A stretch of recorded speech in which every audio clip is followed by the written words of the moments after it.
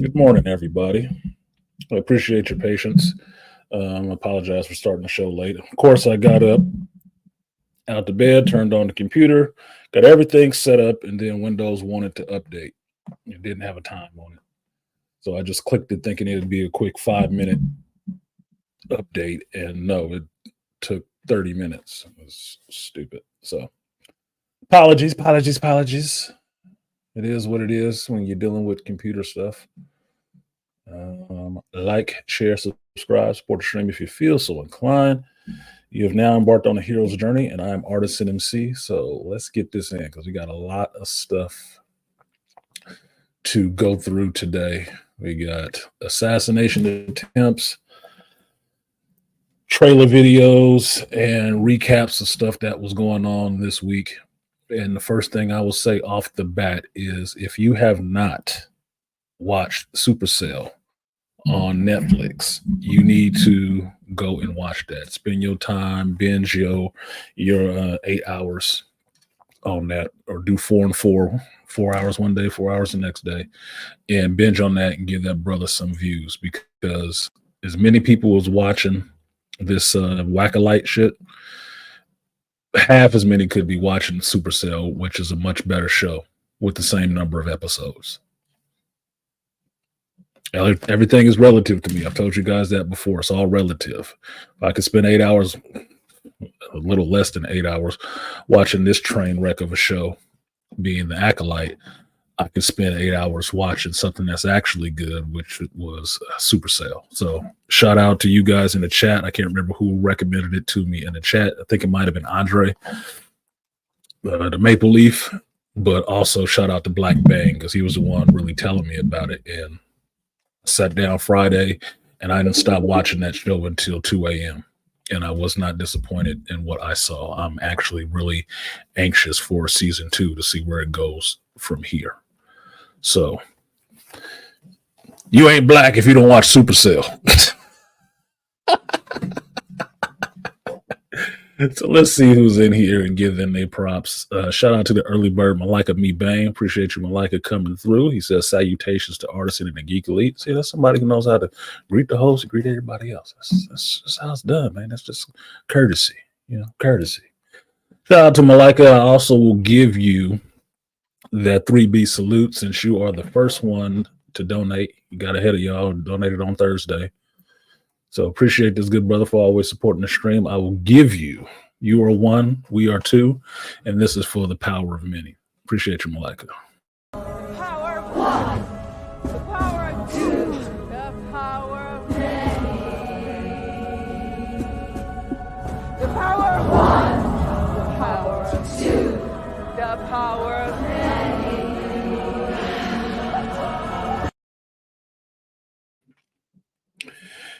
Funny enough,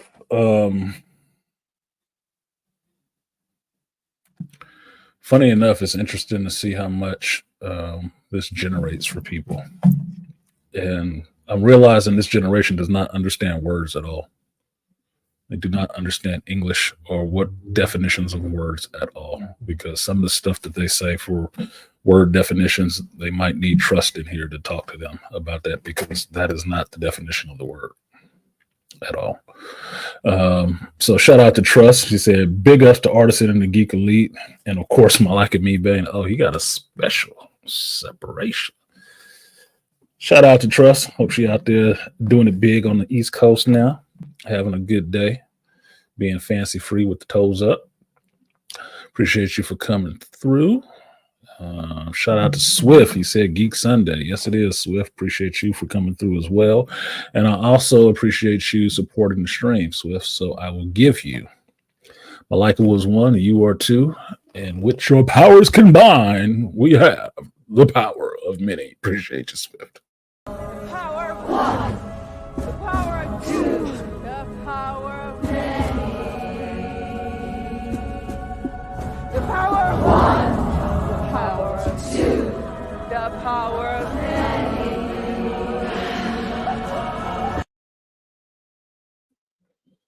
All right, who else we got in here? Zajac, he said, salute Artisan MC. Appreciate you, Zajac. Thanks for coming through. We got Sally De La Cruz. Sally DLC said, "Hola Scorpio, let's get this Sunday going." Appreciate you, Sally. Appreciate you coming through. And we got Joe Herb, my Scorpio brother. Said, "Greetings, artisanmc. Salute to the chat. Appreciate you, Herbert. Stay all day in the bay." And shout out to UIP Studio. He said, "What's good, artisan? What's good, Studio? Glad you came through, man." All right, so we got all that out the way. Nobody else has donated. That, I guess that means I shouldn't do a show today. I mean, shit, I watch other channels read super chats and cash apps for like 10 minutes. And they never asked one time. Never had to ask one time. It's funny how that works, huh? Anyway, shout out to JT, said dark greetings. Yeah, dark greetings. You woke up. You see what I'm drinking today, JT? I'm on the coffee today, man. I was having a good long conversation with JT last night. So we was talking about some shit, some shows, and I was saving Washington, D.C. on the Division 2. So it's a good conversation with my homeboy. So today I am drinking the coffee to awaken my mind. So let's see. I got reactions, I got reviews, and I have thoughts on some of the stuff that happened recently, being yesterday with the assassination attempt. You guys tell me in the chat which one you want to start with first, because excuse me, I can go either way on talking about these things, and it's not one that's more pressing than the others, but I think some shit should just be getting out the way ahead of time. So you let me know. Take the vote. It's enough of y'all in here for that. Swift threw his vote in. He said the attempt. He wants thoughts on the attempt, because I have my thoughts on this too. I talked to my mother yesterday because I was watching Angry Man, and he was talking about it, and then my mother called me, and then me and her were talking about it, then watching the news and stuff like that. So I have my thoughts on it, what I think it was, what I hope it wasn't, but I can share those because I'm sure that's what everybody else is talking about today. But I don't know. I said this in AM's chat yesterday. I'm a Gen Xer, right? So I've lived through and remember the Reagan assassination attempt and how that went down, and all the stuff that spun out from that, having to talk about it in class and all that shit, the history lesson, all of that. This is not my first governmental assassination attempt. It's not, especially not for somebody who was trying to become president or was president, because this guy is a former president. I know the media, depending on who you listen to, likes to drop that off of there and just call him by his first name, like former president is not the honorary, respectful title that you give somebody, whether you like them or not. But my discourse with the political process and the political maneuvering of this two-party hand job is different. I can say that. And that's why I don't talk about it too often on here, because my political views are not the majority. It's not the fringe. It's not none of that shit. But I think since Swift was the only one who sacked up and said something about this shit, I'm going to dive into this first. Shout out to Studio. Appreciate you, Studio. He said thoughts on House of the Dragon so far. I have a whole little screed on House of the Dragon. I'm loving that show. I am.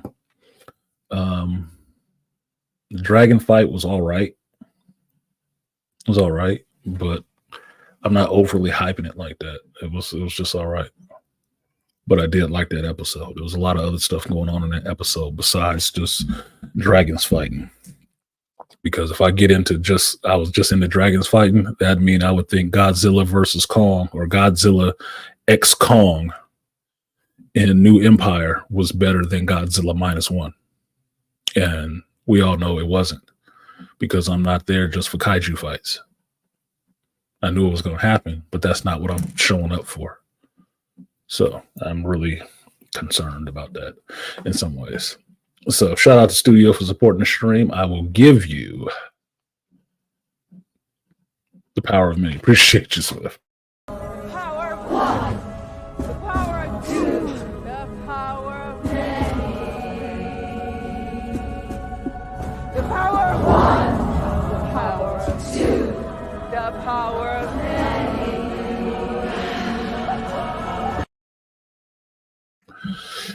All right, so let's get this political shit out the way so I can move on with fun stuff because I don't like politics mixed with my geekdom. All right, so let's just say this.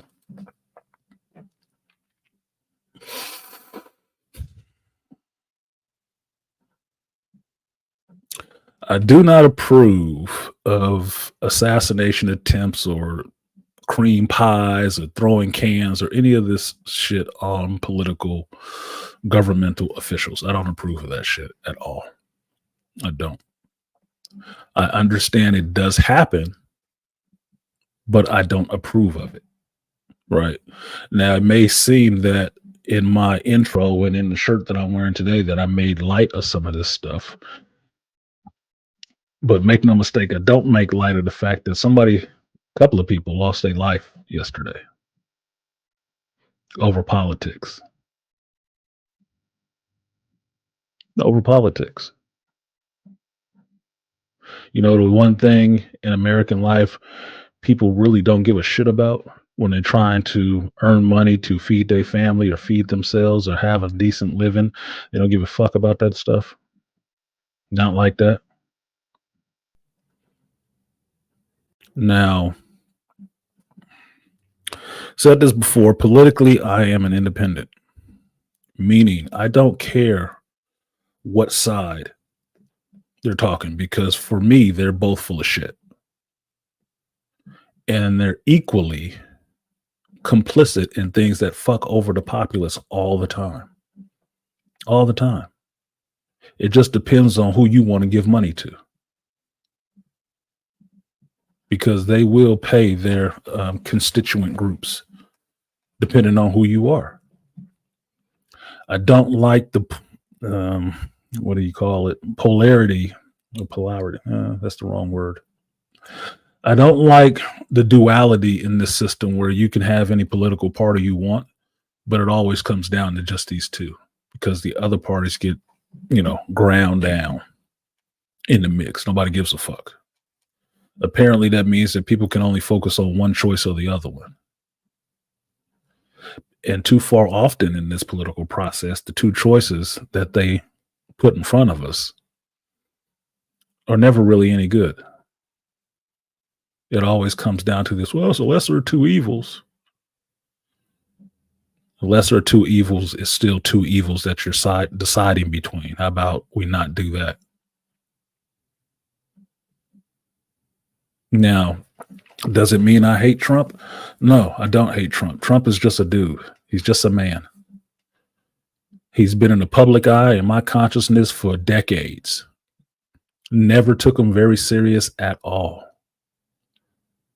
The funniest thing I saw him do was have a reality show, The Apprentice, and people lobbying to get a job in his company. And he'd fire people, which I thought was kind of cool.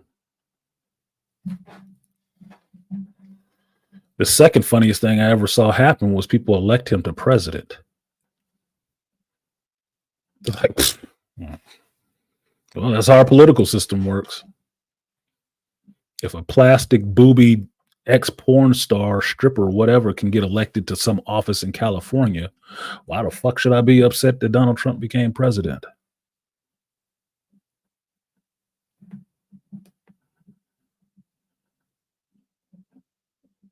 Told you guys before, I see the presidency as the hood ornament on a car. Yeah, it's out in front, but it ain't leading shit. It's not leading a damn thing. The real engine that's moving this vehicle forward is not the hood ornament. It's all those people that you never know their names, the people in the cabinet, the people in these other government positions. That's the people you need to be watching. Give a fuck about the president. That asshole would change every 4 years. And people with real power understand that.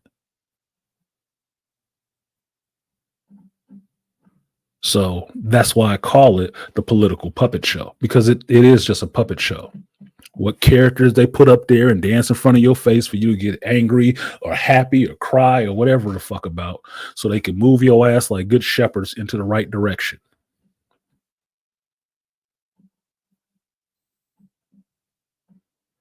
Knowing that, I take a more,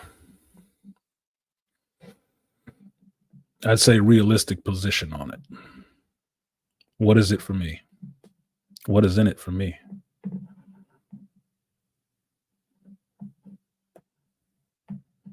Who is talking the shit I want to hear?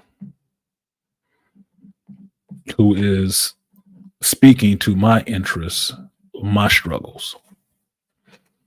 Because me and JT were talking yesterday and we were making a joke about the whole Asian hate thing. I was like, yeah, it's funny how quickly they got some money to do something, wasn't it?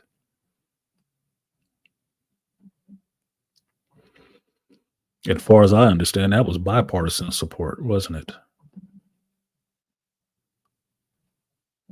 So I don't get into the rah-rah, my team good, your team bad. I don't get into that dumb shit, because to me it is just dumb shit. It's entertainment for simple-minded people. Once you understand that either wing is all part of one government, then you understand that you need to hold them all accountable and never look at them like, oh, these people were just the evil. After you've seen this shit for enough years, you realize they roll out the same talking points for every candidate of one party. The same points. The exact same points. This shit has not stopped working for stupid people. It is not. A mother was saying it yesterday how Trump was supposed to be Satan or some shit like that. I said, again, I thought George W. was Satan. I thought George H. was supposed to be Satan. I thought Reagan was supposed to be Satan. Y'all got a lot of Satans in Antichrist. Y'all got a lot of that. That's just your regular talking point that you try to throw on anybody. Everybody on one side is a racist. Everybody on the other side ain't a racist. I was like, no, dude, this is like two dysfunctional fucking parents fighting in front of the kids. Daddy tell you, no, you can't have all that money. Mama sliding you the credit card and say, fuck him, just go ahead and go do it. But she stay at home and don't earn no fucking money. It's ridiculous. Now, the reason I say it's ridiculous, because some people take this shit too goddamn far. And too far, for me, is sitting down and thinking, I need to kill this motherfucker. I need to show up to an event where everybody is at and take a shot at him. Are you serious?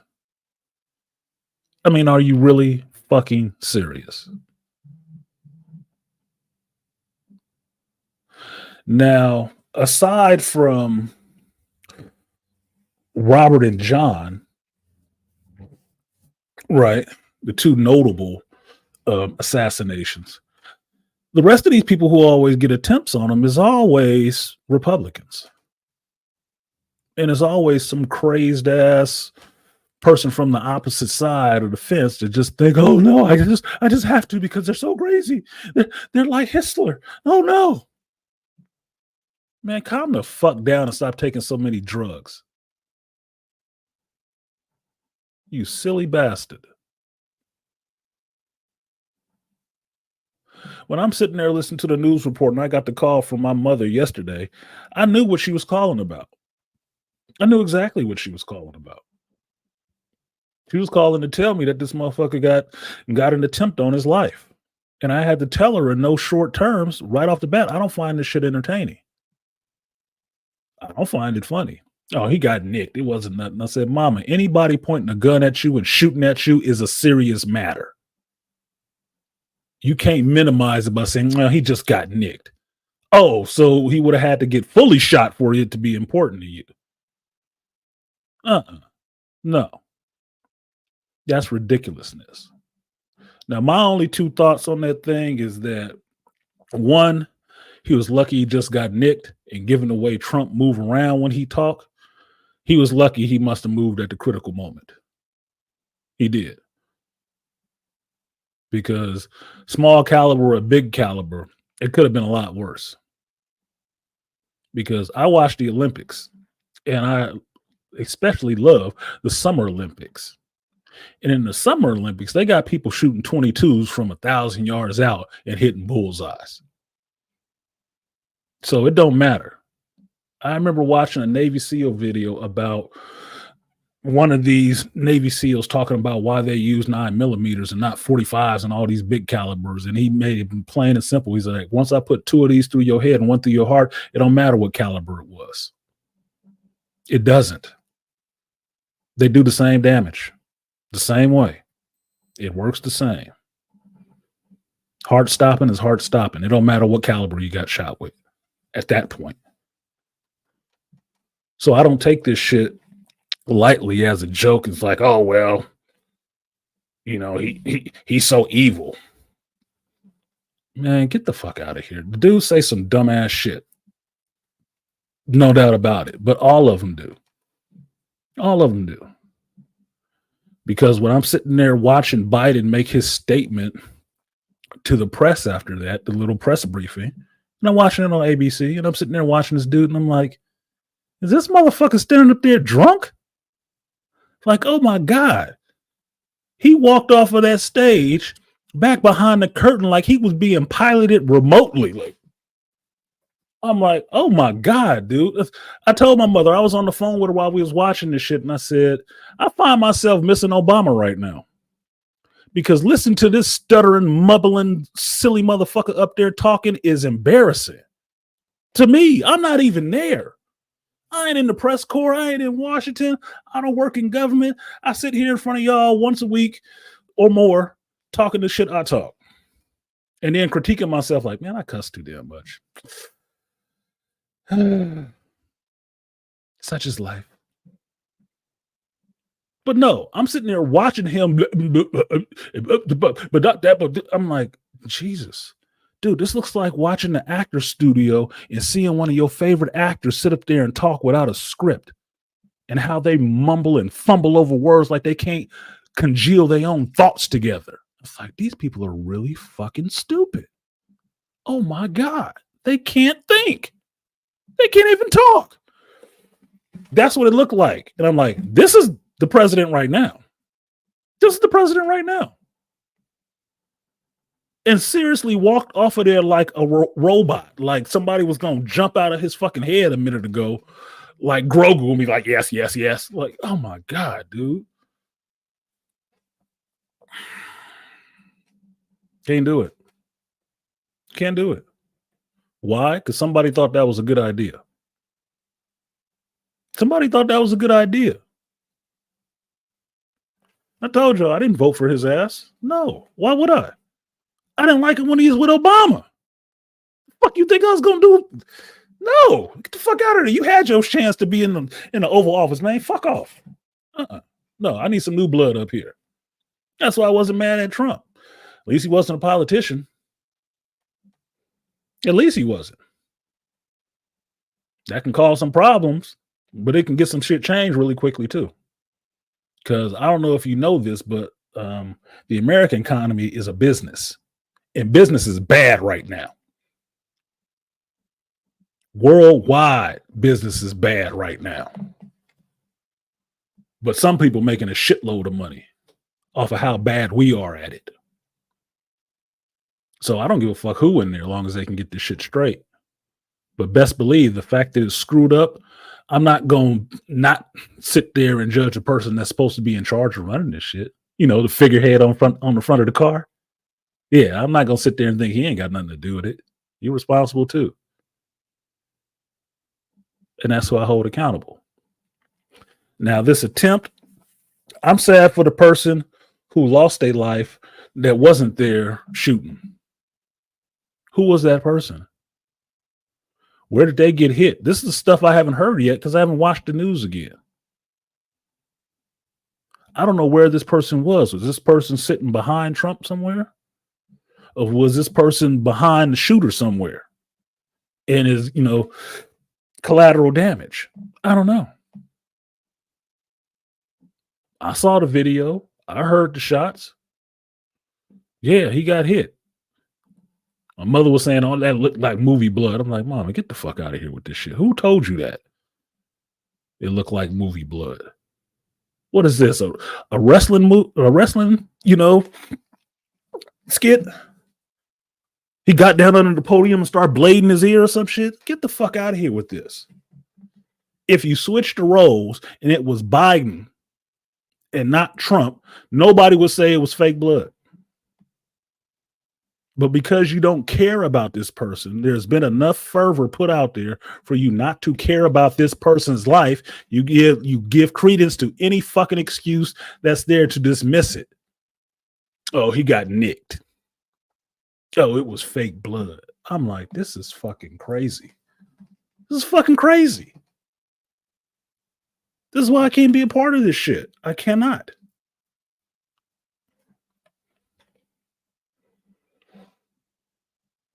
This is Earth 2, the failed Earth. Shit, it could be a counter Earth with the high evolutionary, just watching how these fucking donkey and elephant headed people react. It's fucking stupid. What up, Ray? Peace to you. What up, Ghost Man? What did he say? It's kind of weird how the newest Captain America trailer has someone trying to take out. Okay, Ghost Man, I'm going to put an end to this shit right now because I heard somebody circulating the same shit yesterday in Angry Man's chat. And this is one of the notes I wrote down for today about this shit. Let me make it really clear to y'all. Stop putting Marvel in this shit about a conspiracy theory. Marvel is not geniuses. They're not. Okay. If you find this too coincidental, understand what you're saying. That movie is predicting things in real life. No. You know who predict what happens in movies? Hollywood people. That other class of people that are the elite, the uber rich, that own corporations, that put out propaganda to your children that they want to push the narrative forward to get the masses running behind that shit and repeating dumb shit like that. Now, I'm not calling you dumb, Ghost Man. I'm not calling you dumb. I know people get offended when I talk about something they said in there. But understanding that narrative is dumb as fuck. Reason being, I mentioned it to my mother just yesterday while we was watching The President, right?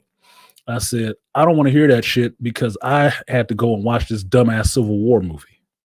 And she said, what Civil War movie? I'm like, Mama, the one that just came out a couple months ago with Kirsten Dunst, where the whole movie was about war photographers on our soil taking pictures of a civil war inside of the U.S. Oh, I don't remember that. It's like, get the fuck out of here. Get the fuck out of here. That's the liberal cause du jour. Are you fucking kidding me? Anyway, man. Let me get back to playing my game about a global pandemic virus and government breaking down and people having to step in and regain order in that situation where different government entities end up turning and trying to become warlords. Yeah, the Division 2. Yeah, that's the game I play. That shit came out right before the pandemic hit. That's why you don't hear about it as much. That's the story. That's the story. A global pandemic cooked up in a fucking lab by some government folks.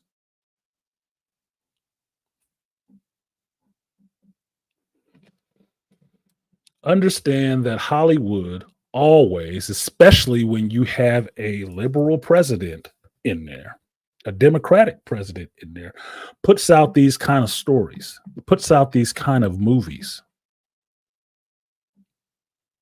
They always do. You want to think it's really funny? Here's what's really funny. In the Captain America Brave New World or New World Order, which has been a tagline attached to Republicans and shit like that forever since Huxley wrote his book and GW got in office and shit. Or excuse me, GH, George Herbert got in office. They've been using that term. It is a term to sit out there to malign Republicans.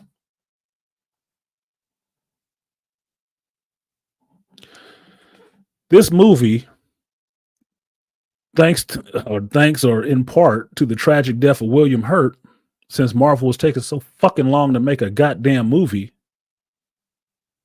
replaced the character with Harrison Ford.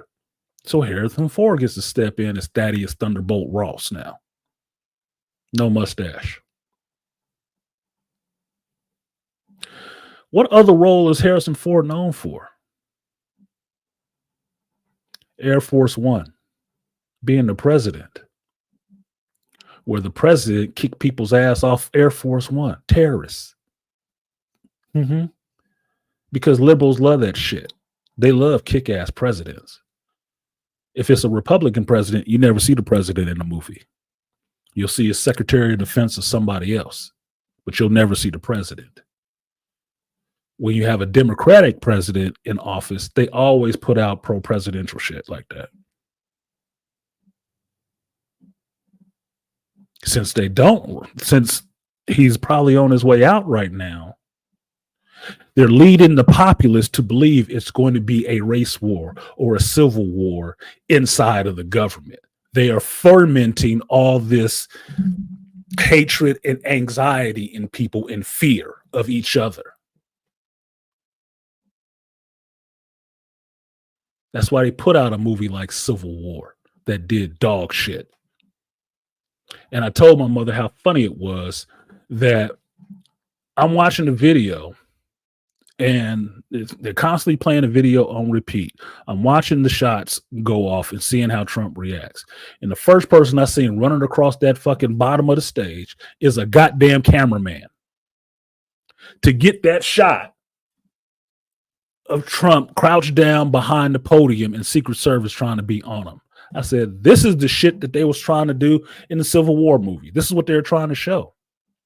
Because in that Civil War movie, not made by no Republicans, mind you, showed them killing the president because they didn't like him. He was some Republican dude.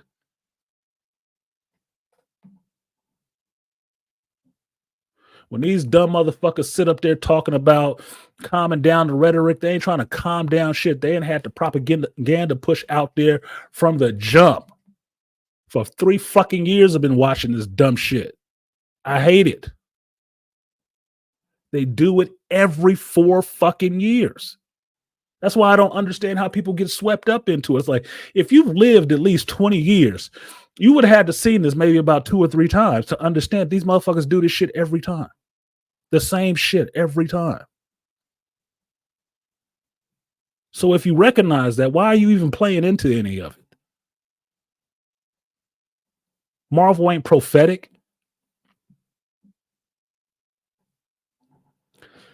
You have, and I don't say this to malign them, but that's their political affiliation. And if you ask them about it, they'll tell you, you have a bunch of liberals writing this shit. What do you think they're looking at the government as?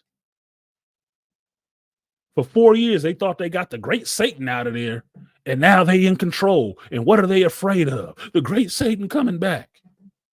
So what stories did you think they were going to write? The government is all good and hunky-dory? No, these motherfuckers terrified. For what? Because this dude outwardly said he would do something that you guys have done subversively for 4 fucking years? Go after him? But you mad that he'd say, yeah, if I get in there, I'm coming after my political enemies. Oh my God. Oh. He's going to take revenge. The presidency is not about taking revenge. Really? The fuck y'all been doing for 4 years? An ex-president. Y'all made history doing shit to go after this motherfucker. And you mad because he said, yeah, he gonna come get you after that? Sound like some New York shit to me. That's what it sounds like to me. Sounds like some New York shit. Sound like some gang shit. Yeah, they keep fucking with me, man, but that's okay. We gonna get strapped up and I'm gonna come get them. Sound like some gang shit. So what are you upset for? Sound pretty pussy. You like fucking with people but don't like the idea that they could fuck with you back? Then you need to stop doing what you're doing. I am not a fan of Trump, but I understand why he say some of the shit he say.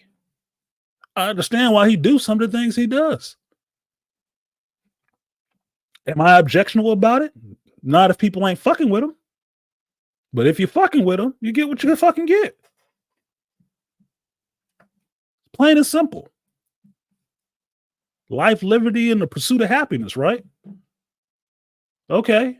His happiness is running for office. I've said this since he got out of there. Let that motherfucker run. If he want to run in 4 years, that's his right to do it. Let him do it. Oh, but he can get in there and it could be this. Man, this whole country going down right now. Fucking difference does it make? You think you want another 4 Sleepy Joe? I can't even watch this motherfucker for 2 minutes without just like, oh my God. Oh my God. Where's this nigga's brain? Who voted for this dick face?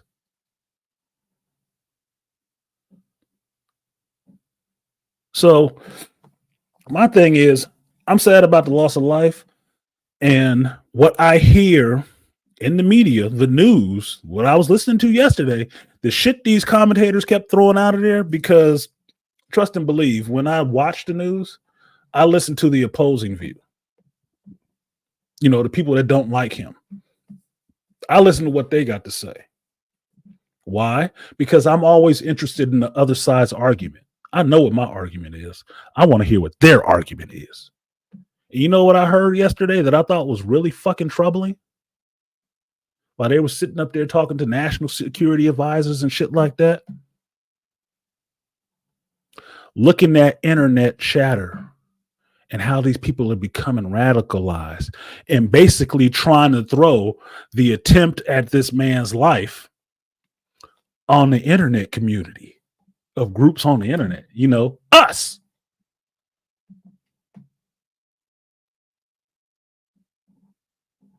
That shit was such a pivot. I'm like, really? So what does that mean? You're going to look on Reddit? 4chan? You're going to look on these X? You're going to look on these spots to see who was clapping for that shit? No, they twisting this shit that they want to be looking at the people who are radical, that his speech is radicalizing people. And what they're talking about is folks like us. Black folks like us that have platforms that talk. Now, make no mistake about it, when I saw that this motherfucker had an attempt on his life, I knew it wasn't nobody black shooting at his ass.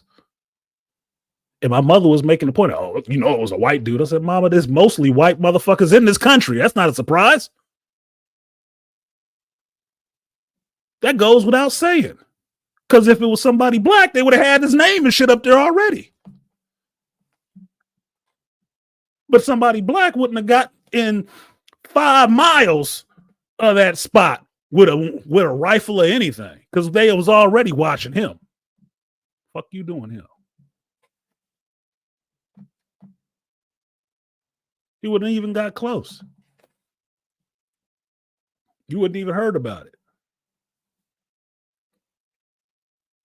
Yeah, I know Malika. He was also Jack Ryan, but the president is more,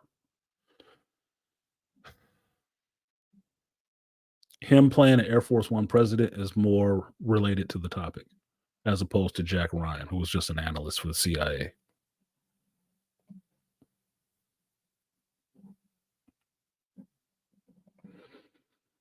Exactly, JT. The president's secret invasion, I guess, was booted out after inciting global chaos. Enter Ross. Mm-hmm.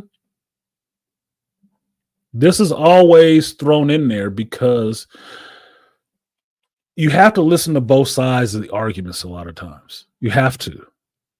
If you can't listen to somebody you vehemently disagree with and hear what their points are, you will never learn a goddamn thing. And one of the Republicans' points against Democrats a lot of the time is that liberals control the media, which is true. They do.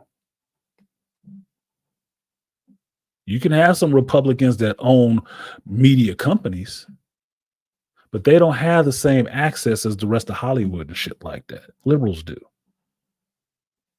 You want to understand why a show like The Acolyte gets made and gets to pump out the shit that they're pumping out through that show? You think it's a bunch of Republicans own that shit?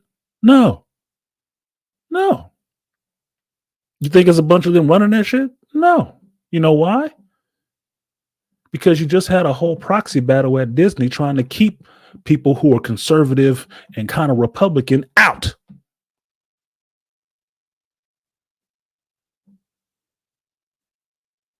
So they can keep doing what the fuck they doing. Peddling sexuality to your children in every form they can.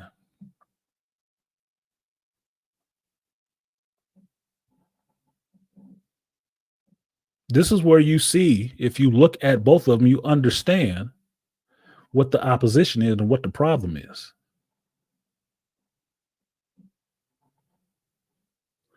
Because you can get these motherfuckers complaining about sugars and guns and all this stuff and these big business and pharmaceutical companies and all this. We got to tear all of this shit down. Okay, yeah. So all companies bad, huh? But you motherfuckers support things like Google, Twitter, Amazon, all these other big shit that you like to use. Isn't that a big business too? Don't they get kickbacks and breaks and shit too? I had this argument before with my mother talking about the ills and the evils of fucking Tesla. Really? So Priuses is okay?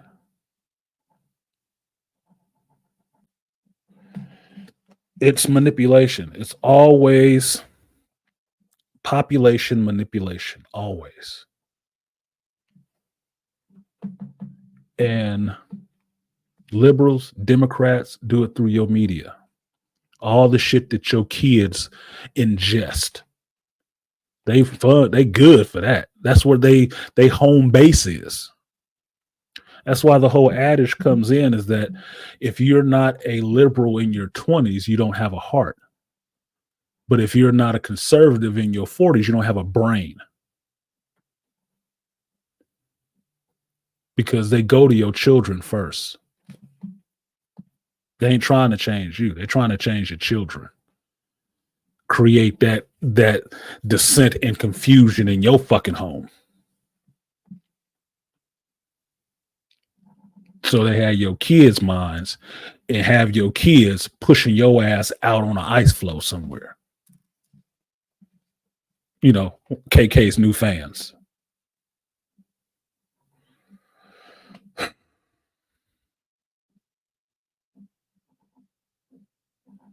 So another note. So I refuse to get all happy about this shit. It was a sad situation. I don't think in this day and age you would want to see what the country would look like today if that motherfucker would have got his head blown off on camera. I don't think you'd want to see that shit. A whole bunch of you would be running around terrified right now, hiding in the house, trying to go buy a damn gun. Just like you did when it was pandemic and you were so against gun bans and everything else. And then as soon as the pandemic hit, every fucking anti-gun person I knew of was going out trying to buy a fucking pistol now. Like, no, you don't need one, remember? And I don't need a bunch of scary motherfuckers with guns running around. You're going to get somebody killed.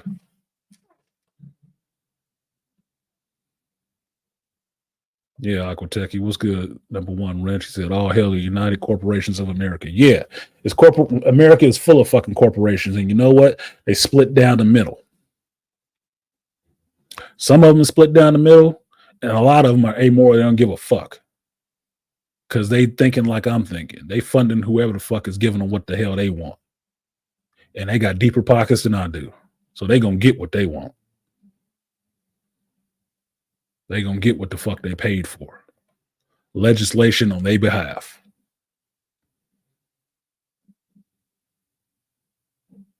I heard it was a man that was covering his daughter. Well, that sound about right. Because that's what men do, right? But I bet some goofy ass feminists would think it should have been a bear, right?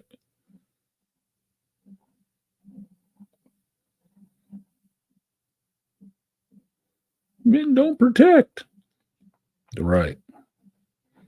Then if it was a man protecting his daughter, why don't you know his name? It's not that men don't protect, women don't respect. That's what the fuck it is.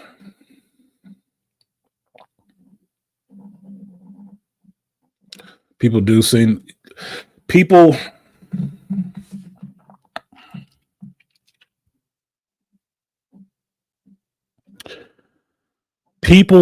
are some ways easily trained. People in some ways are easily trained, and they're easily led in directions that don't cause them to do much mental thinking. Reason being is that using your own critical thinking processes takes work. You have to develop it. It's like working out. You don't get big muscles just from standing there looking at a goddamn gym or looking at the weights. You're going to have to lift it and do it regularly. It's the same thing with critical thinking. But most of the time, since this society keeps you so busy running from here to there and looking at this flashing light and this shiny story and all of this stuff comes at you so fast, you are thankful for the respite of not having to engage your own fucking brain and just take whatever is being shoveled in your face. And I'm not saying you personally, Ghost Man. I'm just saying you as the populace. You know, most people who don't actually critically think about any of this shit. What they're most influenced by, the greatest goddamn propaganda device ever created in the history of humankind, is television and media.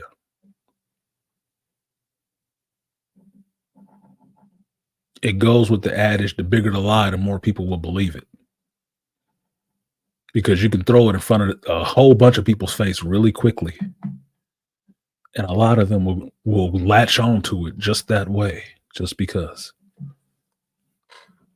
You can see it happen on YouTube all the time with motherfuckers who claim they smart about geek shit and all they doing is stealing content from other smaller content creators. And they getting praises for being smart, really smart on something. I'm like, no, the fuck they not. There's receipts where you got this shit from. But it doesn't matter because nobody will do the work to see it. They want to hear it. They're comfortable with the lie, not the reality. And they don't want to do that mental work because people are fucking lazy in thought and behavior in actions.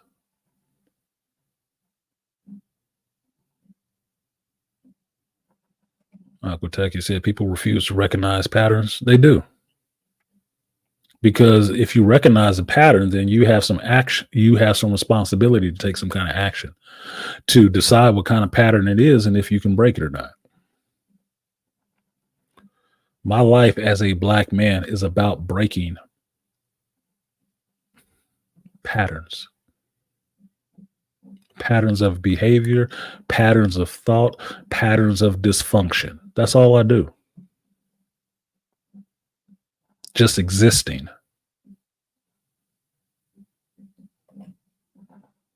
And I recognize them really well. We have to. That's a survival mechanism in black folks. We have to recognize patterns because our survival, our livelihood depends on us being able to recognize these situations before we just hit deep in them.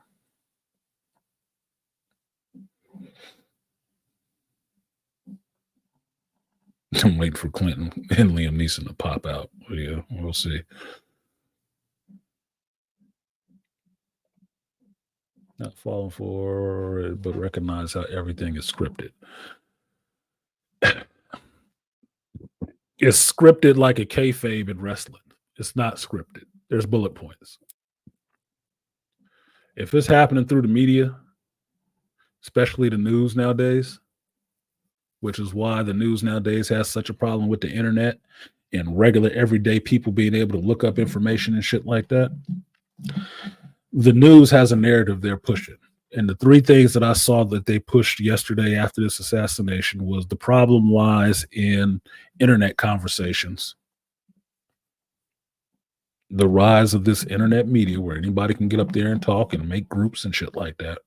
You know, the same narrative they've been pushing in these last superhero movies that, oh, it was just some sale somewhere that they got together on the internet. You know, that trope. That was one. The other one was the gun control one, which is what kind of gun it was. Oh, it was an AR type device or weapon. Really? Who saw it? Really? Convenient, huh? So why'd he miss?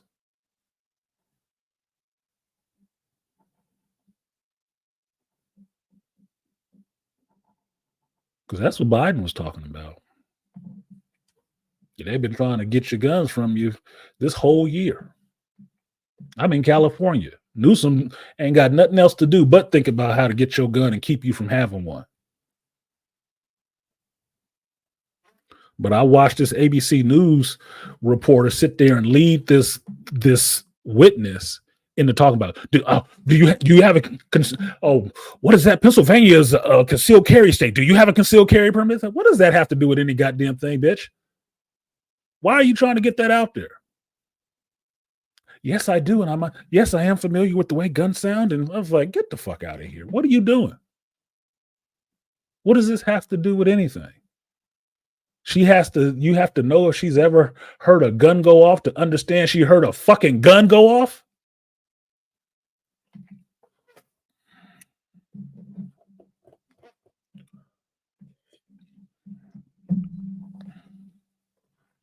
That was one. Media, internet was one, guns was two, and dudes was three.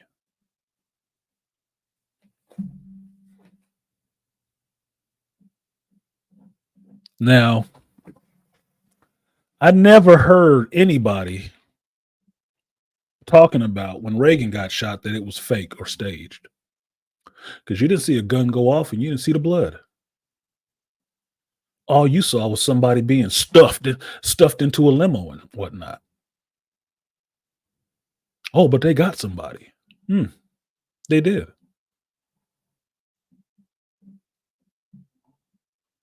This one, shooter is dead.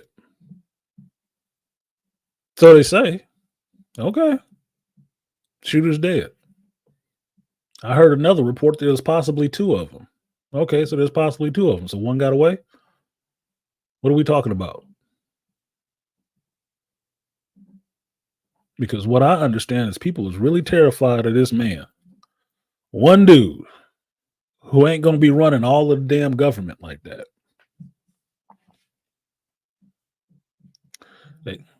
But they think this is the person that need to have a shot taken at him. A candidate for office he already held.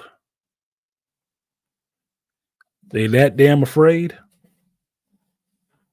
Look, my only thinking was this. It's a sad day, and this better not be a kayfabe in wrestling lingo. This better not be a fake. Better not be a fake. You better not never find out this was some fake shit, some stage bullshit, because that'll be a whole problem. Then you will get Hollywood's wish to see a civil war happen in the U.S. It'll be a big problem. Because trust and believe, all that racist shit that they was talking before Obama got in office, and Obama ain't had nobody even try to spit on his ass. But as soon as you have somebody on that with that R behind their name, you got people throwing shoes and taking shots at them.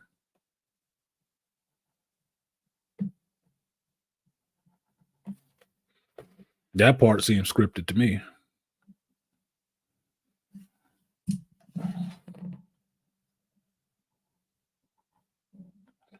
So I don't do the conspiracy theories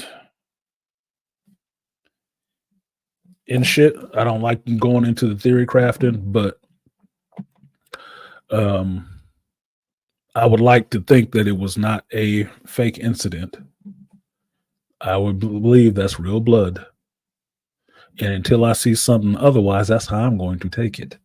Because it's not a joke to be in anybody's fucking crosshairs with anything being thrown at you.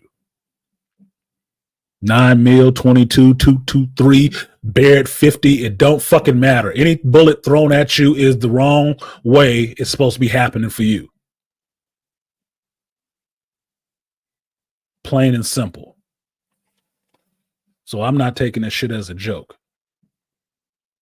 And I'm not dismissing it because I don't happen to like the person that was up there. To me, that's stupid. Your political process and your political conversations cannot devolve to the point that people think they just need to be taking shots at them.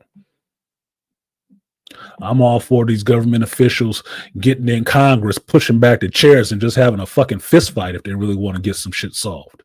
I'm for that. But I ain't for some random ne'er-do-well shooting at people. No, because that shit, the response to that shit only comes down harder on everybody else that had nothing to do with that. As a gun owner and a 2A person, it's going to come down on me. More regulation on me for some shit I have never done. More scrutiny on us talking on the internet and not supporting Joe Biden. More scrutiny on us. And all of that ain't got a goddamn thing to do with what's actually going on.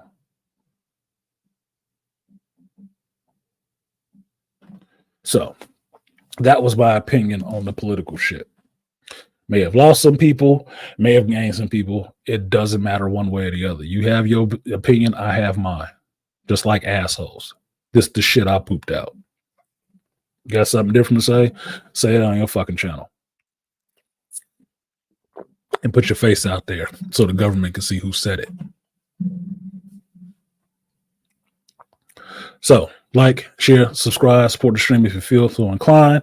Shout out to the Aqua Techie for supporting the stream. I will give you the power of many. Power of one. The power of two.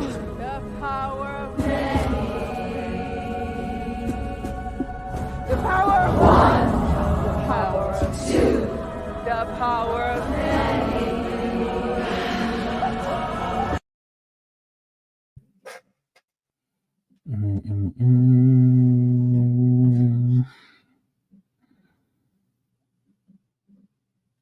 Charles Faulkner at a con. I don't know why Charles didn't go to this con as Luke Cage. Shout out to the Officer Charles. Darkness. Force of Light Entertainment. I have to check that out later. Now,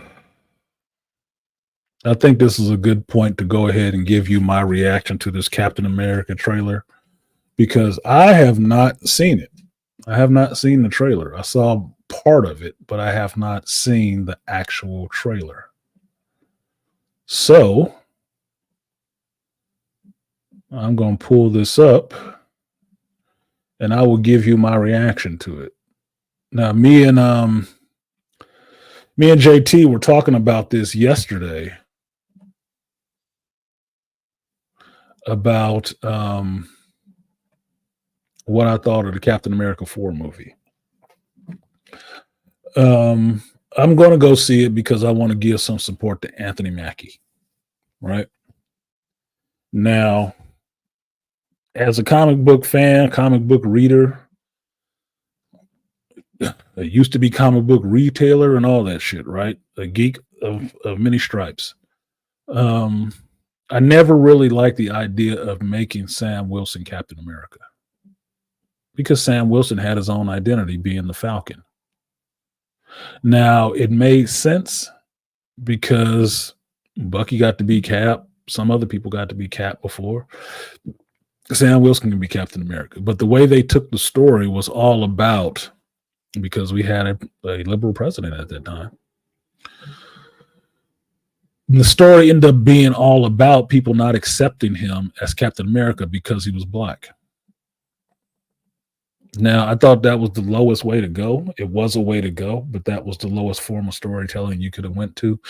And from what I understand, with all the production problems they've been having with this Captain America movie, since they didn't have a fucking script,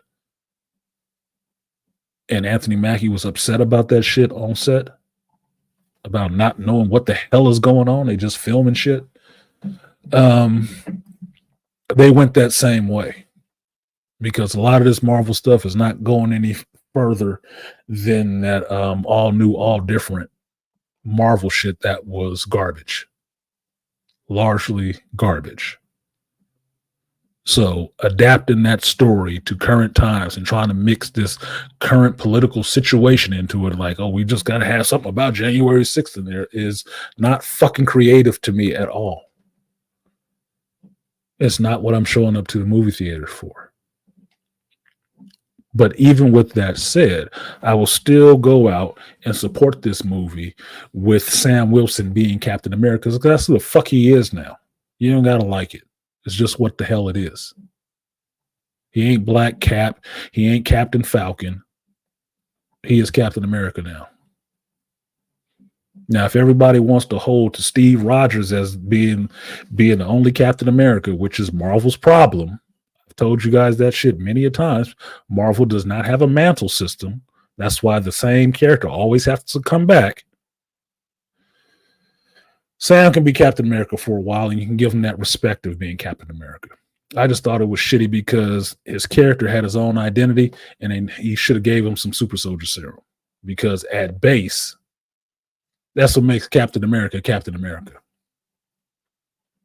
That's what gives him that. Peak human, not superhuman. Peak human, right below superhuman, is what Captain America is and stands for. If he ain't got that, he's a regular dude out there just putting his nuts on the line. And that's usually the reason why people don't want to accept Sam Wilson, because he don't have no super soldier serum. He don't. So he can be hurt. But for me, it tends to make him a more interesting character because he can be hurt and he's still running his ass out there like the white boy with all the juice.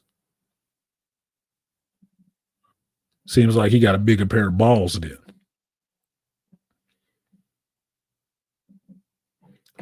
But that being said, he's going to be Captain America. He's going to be Sam Wilson.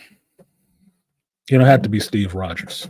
Steve Rogers is still alive in the MCU. Old as fuck, but he's still alive. But I'm not going to give him the disrespect of putting anything black in front of his name and finding any way to diminish him. A trained soldier, a veteran of war, just like Steve, and think him any lesser because he's a successor. I'm not going to do that shit. So I'm going to watch this goddamn trailer and see what I think about it, and y'all will see it live. Fair use, fair motherfucking use. And you will get my live reaction to this shit. Now keep it small so I can blur this shit out later in case YouTube wants to flag me for some other shit. Yeah, he need the juice. He do. He does, Ghost Man. He does need the juice. I can understand because I watch Falcon and the Winter Soldier. I'm not one of these people who talk shit about all of this stuff and don't watch none of it. I watched 2 episodes and I turned it off. I wouldn't listen to a book review from you if you read the first chapter and then closed the whole goddamn book. You ain't got shit to tell me. You talking out your ass with a trumpet. At the very least, somebody who watched all of it, even if it was bad, can tell me more than your punk ass can from watching 10 minutes of it. Stupid. Anyway, here we go.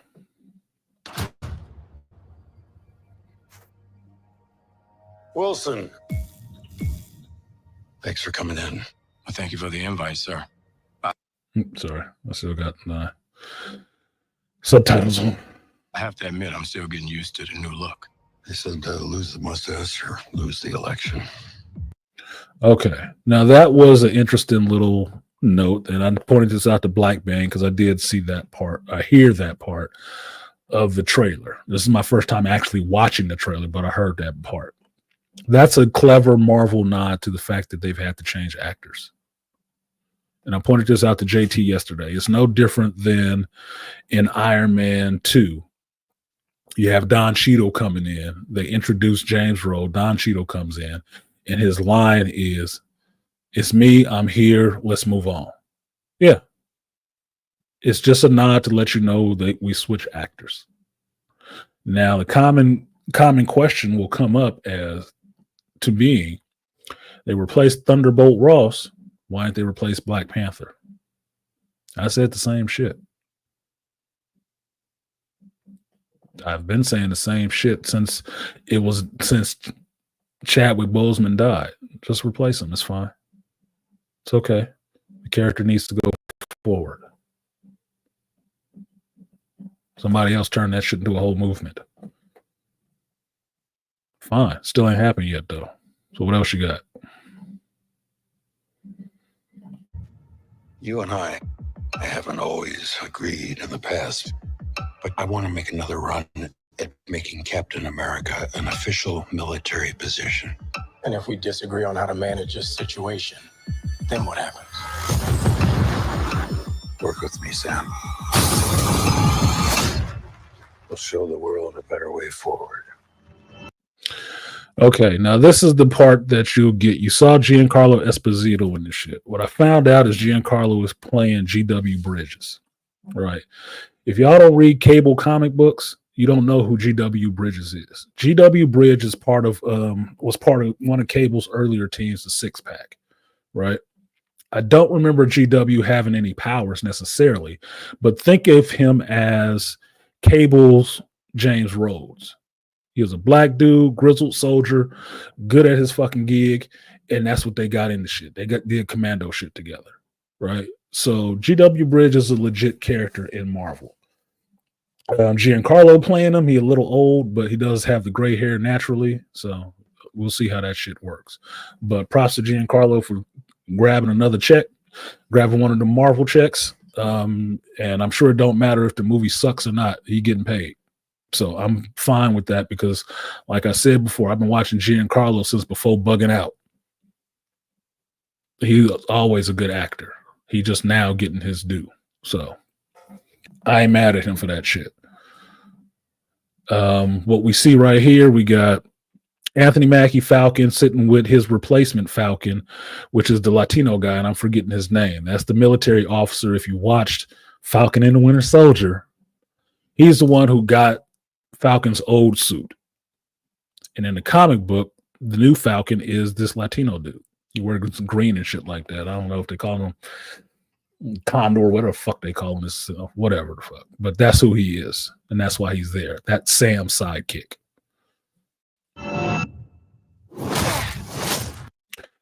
Now, this is the part I have a problem with. This is the part I have a problem with right fucking now. Isaiah Bradley is red, white, and black. The original, in my mind, would be the original Captain America. This is the person who got that super soldier serum before they started giving it to the white boys. Okay. So Isaiah Bradley, if you watch the Falcon and the Winter Soldier show, you got to see that this dude still has that super soldier juice in him. He's just a little older, but he still got the juice, right? That would have made an interesting story. This is the character that we joke with Charles about, that if they make an Isaiah Bradley show, which they should have done, it's his own series, and told the stories of Isaiah Bradley when he was, Captain America early in the war, before Steve Rogers ever stepped foot out there, it would be an interesting show, and that they should hire Charles for that shit, because Charles right there in Baltimore and looked like Black Captain America all day, right? So I don't like the idea that there's some reason that Isaiah Bradley is trying to kill the president. I don't like that, because for me, just doing that right there tears down that character. So I'm already having a problem with this right now.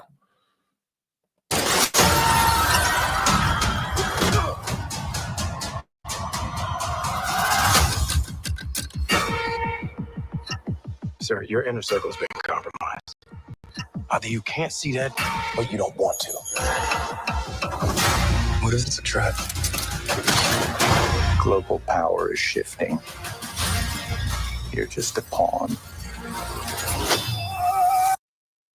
No, that's not bad. He's fighting.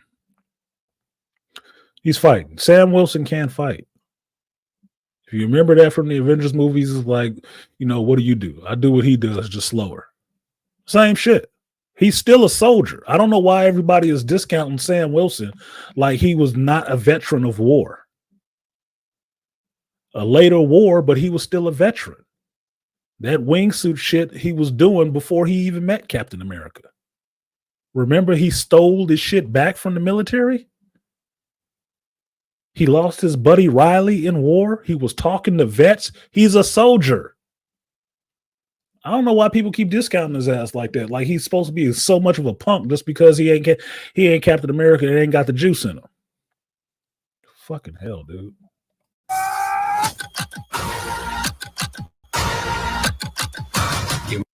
I saw chicks. Was these boss bitches? I saw boss bitches. I just want to know if Agent, what's her name? Agent 14, Agent 13, Sharon Carter, the power broker. I wonder if she's gonna show up in this shit. Because me and JT was going over the list. There's a woman in every corner now. They ain't got many people to hang around to help Falcon out right now. They don't. Everybody is chicks. You may be Captain America, but you're not Steve Rogers. Well, fuck you for even asking me to come to this shit. Yeah, I'm not Steve Rogers. You noticed? Was it the melanin or the shave? Silly bastard.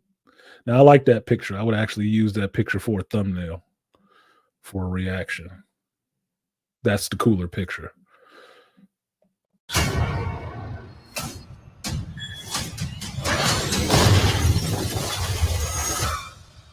You're right. The other thing I'll say, liberals love destroying Washington. I don't like seeing that shit. That shit is, I don't know what it is with me, but seeing monuments and stuff like that, especially our government historical sites like that, destroyed, don't make me feel like, oh, that's awesome. No, it don't. It makes me feel sad. Like these motherfuckers got some sick, twisted ideas of what they want to see happen. I don't like that shit. I'm not.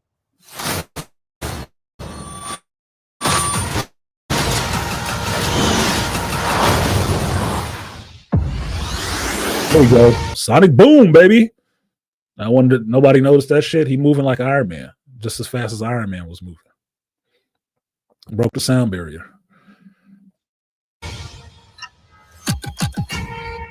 I don't like it.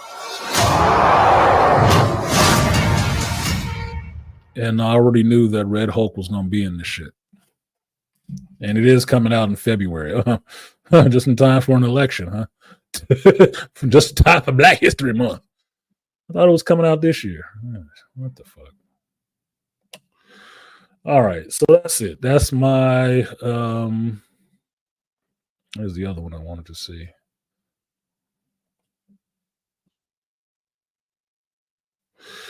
That's the other one I need to look at. I need to look at the Gladiator. movie. Okay, that was Captain America 4 Brave New World. I've been saying this since the beginning. You can check my shorts on that when they first announced the title for this movie, what I thought of it. I've read Brave New World by Aldous Huxley. Aldous Huxley. All the women get to watch me flipping my tongue like that. Get wet. I've read that book. I own that book. It's a good story. It is a really good story. And it's really telling of how governments go. There's a lot of stories like that you can read and map onto our current political strife and structure and see that people read from this book and start pushing the world in that direction. You can see it right now. And there's 3 of them you can look at any day of the week and see it. 1984, Animal Farm, Fahrenheit 451, and Brave New World. There's 4 of them. Maybe Atlas Shrugged, but I can't say because I haven't read Atlas Shrugged. Right? You can see all this political maneuvering that you see going on in the world today happening right now. Right now. So them making this Captain America movie and calling it Brave New World was already a problem for me because I understand the world that happened in the real Brave World. Going this way with it, somebody trying to assassinate a president or president-elect or whatever the fuck he was, and it being a black dude doing it, man, fuck you. Fuck you. Especially with it being Isaiah Bradley, the original Cap. That's problematic for me. I'd have a problem with that. I really would have a problem with that. So I would be watching the movie, even supporting all these brothers that's in it. I would still be looking to see, you're going to have to give me a really good explanation of why you have Isaiah Bradley in this shit trying to kill the president. I'm going to need a really good goddamn reason to look at that, because that ain't cool to me. That is tearing down something that we actually have and turning it into, oh, he's just a lone nut. Fuck you. Now, as far as the rest of the trailer looks decent. It looks like a damn trailer. Looks like a trailer. What am I supposed to be upset about? Oh, the CG didn't look that good. God damn it. Everybody who say the CG looks good don't work in CG. How the fuck would you know? What didn't look good about it? Give me some more information other than your 2-second quip. What I saw was a bunch of scenes of this dude flying, which is going to be CG. And since the movie ain't even rated yet, I'm sure the special effects ain't done yet either. So I'm not judging the whole movie on this shit. The president is a scroll. Well, he can't be, because they just got rid of that other weak-ass president that they had in Secret Invasion.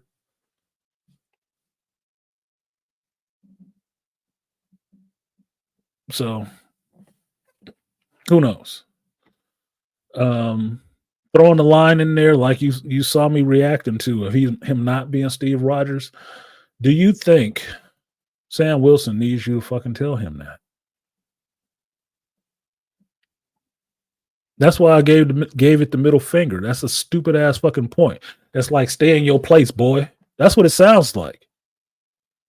That's what my black man's ears heard. Stay in your place, boy. You ain't Steve Rogers. Why the fuck you got me here? Mr. President, with all due respect, why don't you go fuck yourself? I can go back to doing what I've been doing, which was not being Steve Rogers my whole fucking life. I'm not trying to be. The government has already fucked up once with trying to make somebody into Steve Rogers, and that's why you got John Walker, the U.S. agent. Because Steve Rogers was Steve Rogers. So anything outside of that, trying to pick up that mantle of Captain America is going to have to be themselves. You're going to have to accept them as themselves, or it's not going to work. Nah. And you see, they gave John Walker the juice, but not Sam. Yeah, they don't want a brother with the juice. So I'm not shitting on the movie. Like I said, I've heard there's been production hell trying to get this fucking thing done. And the test screens they've had have not been good. But it's not been good because people don't want to see that January 6th shit all mixed up into it. They don't. They don't want to see somebody else trying to make their political points. And mainly, white folks don't want to be reminded of any kind of racism. Not today's white folks. They don't want to remember that shit. They don't want to be maligned by that. So they don't react favorably to it. It's just what it is. Can you tell a story without that being the whole crux of it? I'm sure you can. If you're a creative writer, sure you can.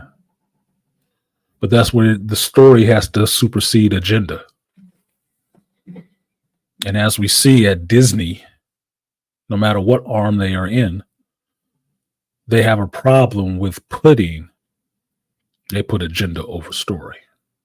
So we'll have to wait and see what the shit is.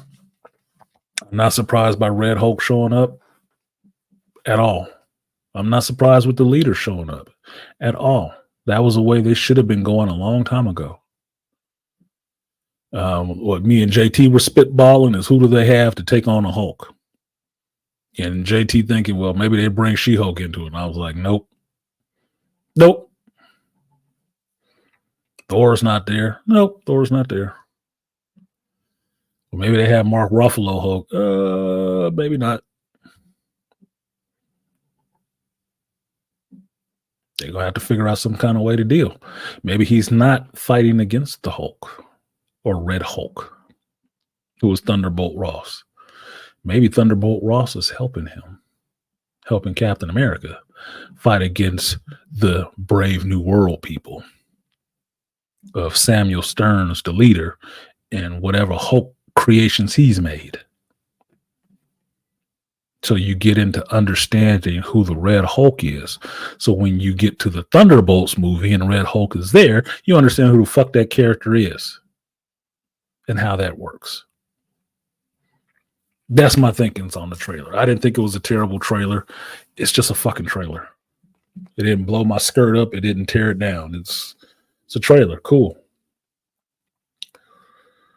They put that line in there to satisfy nerdrotic YouTube complainers crowd. They say they like saying shit like Miles isn't a Spider-Man. Miles is a Spider-Man. He is not the Spider-Man. But the reason that's problematic, because Marvel does not have a mantle system. Spider-Man will always be Peter Parker. It doesn't matter who else has spider powers. Does it? Spider-Man is always Peter Parker because it's about the character, not the powers. If it wasn't like it was in DC, where it was more about the powers and not necessarily the character, you could have like Green Lanterns and everybody accept that there's a bunch of different Green Lanterns, but you know each one of their names, but you know what their power is. There can be a bunch of different people in the Flash family. There can be a couple of different Flashes, but you know each of their individual names because the power is the main thing. The Bat family, Superman family.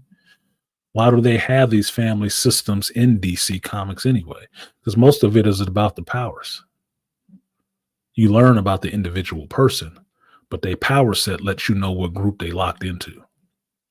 Marvel doesn't run it that way, which is why everybody will hate on anybody not being Peter Parker, because it's more tied to who Peter is than it is to the mantle of Spider-Man. Miles is Miles, because this follows my mentality on fatherhood. Shout out to Dead Set Anime. This follows my mentality on fatherhood and who's a father and who's not. You are who you were introduced to that kid as. Always. Don't matter if you marry his mama. Don't matter if you have some other kids. You are who you were introduced to him as. Miles Morales was introduced to you as Miles Morales. He was not introduced to you as Spider-Man. That's why nobody really tries to accept him that way. So he is a Spider-Man, but he is not Spider-Man Peter Parker. He's not. But I like Spider-Man characters. I don't have a problem with Miles. Just like I don't have a problem with Miguel O'Hara. Love Miguel. Way before they ever put his ass in a movie or in a video game. I was buying that comic when it came out. Monthly. Reading it monthly. Love that character. They accept him. Why don't they accept Miles? I don't need the obligatory, let me tell you what color he is before I say his goddamn name. The Black Spider-Man. He ain't the Black Spider-Man. It's Miles Morales. Spider-Man.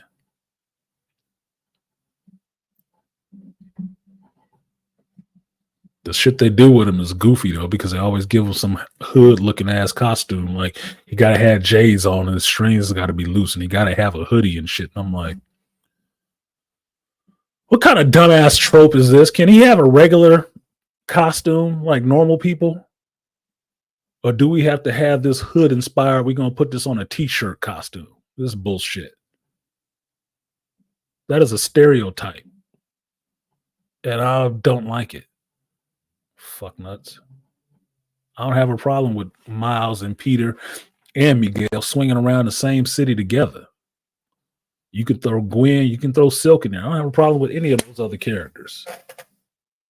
Not at all. Because Spider-Man needs some company. And if he had that company more often, it would make Peter able to grow the fuck up. Which is what I want. I want the elder Alpha Spider as Peter Parker. I want him to be the Batman of his shit, of the Spider family. I'm fine with that. Because then he can start mentoring and stop having to be the fucking kid everywhere.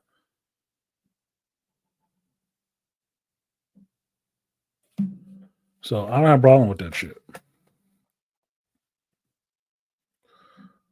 But I don't give a shit about what other people have to say about that. Like, I know Nerdrotic. I like his content. He does funny videos. He does. But that's Gary's point of view. He ain't got to like it. Just like I don't have to like it. No. That's his opinion. Who gives a fuck? Just like I can give you mine. Who really gives a fuck about mine?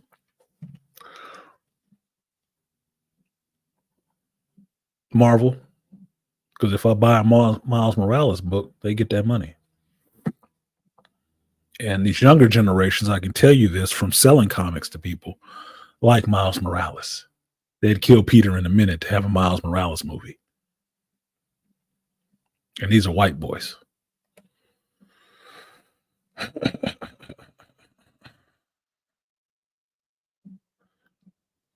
So that takes care of the Captain America trailer. There's still 2 more trailers that I have to watch. I can run this one right now because I heard some of that same sentiment coming out of this trailer for Gladiator 2, which, well, let me say this. Like, share, subscribe, support the stream if you feel so inclined. Shout out to 2 Trill for supporting the stream. I will give you 3B salute. Appreciate you, 2 Trill.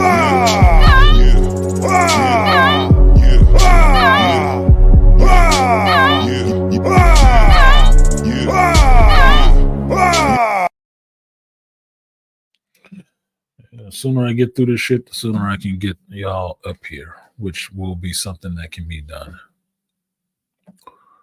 And I got to use all my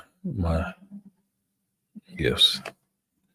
Yeah, I was looking for 15 contributors today. I got not even 5. Damn, tough room. I was a stand-up comedian. I had to go back to my day job.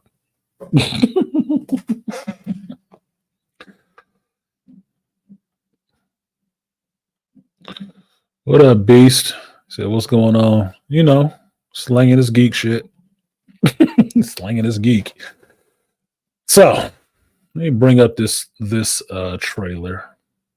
This is Gladiator 2. Now, I don't mind Ridley Scott. I liked the Gladiator movie, which is why this is here. This is why this is here. I like the original Gladiator movie. It actually got me to reading the Meditations by Marcus Aurelius because I thought that emperor was really interesting. And that's where I kind of got introduced to him from the Gladiator movie. I'd heard of him before, but I'd never read the Meditations. So going back and read the Meditations, there was some shit in there that I really liked. It is. That book is sitting right on the bookshelf behind me. Second shelf down. Can't see it. Can you see it from here? Oh, I can see it from here. I can see it from here. You guys can't. No, I'll show it to you.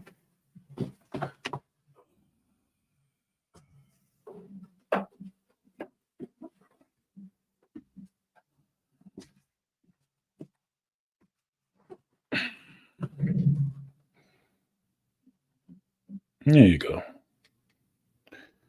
So, you know, Artisan is not a dumb nigga.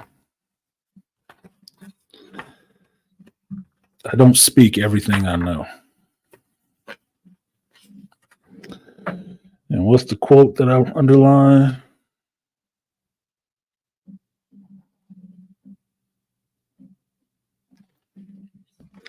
Hold on a second, because I'm getting old. So what does it say here? This is the number 24, occupying thyself with few things. I'm a big fan of philosophy, right? So that's why I read the shit. And this quote goes, for the greatest part of what we say and do being unnecessary, if a man takes this away, he will have more leisure and less uneasiness. Accordingly, on every occasion, a man should ask himself, is this one of the unnecessary things? Now a man should take away not only unnecessary acts, but also unnecessary thoughts, for thus superfluous acts will not follow after. Take away the bullshit. If you eliminate the bullshit, you'll have more time to do the things that actually matter, which is getting into, for our conversation today, getting into ridiculous political fervor and letting that dominate your whole thinking process. Just saying. It was a good book. It's a good book.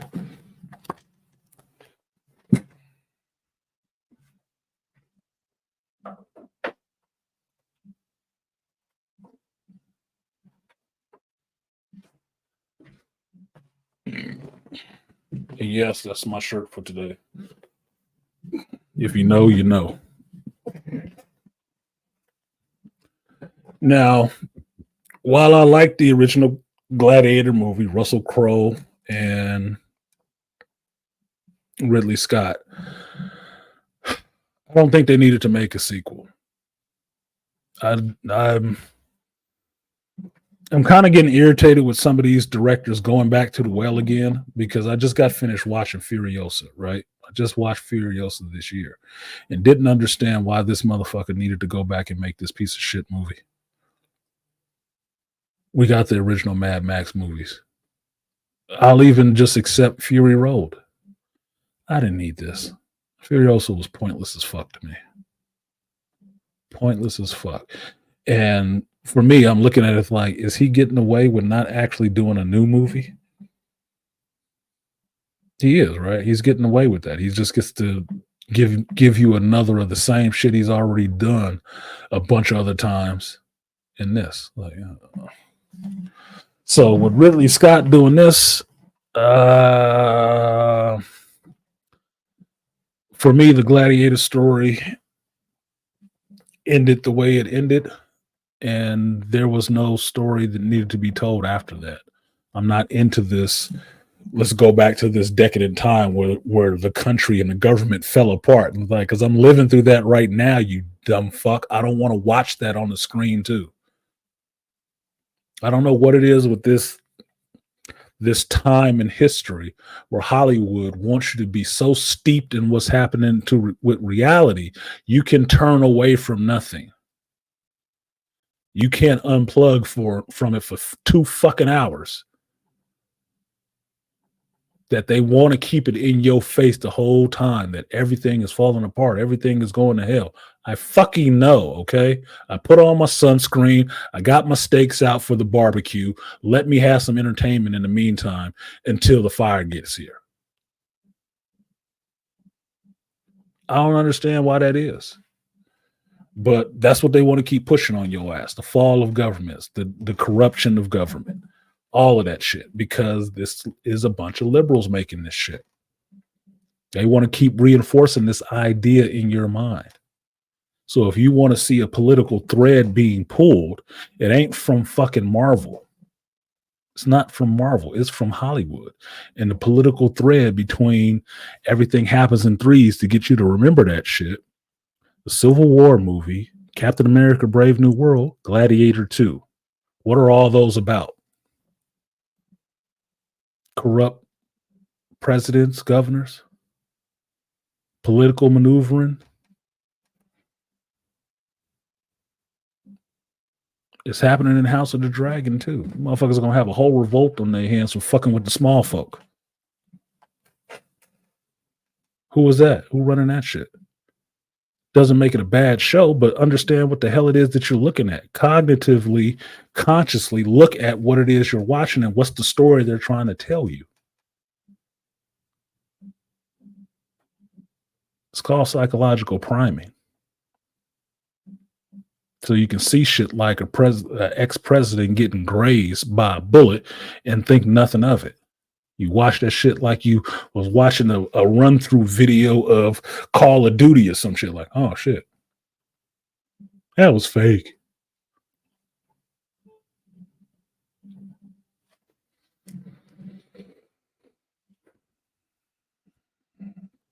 So let me go ahead and pull up this goddamn trailer. Fair use, fair motherfucker to the use. What a beastly nerd say. Hell, if the entertainment is good, it could possibly calm a lot of this ish down, but they don't think.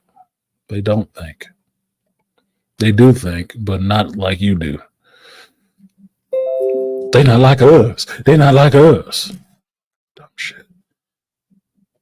I must be the only nigga in California that didn't think that song was shit.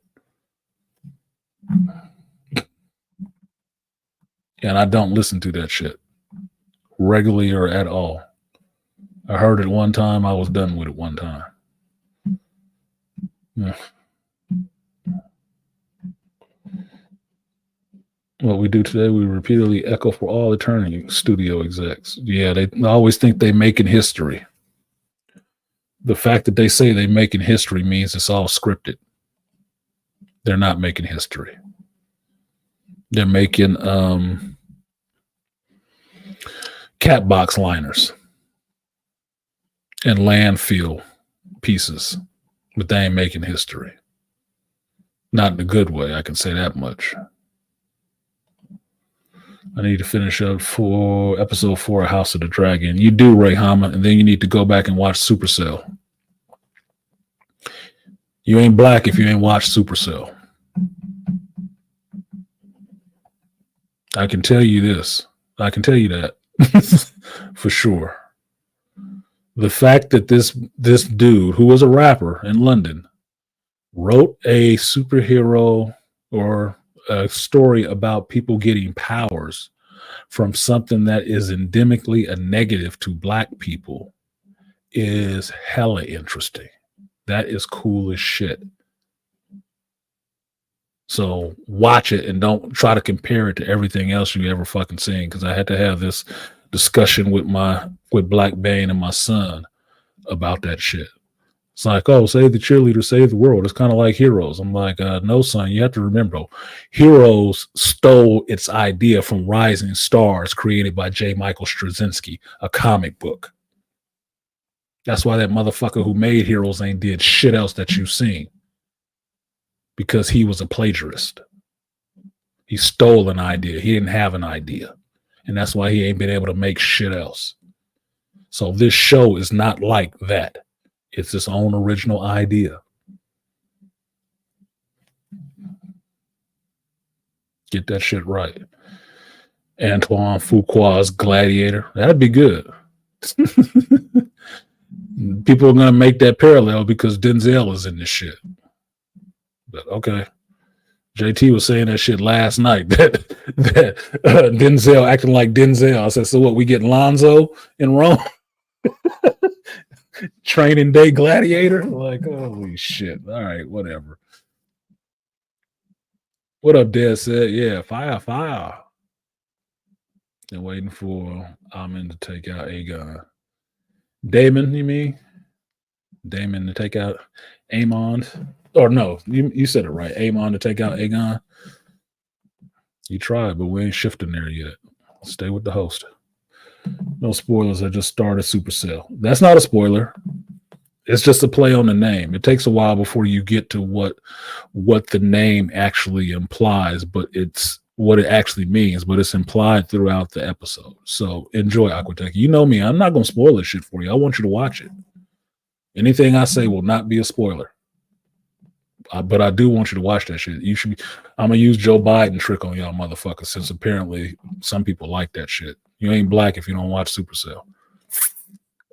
If you don't watch Supercell, you ain't black.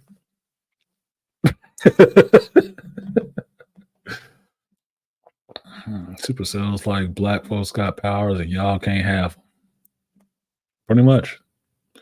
But there's an Isaiah Bradley twist in that shit. Check it out.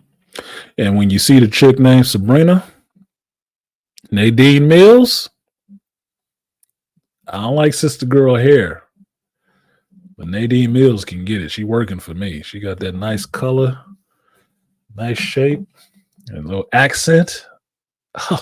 Oh. Damn, I got to go to London. I got to go to London.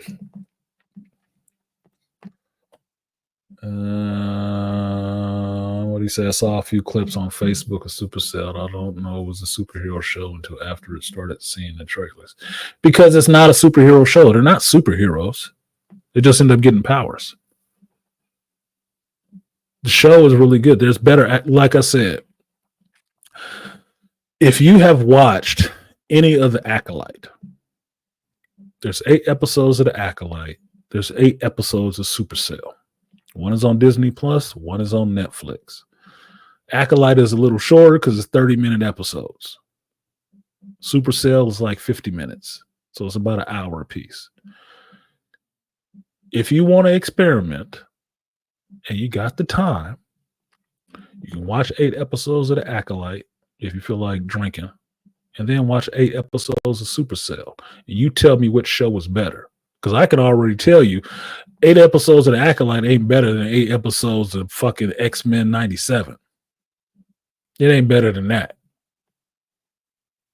And X-Men 97 is fucking animated.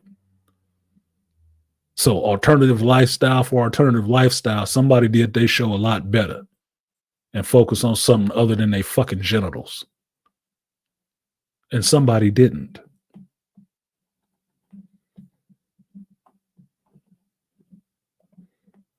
But you do the experiment yourself and see which one you like better. I'm serious. Just do it yourself.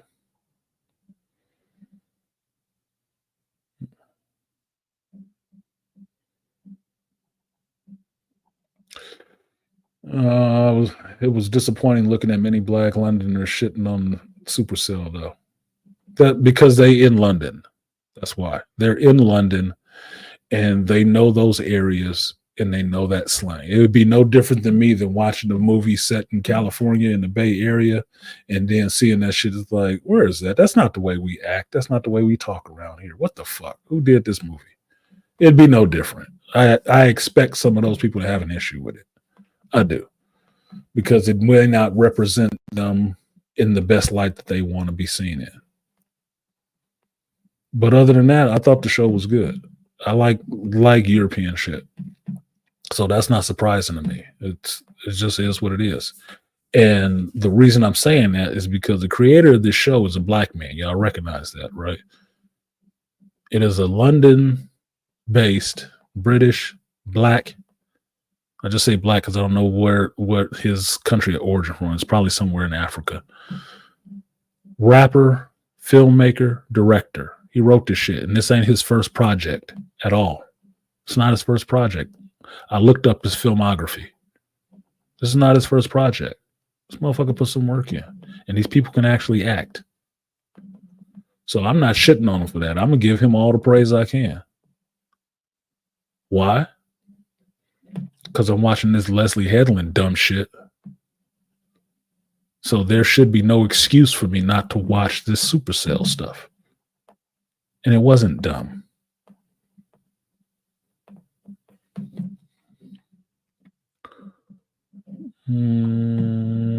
Should I feel the melanin depleting already? Gonna watch Supercell. He said, feel your melanin depleting. That's why I drink coffee. Refill my melanin. Drink black coffee because I want my melanin refilled. Funny as fuck, Rocky King. Peace for coming through. And like I said, black folks not watching Supercell proves you're melanin deficient. Funny. And it's legitimately super. SUPA cell. It's not super, it's Supercell. Like, oh, okay. Got you, man. It'll tell you right off the bat. That's some black shit happening. Nigga. We got some slang involved in it. Trust me, if it's really good, they'll fucking, steal something from it, make another show, and everybody will watch that shit. Because they don't like supporting black folks. They just like supporting white folks who steal from black folks. Looks at self in mirror, melanin content and phenotype features checkout. Funny, Aquateki. I'm a smart humor kind of person. Yep, Rap Man. Rap Man. And it's not getting it's not getting really any promotion. But that's why. It's something good that's not written and directed by anybody necessarily white. So it's not getting any real promotion. Fuck, you got One Piece getting more promotion than this shit is getting. So I always look at black folks crazy when they say they support black folks and shit like that, and you have to actually beat them over the head to try to get them to go watch some of this shit or support these content. Everybody else just have to open their window, and these motherfuckers flood in there and want to repeat everything they say. This is somebody who has actually written, directed his own shit, and you can barely get black folks to go look at it. Putting that shit off like it ain't even important. But you can't get them to put off House of the Dragon. Oh no, ain't nobody black doing that shit.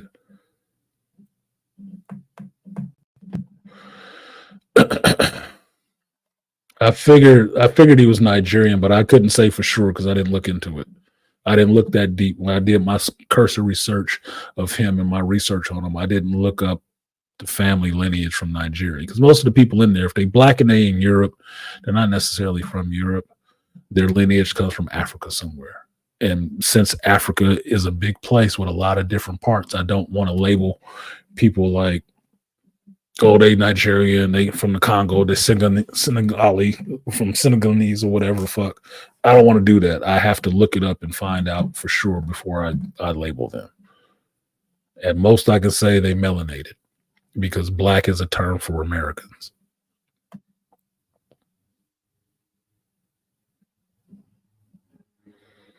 I'm gonna watch 97 and then Supercell. Watch Supercell first, so you can be ahead of the curve.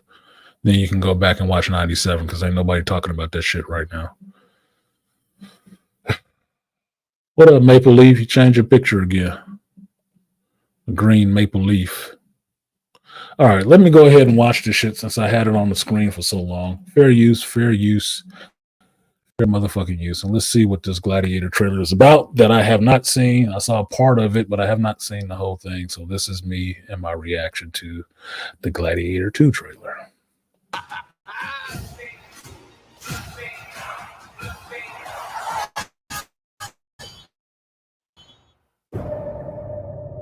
I remember that day. I never forgot it. Isn't that, what was it, Commodus' son? That a slave could take revenge against an emperor. Where were you born? Okay, so we got Cersei. I don't know. I never knew a mother nor a father. You will be my instrument. Who are you? Who is he? It's Lonzo. Putting a new team together. Training day. You got one day. Hoyt. The greatest. Okay. So Pedro Pascal is in this and he's a general. Okay. So Oberyn Martell is in Rome. Thought this motherfucker's supposed to be dead. I thought the mountain killed him. Huh. All right. Well, we'll see how this ends. Temple. Rome ever built. The Colosseum. Colosseum full of water. Now, my son went back, I believe, first or second time. It's the second time in Rome, but he just got back about a month or so ago from Rome and taking his daughter to see the Colosseum. So I'm sure he's going to be looking at this movie a lot differently than I am. Because I've never seen the Colosseum in real life, but he has. It's progression for you. So Jack is saying Denzel's character is supposed to be related to Hannibal. Okay. I could buy that. He's obviously more, right? Because he's dark in Rome, so. But we'll see what the name of his character is, since apparently he couldn't be Hannibal.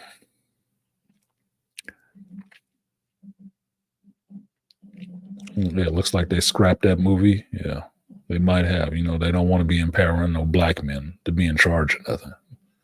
They said they gave you Denzel, they gave you Barack, nigga. That shit is over. Get back to being a slave. Since Denzel to Ridley Scott, he ain't got. Maybe Denzel don't have to do as much action since everybody was bitching about the old man beating the shit out of young dudes in Equalizer 4, which I totally buy because I'm 50. If I was fucking with some 20-year-olds, somebody's gonna die. That's what it's gonna have to be. I'm going home. Because this is what they believe in. Power.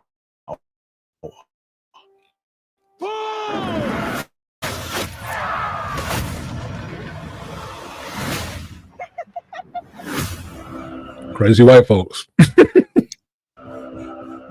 General Acacius.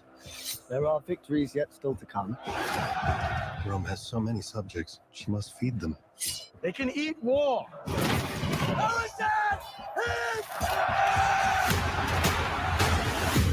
The arena turns slaves into gladiators, the gladiators into free men.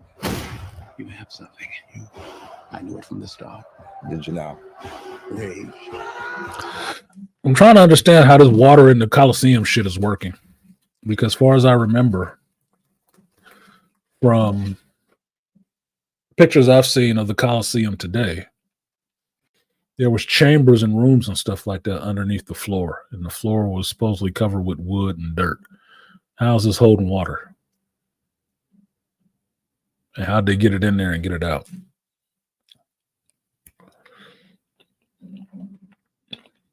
You seen it in real life? You been to Rome, Beasley? Congratulations, man. Something you can staple to your manly resume as why you are different than other people.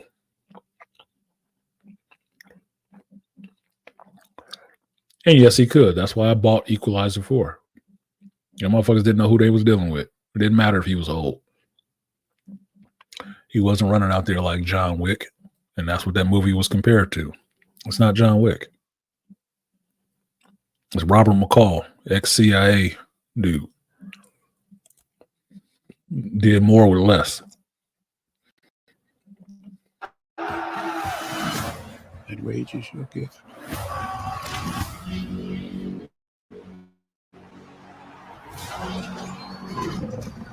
This is about survival! Come on! Rhino. Hold together and when it charges, break for the wall.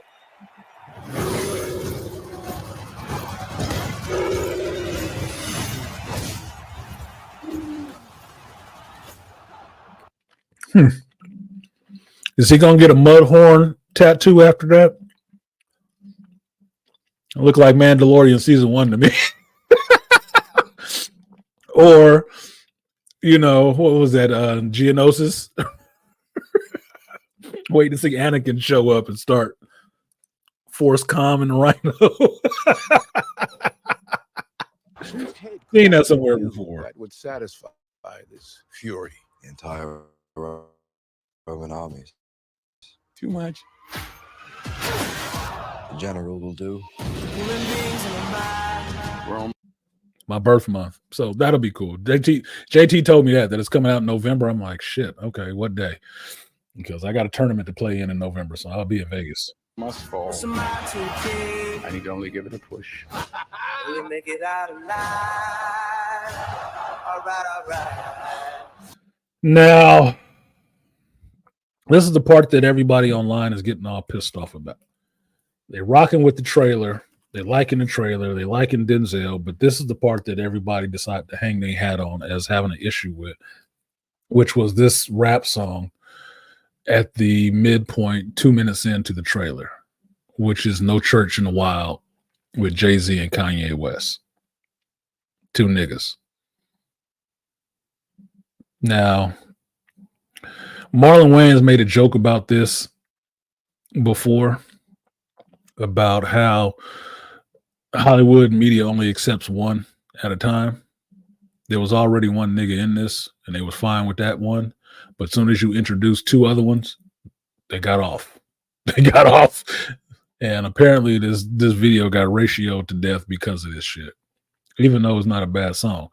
Because if you remember, I think this song showed up in The Great Gatsby. That's where I remember hearing the shit. It's not a bad song. And I got two billionaires in it.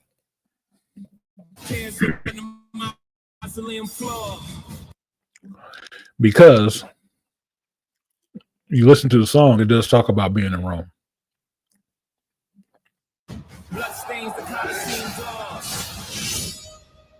This ring belonged to Maximus.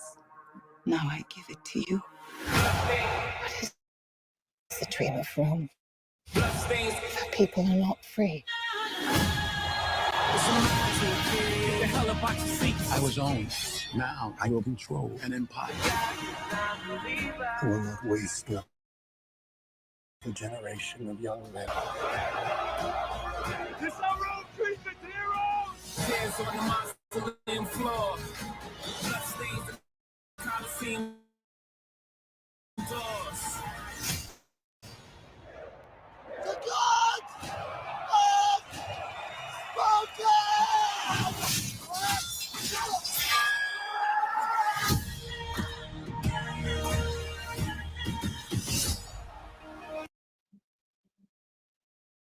I did say I was waiting for Anakin to show up, didn't I? He getting that Dooku haircut? Is he getting that Dooku haircut? A little off the top? Wait a minute, I gotta see that again. You give him that Dooku?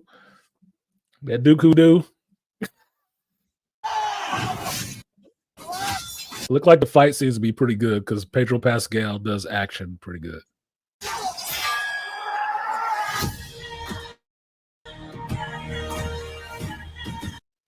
And it's not lost on me that they're doing a sand effect and trying to get you to thinking this is Dune Part 2 or some shit with the music. Yeah, he getting that Dooku cut. That Dooku. That Edward Scissorhead.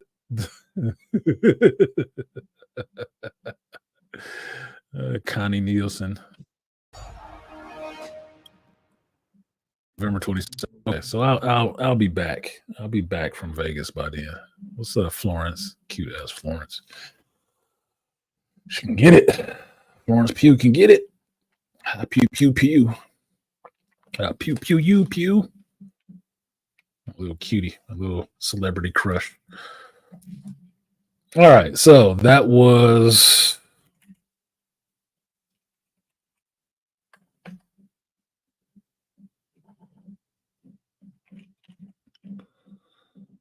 what the fuck is the Agatha show? Covenant Chaos trailer. Yeah, good Lord.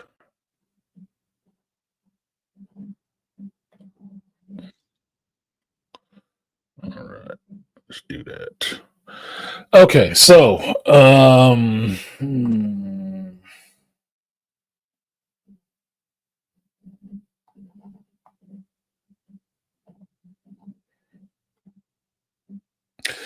yes, and that Coliseum wouldn't have been able to hold water. I heard people talking about that it did at one point for the games, but that doesn't make any sense to me. So I don't fucking know. They can just show me in the movie.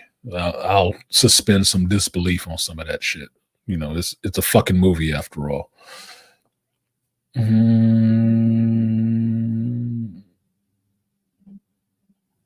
secret that got lost is how the pyramids in Giza got built. They got built by people's hands and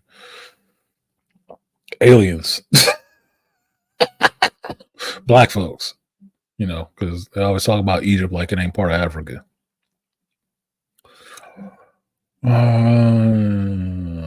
Laughing out loud, New Empire, they had Godzilla sleeping in the Coliseum. Yep. Woke his ass up to get him out of there. I saw New Empire. Yes, I have in the Coliseum. Got that one. Laughing out loud. Tiber River.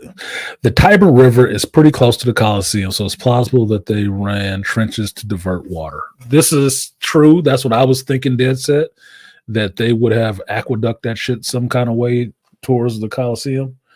But in real life, in the really real world, that then those aqueducts or whatnot would still be there.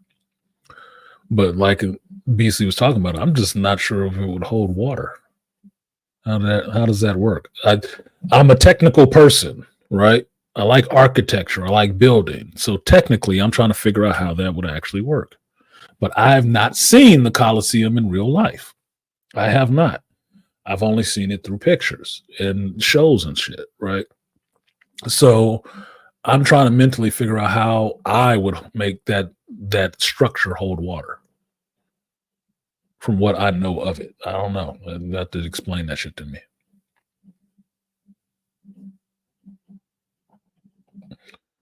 Coliseum had aqueducts which allowed it to fill and flood with water to the neck. Okay, I'll have to look that up. Shout out to Connie Nielsen, fine ass. Yeah, Connie Nielsen is holding up pretty well. She's still looking kind of cute. So yeah, she good. She good. She in the house. They used the song in the other Denzel movie, Safe House. I remember Safe House because Safe House was him and Ryan Reynolds.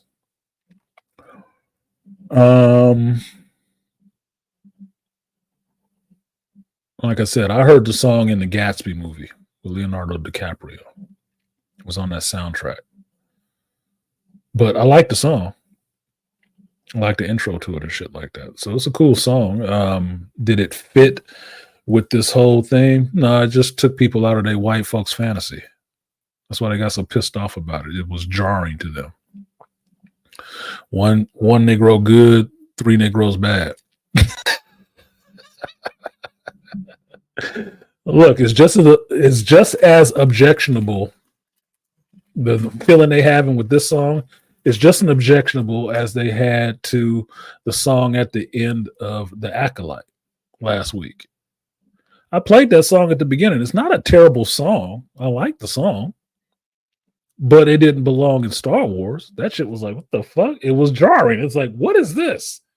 Am I watching a James Bond ending or something? What? This don't feel like Star Wars. That's all it was. It's just jarring. But if you take the music out of it, or you disregard the goddamn musical choice, which they say they didn't like so fervently, did the trailer make you want to watch the movie? Yeah, then shut the fuck up. Shut the fuck up. The song don't matter that much. It's not like that song is going to be in the fucking movie. It's a trailer, dude. Well, who cares?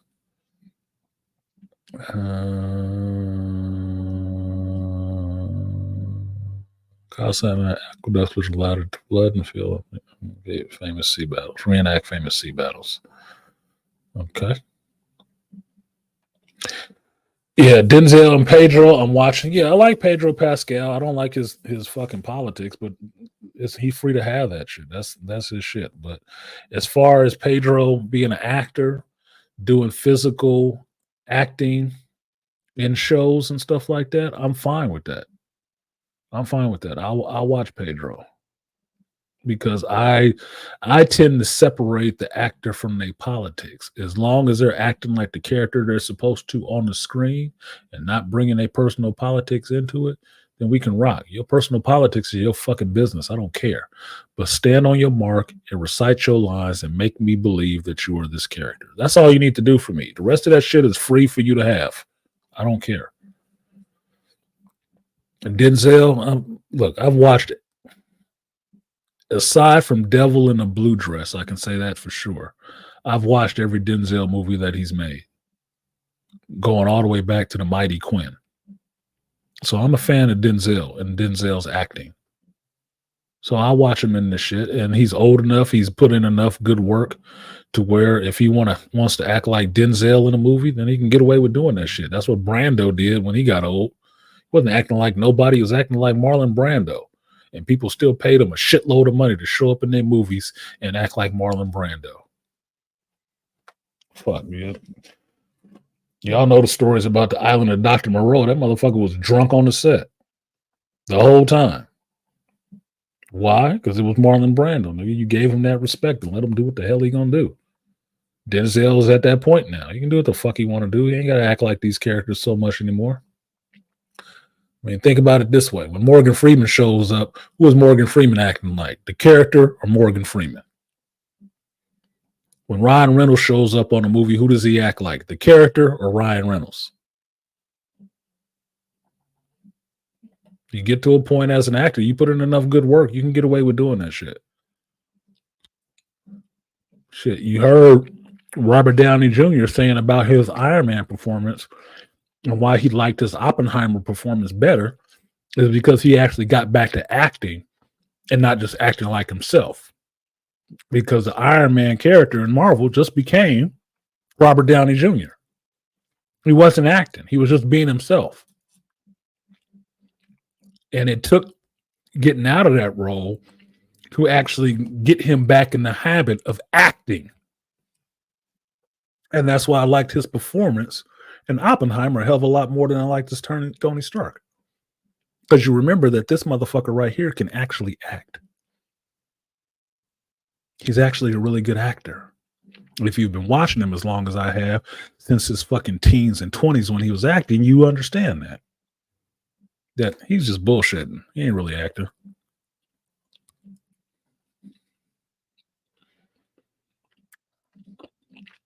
Somebody always in the chat trying to deviate the conversation somewhere else.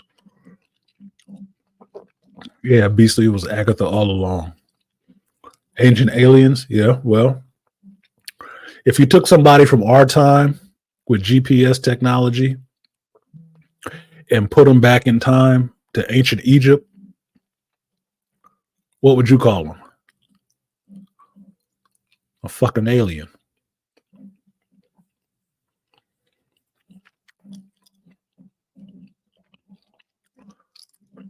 Fuck them Vikings. I said it. Fuck them Vikings. Andre, I've been saying this all stream. If you're not watching Supercell, you ain't black. Never give more prominence to white folks than your own kind first. They should not take up more of your thoughts than your own kind first. And I'm not no what you would call it pro-black person or nothing like that. I'm not. I just know relatively I'll put more effort into one than the other first. I don't give a shit about Vikings first.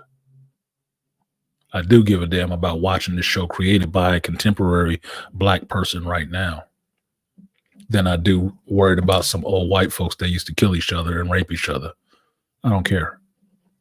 I can get back to that some other time.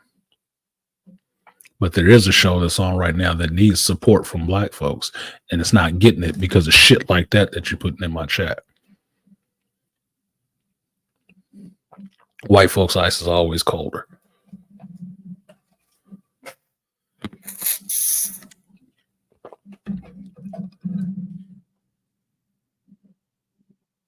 And that's where I would be going, Herb, the History Channel. You know me. I love my documentaries, and I don't have a problem with history. Right. So I'd be going to the History Channel or some shit like that to figure out if this damn thing could hold some water. But I'm an old school Encyclopedia Britannica researcher, not the new age Google.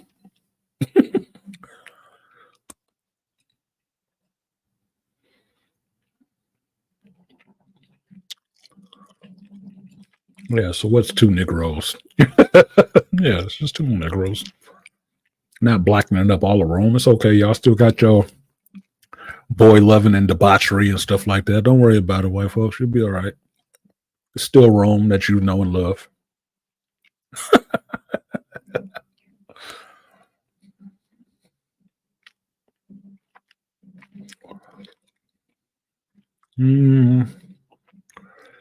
No, the parts they took out of the song just speak legitimately to what you're seeing on the screen. Blood on the Coliseum floor. A rock song would have really took me out of it. Yeah, it was a decent trailer. It's not making me not want to watch the movie. I've seen characters in there or actors in there that I like. That means I'm going to watch it. From a director, I like his work. I didn't think he needed to be going back to do Gladiator all over again, but what the fuck ever. They don't ask me to do this shit. They just do it.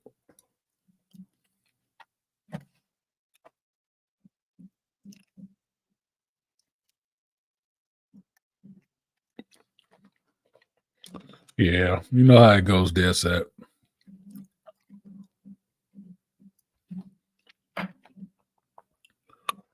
Wasn't the original Falcon a mutant with super senses? I actually do not know. Too Triv. I don't remember a mutant named Falcon.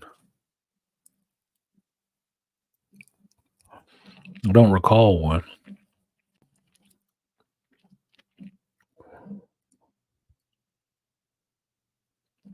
Warbird, Thunderbird, Warpath.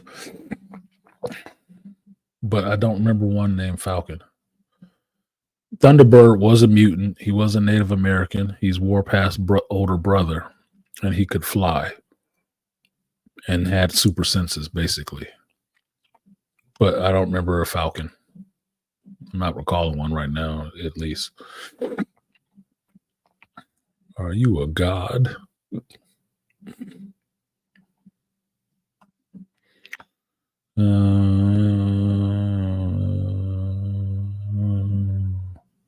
Just thought it'd be awesome to see Johnny Depp and Robert Downey Jr. in a movie. It would. It would have to be an interesting project so the two of them can flex their acting chops, but also their personality as well. It would be interesting. They might be too. Their acting styles might be too much for them to be in one movie together. If it was a comedy like they did back in the 80s, like Dirty Rotten Scoundrels with Michael Caine and Steve Martin. That shit worked. Right? It's funny as fuck. If it was something like that with Johnny Depp and Robert Downey Jr., that'd be a funny ass fucking movie. If they made movies like that today, they don't. But if they did, it'd be a funny ass fucking movie because then they can just be themselves and it would be entertaining as fuck. Not no Mordecai shit, but you know, it was good. Michael's girl was annoying. I don't know what you're talking about, so obviously it's not on point. Somebody always deviating the stream. I need to check my history to see if the ancestors had sickle cell because I want my goddamn powers. You and me both, Dad said. I saw that like, damn, that's an interesting way to go about it. I'm a fan of natural based powers, put it that way. That it's just something that's in you. I probably shouldn't say this shit, but I ain't making a comic book, so I have another theory on where ideas go when you don't do it. That was another reason why I was watching this show. My characters that I developed, my 5 characters that I developed, the powers are natural outgrowths of what it means to unlock the rest of the human potential in our brains. Right? If you understand that you only use 20% of your brain, and the Lucy concept, like the Lucy concept, because I made this shit back in the 90s. What it means to open up all of your brain functions, what lies in the rest of that 80% that you're not using, you get to having powers. That's how my characters had their powers. They were manipulated genetically by some aliens to unlock the rest of that potential in them. So their powers are natural to them. It's not something that somebody else had to give them. It is natural to them. And once it's unlocked, that's why its signature is specific for each one of them, because it's about them and their personality. So it's not something somebody can give you. It's something that you have innately and you develop. So I always like stuff like that. That's more fun to me. More fun to me than somebody threw some chemicals in your face or something like that. Not that I don't like those. It's just that's more fun to me. You can do a lot more with that. Samuel L. Jackson, Clint Eastwood, Stallone, Brando, Tommy Lee Jones, Rock and all played themselves, and we pay to see variations of them in media. Excuse me. Pretty much. I mean, most of these guys can actually act. Tommy Lee Jones can act. Samuel L. Jackson can fucking act. John Wayne could act. Clint Eastwood can act. Like, the last Clint Eastwood movie I saw was The Mule. It was not acting like Dirty Harry. He was not acting like the Clint Eastwood from Any Which Way But Loose. No. But he was acting, and it was Clint Eastwood.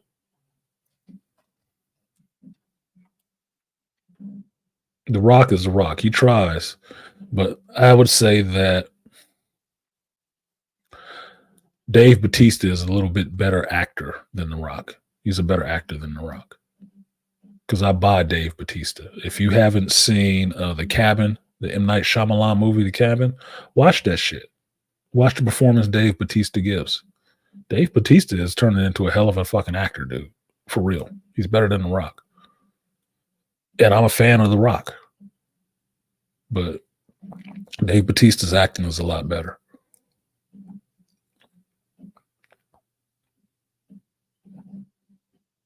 Yeah, you don't need to spoil it, Andre. Watch the movie. But yeah, Michael is a teleporter. And that's what I was explaining to Black Bane and my son, is that they have power sets. There are archetypes of powers when you get into comic book characters and stuff like that. There are archetypal powers. And one person having the same power as another one don't make them the same fucking character.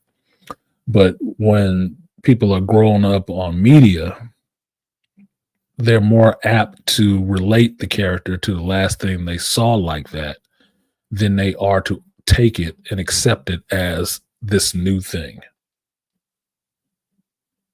That's the problem.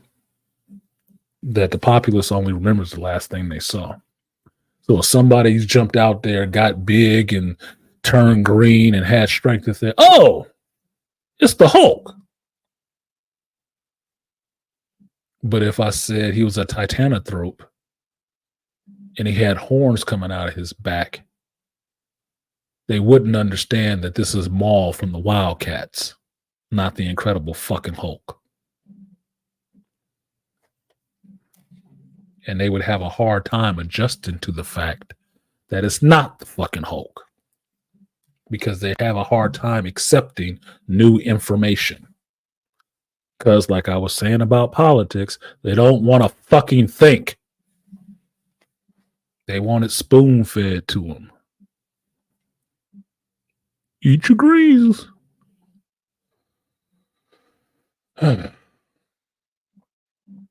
Only power Falcon Sam Wilson had, yeah, his telepathy with his bird, but they dropped that shot out of here with Red Wing because they turned Red Wing into a fucking drone. Which he used with his fucking Red Wing. The powers are given to him by the Red Skull, a genetic experiment. Yeah, that's the only power he had.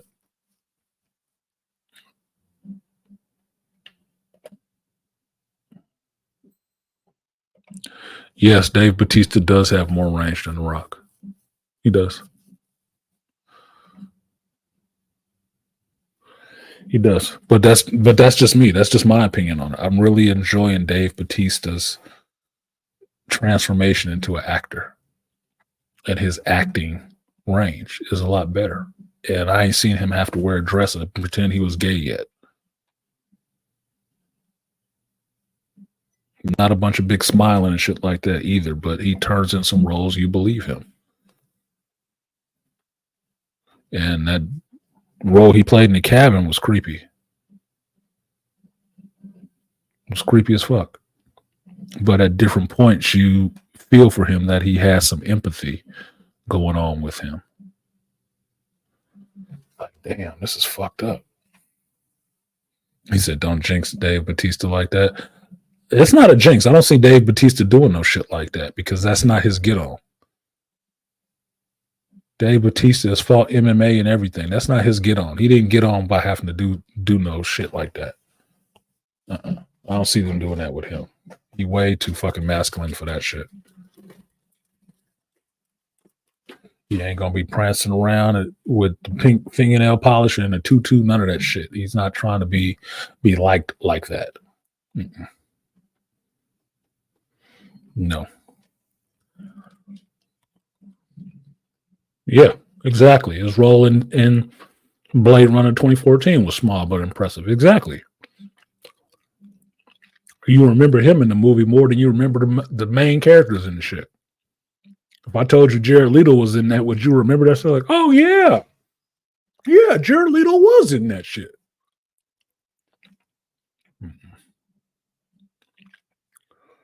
Anyway. So y'all tell me, give me a 1 if you think I should watch this Agatha trailer right now. Because I don't know if I'm going to watch this show at all. I mean, I know my crazy ex loves this actress. What's her name? Something Khan. She loves this actress because she's funny. She's a funny comedic actor. But I didn't give a shit about an Agatha show, and Star Wars is burning me out on fucking witches right now. I'm not caring about all these witches. What are you trying to tell me? That every show has fucking witches in it now, from Marvel to Star Wars.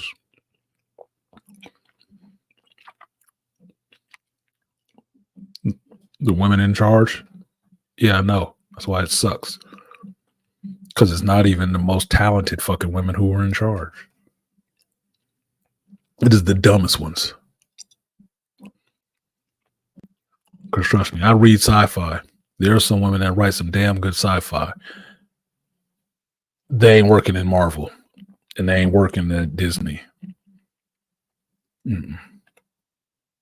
But I got a point on that I want to get to when I get to this acolyte shit.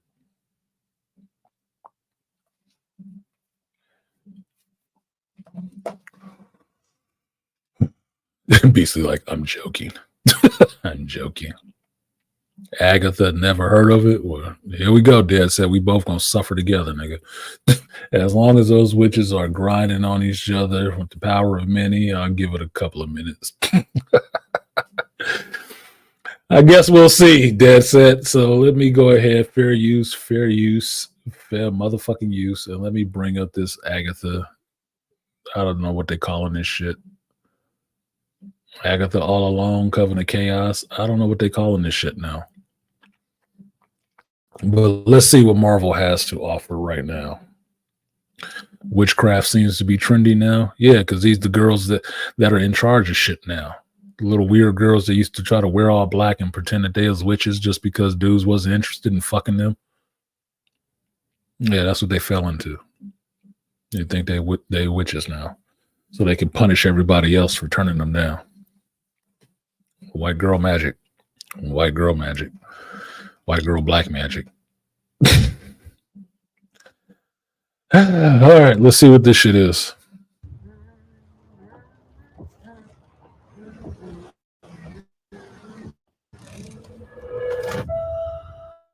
Another beautiful day. Surprised to see you out here, detective. Jane Duck, down here by the Cause? blunt force trauma. What happened to you? The dark hold? Fingers are black.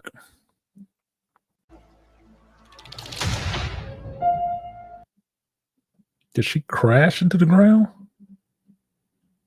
Oh no, that's a tree. I thought that was like a slide, like an impact crater. Okay. I have a lead in the case, but I can't shake this feeling I'm seeing it wrong.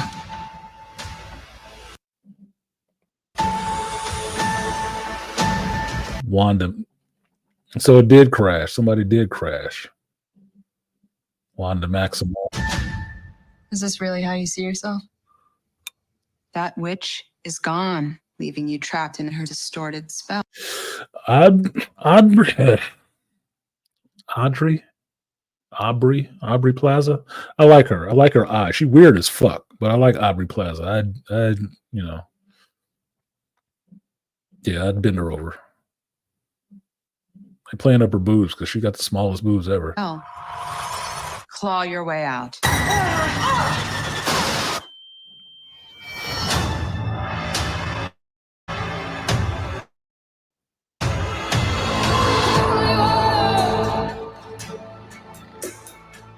I miss the glory days.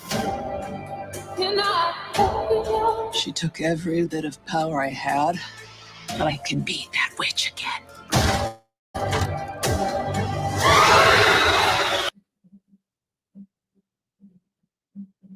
Okay.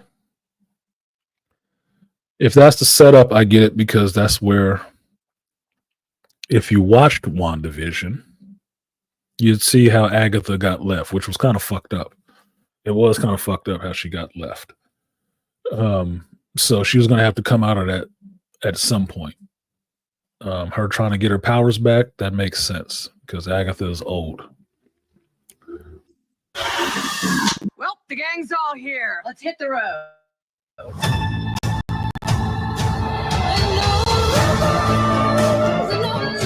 I'm gonna walk the witch's road. The road is a death wish. Join me. Is anybody complaining about this song when they talk about this show? Anybody complaining about this song? Because this shit got me tapping my foot. So I'm liking the build up in this song.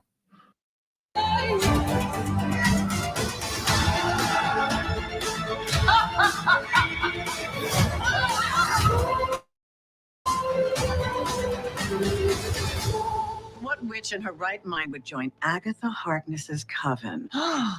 Not looking for right-minded witches, as it happens.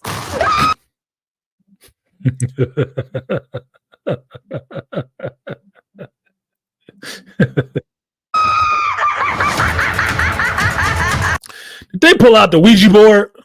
Man, you know you don't play with the witch board.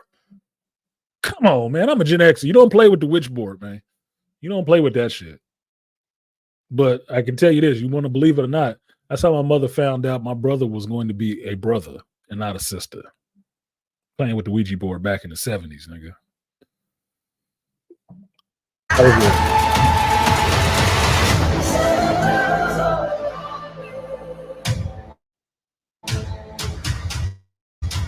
Sweetheart, you okay? Oh my God! Whoa, what's she doing? Where's she going?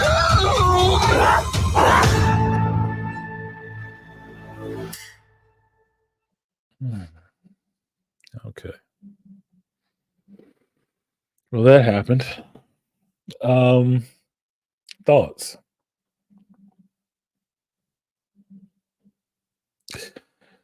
It seems more comical to me than anything, and I don't know if that's the reaction I'm supposed to be having, but that's what I'm having.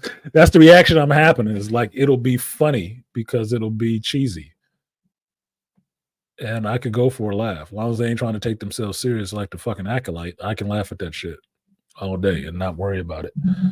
I think it'll be totally made up because, far as I know right now, this is not from anything from a comic. So they own virgin territory with whatever story they tell. But I am immediately thinking Supernatural meets Charmed. But I'll watch Aubrey Plaza. I'll watch her because she's a decent enough actress. She's weird enough, right? Because I liked her in Legion. I was watching Legion. I liked her in Legion, really did. I haven't watched Parks and Rec, so I don't use that as my reference point for her. But outside of Scott Pilgrim and Legion, I like her as an actress. She's attractive to me, and she gives a good performance, right? So I watch it, and then she does have them big ass eyes that just make you think this bitch is crazy. This bitch is fucking crazy. I'm forgetting the lead actress who's playing Agatha something Khan. I'm forgetting her first name, but she's funny. Shout out to my crazy ex. I did have to go back and watch Step Brothers with not Colin Farrell, Will Ferrell, and watch her in that to see how funny she can actually be. She's actually a really funny actress. So I will buy her playing this Agatha character, even though it's not the Agatha from the comic books. But I'll buy her playing this Agatha character to see what she fucking does. Because I didn't mind her Agatha character in WandaVision. I thought WandaVision was a decent enough show. I did. And I enjoyed it. There was some dumb stuff in it, but I enjoyed what I saw for the character's journey. For this character's journey, for Agatha's journey after being put into that hex on her head, the Scarlet Witch gave her a hex on her head, that she just living out this fucking fantasy. Then my thinking is when Wanda died in Doctor Strange 2, it released the hex. And now this woman is free of this hex. So I'd be interested to see what happens with her after that. Do I think the show is going to be awesome? No, it'll probably be a yawn, like Malika was saying in here. It'll probably be a yawn. But I take in a lot of entertainment, and I take in a lot of entertainment for a lot of different reasons. And some stuff I just want it to be fun and light so I can laugh at it and move on with my day. Catherine Hahn. Thank you, Donnie Mac. Peace to you in the chat. Yeah, Catherine Hahn. Thank you. I kept saying Khan, and it was like, if you look at her initials, you put K period Hahn, it says Khan. Okay, now you know how my brain works. So I'd watch this. I'm not overly worried about it necessarily. I don't think it's going to change anything in Marvel. It's coming out in September, right before Halloween. Okay, why the fuck not? That's where it should go. That's where it should go. Like if you were going to give me a Moon Knight season 2, just start that shit in September before Halloween. I'm just saying. So I'm not seeing anything overly terrible about it. I don't have any really high expectations for it either. I think the title could have just stayed as Coven of Chaos instead of making it Agatha all along. I know that's how you remember this fucking character, but Coven of Chaos is more on the nose with what you're going to be dealing with as opposed to Agatha all along. It's a song title, dude. It's not what you build the whole fucking show off of. So I think that was the three. That was the three trailers that I had to watch. And my thoughts on those three. Unless you guys know of another one that came out that I didn't see. Oh, I know which one that maybe y'all didn't see. Let's fix this. Fix up the mix up right now and do the education portion of my show.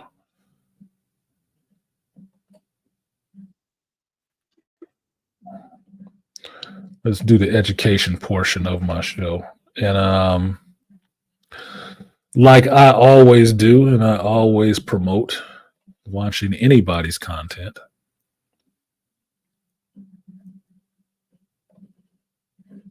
See that? Netflix? Bam. Drop a like on that shit. Drop a like on my video. Stop being fucking stingy. I ain't even watched the damn trailer yet, but I already dropped a like on it because I'm watching their content. And Netflix don't need it. Don't need my money. But they got it for me hitting that like button. So let's check this out. If you don't know, this is the trailer for Super Sale. Let's see this. Fair use. Future. What's in the dream? I can't let her die. I can't let her die. I love accents, dude. Yeah. Yeah. Promise me you're not going to go back. There's people in this world of superpowers. You can save them. You need all four. If one dies, she dies. Find them. Before it's too late. I can move things without touching them. You know what she moved without touching me? My Johnson, nigga. That's Nadine Mills. I don't like her hairdos they have in this shit. They too much weave for me, but goddamn, boy, she is nice. She could be my nurse. I just want it gone. This is a game changer. I don't think you should be using your powers for personal gain. Gangsters! Yeah, that's some gangster shit. This is some London hood shit. Like, if you like The Wire, you'd probably like this part of the movie, the part of the show. That's fucking crazy right there with the pistols. And the significance of the fact of showing him with two pistols is in London, you don't get to have guns. You don't. It's an anti-gun place. You don't get to have guns. So a motherfucker with a gun is really outside the law. That motherfucker really doing something different. You can get stabbed up real easy. But the gun is like, this nigga brought a whole nuke. He just took the game up a way stretch. Everybody ain't got him. So he a real criminal if he pulling out pistols and not one, but two. Oh, this nigga is about it.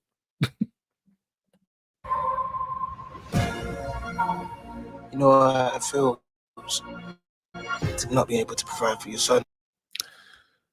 This character, Andre, his story, that shit almost made me cry.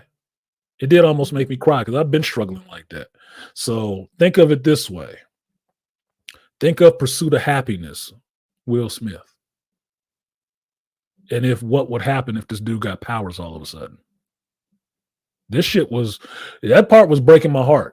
This is a really deep, it's not really deep, but it was a really good story about this one character. It's fucked up, dude. But it's him dealing with life. It's no different than shit Dr. Tia-san talks about every week. But nobody want to watch this shit. They want to go watch fucking Vikings. These powers are a part of us. Jesus, you protected me like you always do. It's a matter of life and death. If the five of us are together, we can stop this. You're asking for too much. Hey, you're not listening to me. I can't do shit. And You wouldn't get this, but there's a black couple in there. Nobody's fucking gay, and she actually really loves her man. Oh my God. Oh my God. Are you fucking kidding me? How does that get made today's terms? Yeah, the ATM scene with the dad. No shit. ATM was my initial.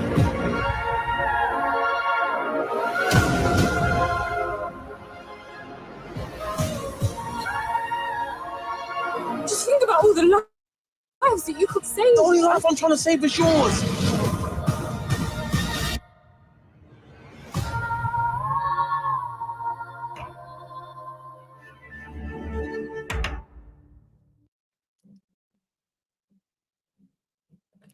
Now, that was the trailer for Supercell.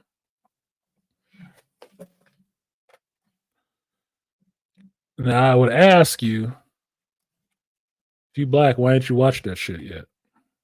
And what did you watch instead of watching that? What was higher on the list than watching that? Even after other black folks told you that that shit was really good. What kept you from actually watching it? Ask yourself some questions. It might not be comfortable for you, but I don't give a shit. Ask yourself these questions. This is how you understand how you programmed. A lot of times. Especially as Americanized black folks.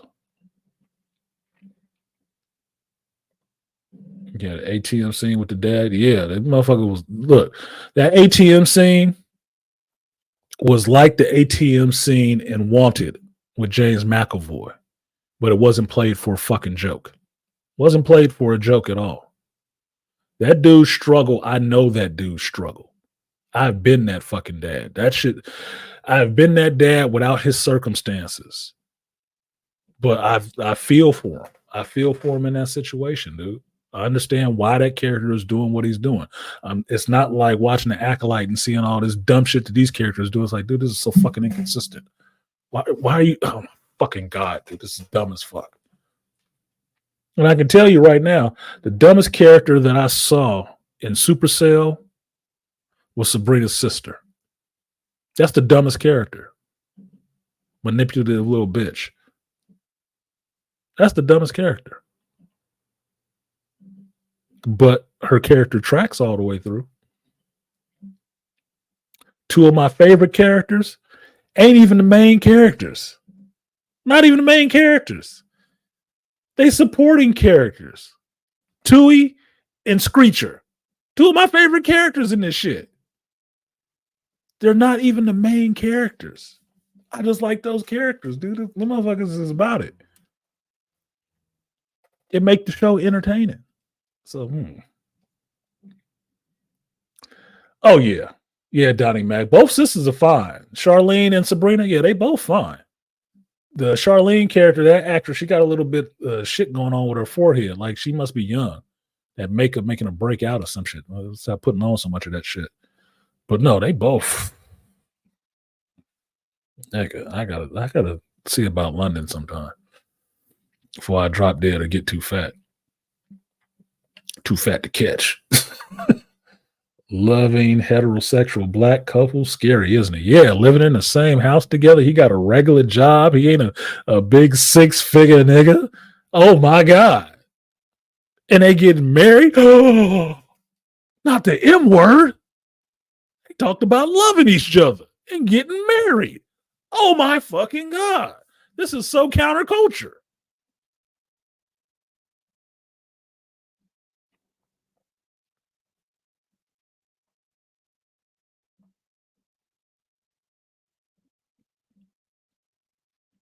But I can't get shit like this.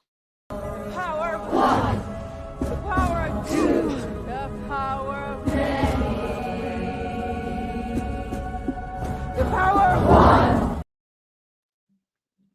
But I can't get shit like that. Now, while Supercell's trailer is fresh in your mind, I want you to watch something else. And you compare the two to me. And this will get into the next part. Fair use, fair motherfucking use. Last night, a Jedi was murdered.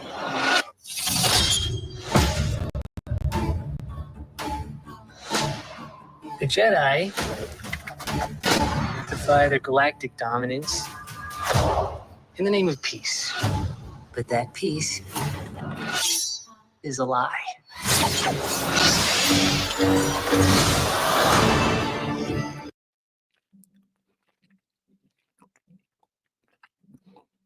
That setup is a lie. Fair use. Thank you, Donnie Matt. But that setup is a lie. But this is the Republic. The HR era, right? Whatever the fuck. Jedi are being hunted. Oh, and they got black folks in this too. But don't they look stereotypical?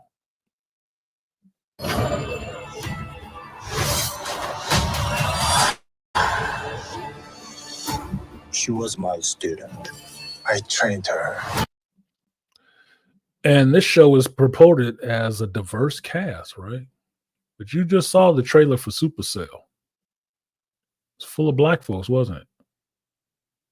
You saw one white dude. Let me be the one to bring her in.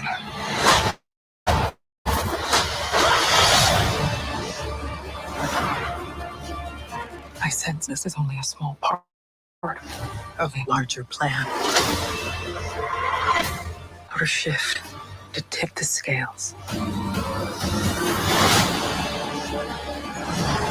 It's time to face the past.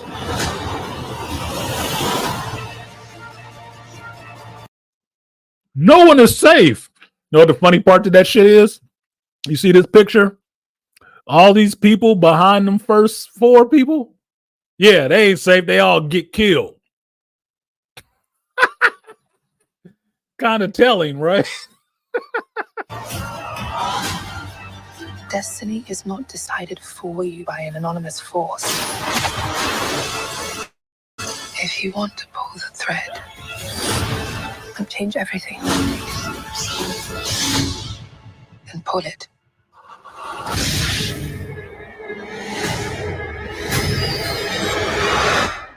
What are you?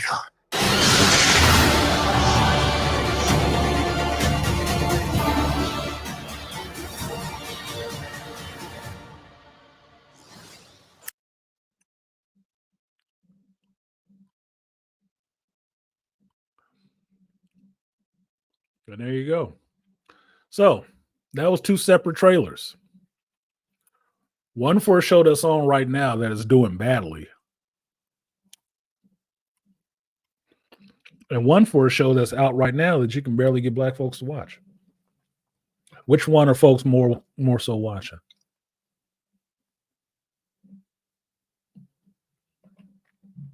I believe you, Donnie Mac, because I saw it. You see me promoting this shit. The whole stream for 3 hours I've been talking about, constantly giving a reference to Supercell and telling you should watch it. And the only response I get, other than people who've seen it, is for somebody to steer you towards some other goddamn show that ain't got no black folks in it.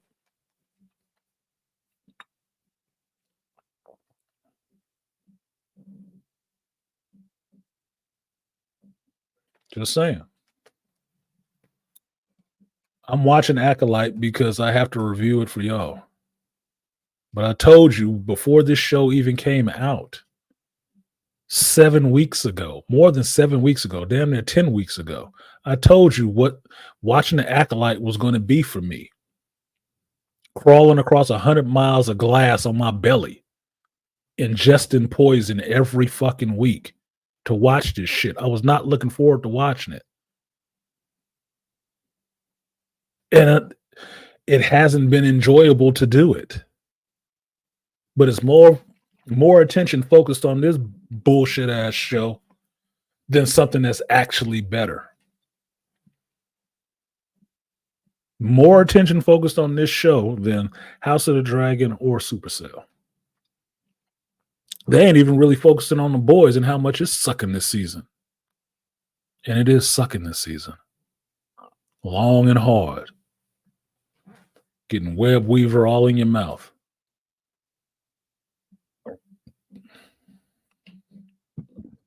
So I don't know about people, but excuse me, I have a problem pointing that shit out to you and asking what's the what.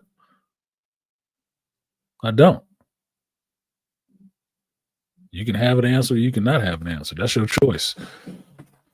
But the question can be asked.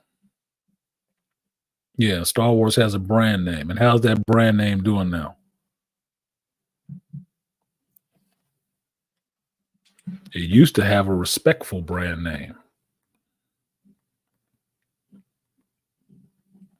Star Wars don't mean shit now except for how do you destroy a brand?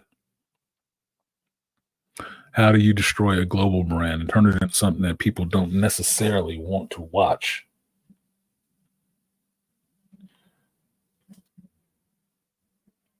And the only way to watch it is to fucking rip on it.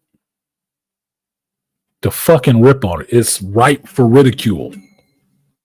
That is what the Star Wars brand is right now.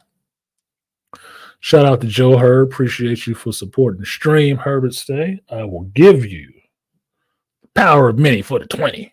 Appreciate you, Herb. Power of one. The power of two. The power of many.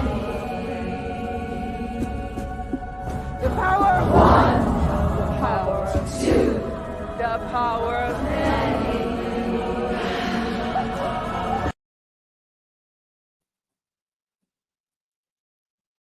Beast said he hasn't watched The Boys since episode 3. You ain't missing shit either.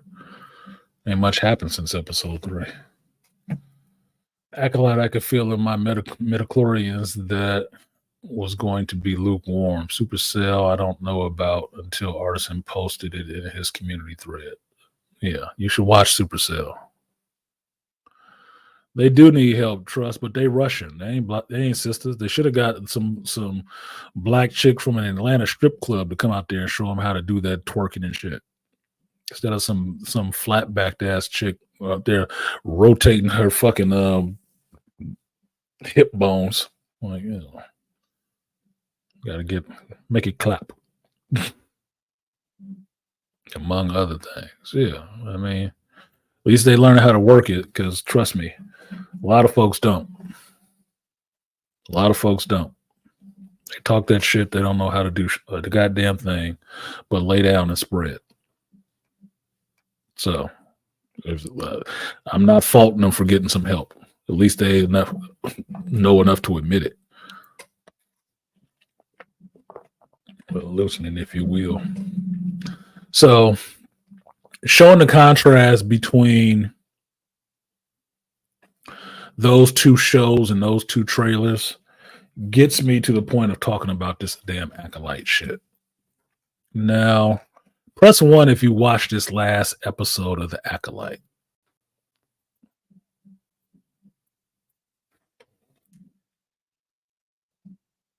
Yeah, I have not watched Top Boy, but I know they got my other little celebrity crush in there. What's her name? She was in little brown skinny chick. Y'all know who I'm talking about. She was in Moon Knight. I'm forgetting her name right now. God damn, why am I forgetting her name? Follow her name on Instagram and shit. God damn, what is this chick's name now? Anyway, a little sexy brown ass. She's just too young. She's about as old as close to my daughter's age, which fucks it up for me. I don't know why all the cute chicks end up being way younger than me now. I don't know what the fuck that is about, but that's okay. Shit don't work out with my folks my age. I'm gonna start bagging lower fruit. Everybody got a 1, 14 minutes behind. Dion was annoying.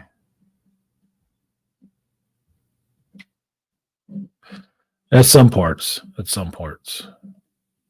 She was. What the fuck is that chick's name?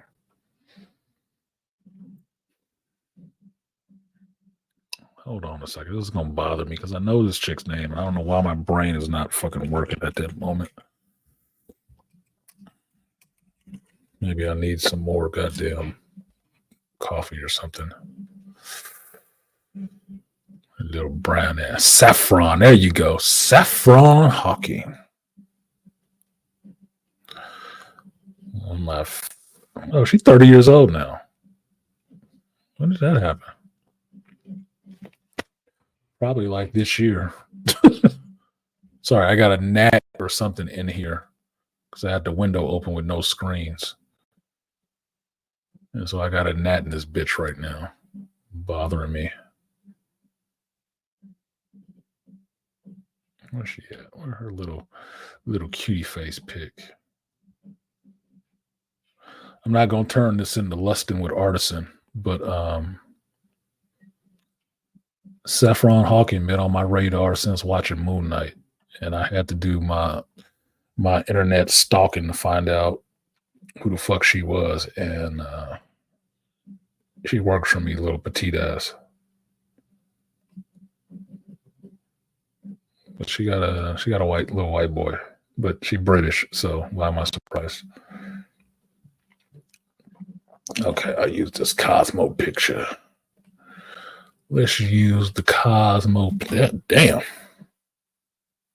That's a bit close. Not trying to jerk it to this shit. I'm just trying to share it with them.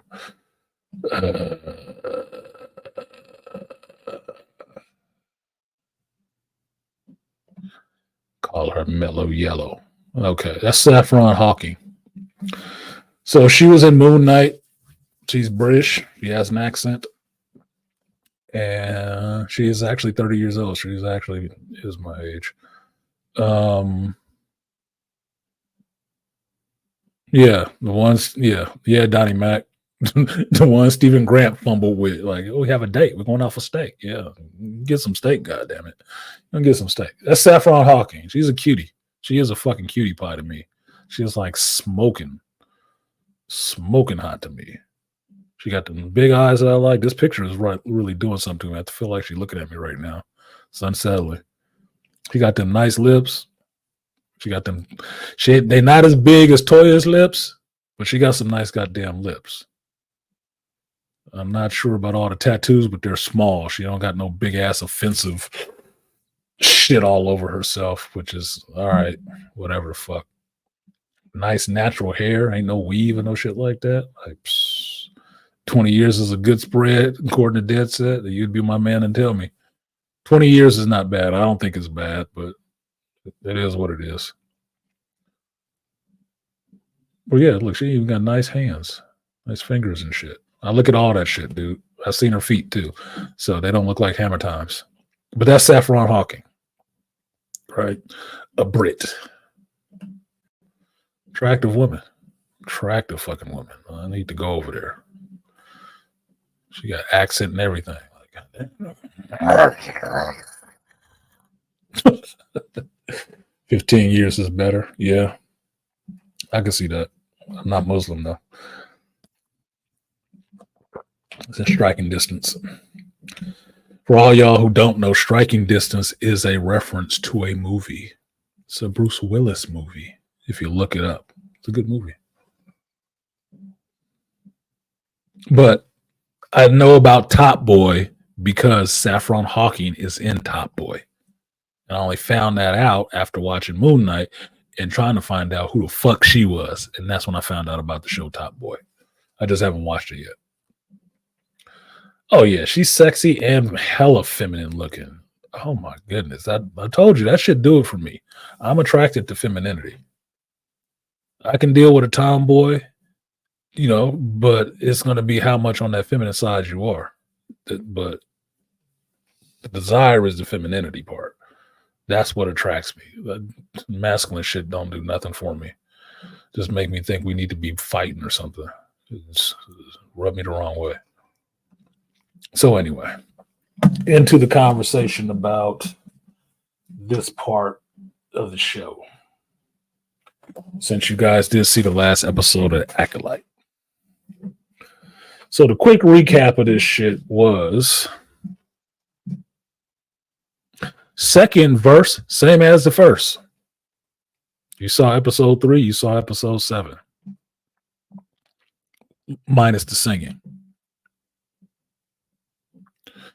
Now,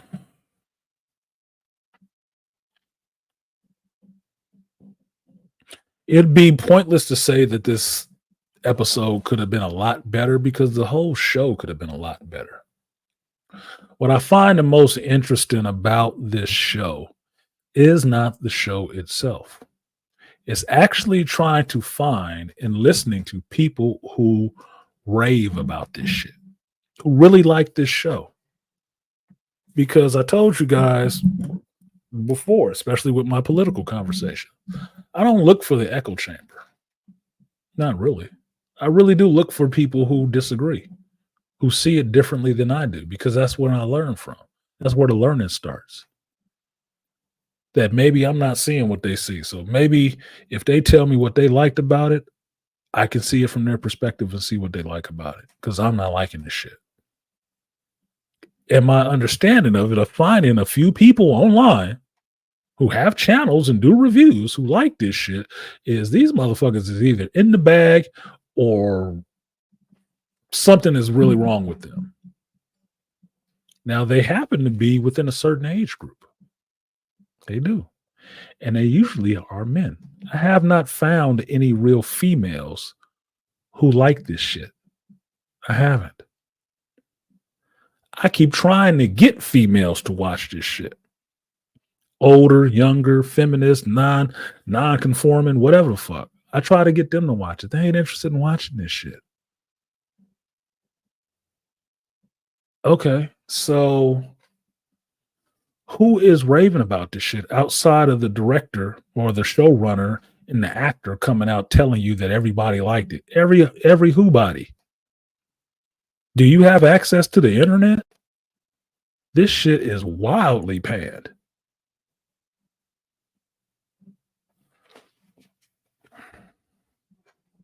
And that was almost unanimous. Now, I'm all for having your own voice, having your own view, not moving with the way the crowd is moving. I'm all for that.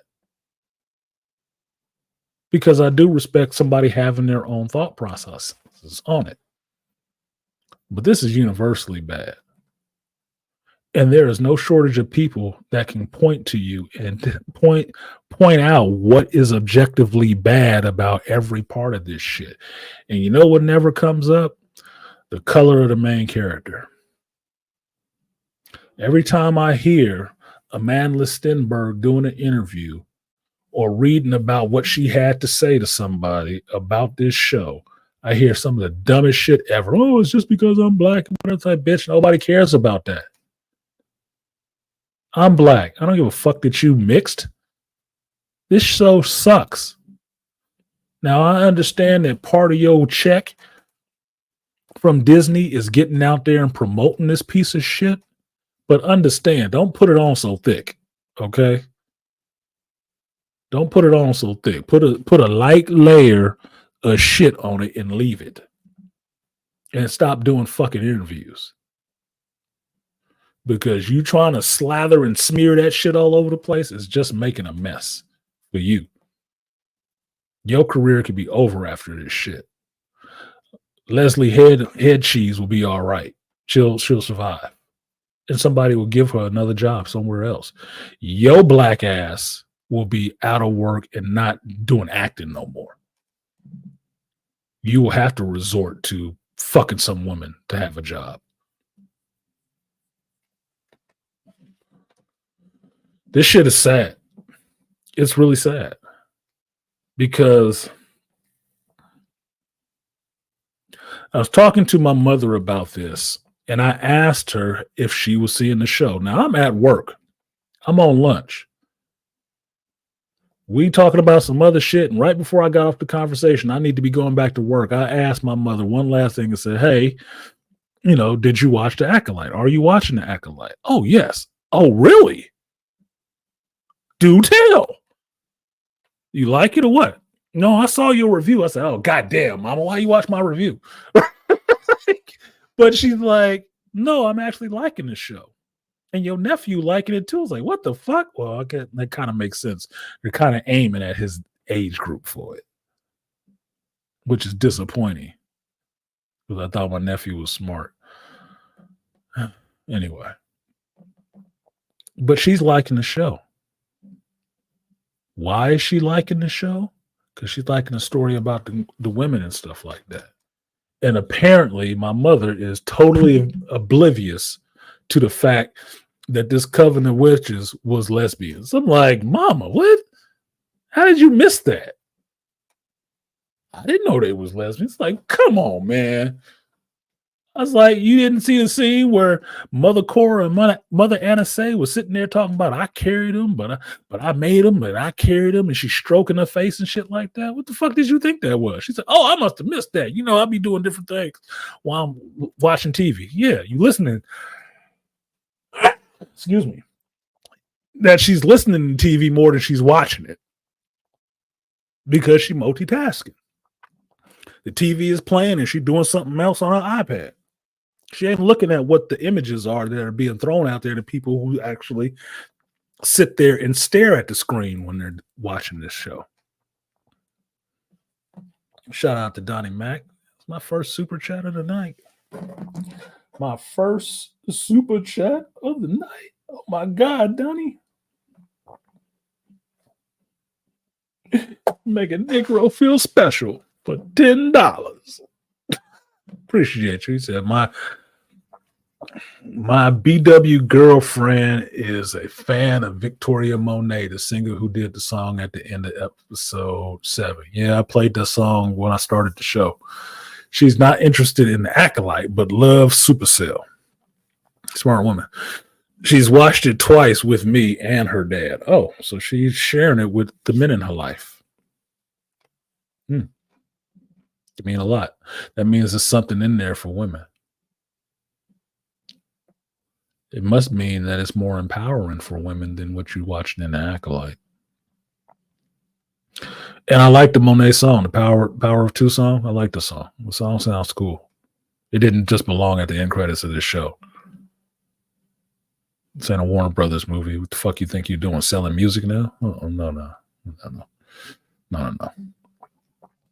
Yeah, I'm not shitting on Victoria Monet. I'm not shitting on her at all. I like the song. I just don't like it at the end of this Star Wars shit. That doesn't make sense. This Star Wars has a theme, and Star Wars' theme is orchestral music. It'd be like watching Dune 2, and all of a sudden at the end of Dune, you don't have the somebody start, rapping and shit like that.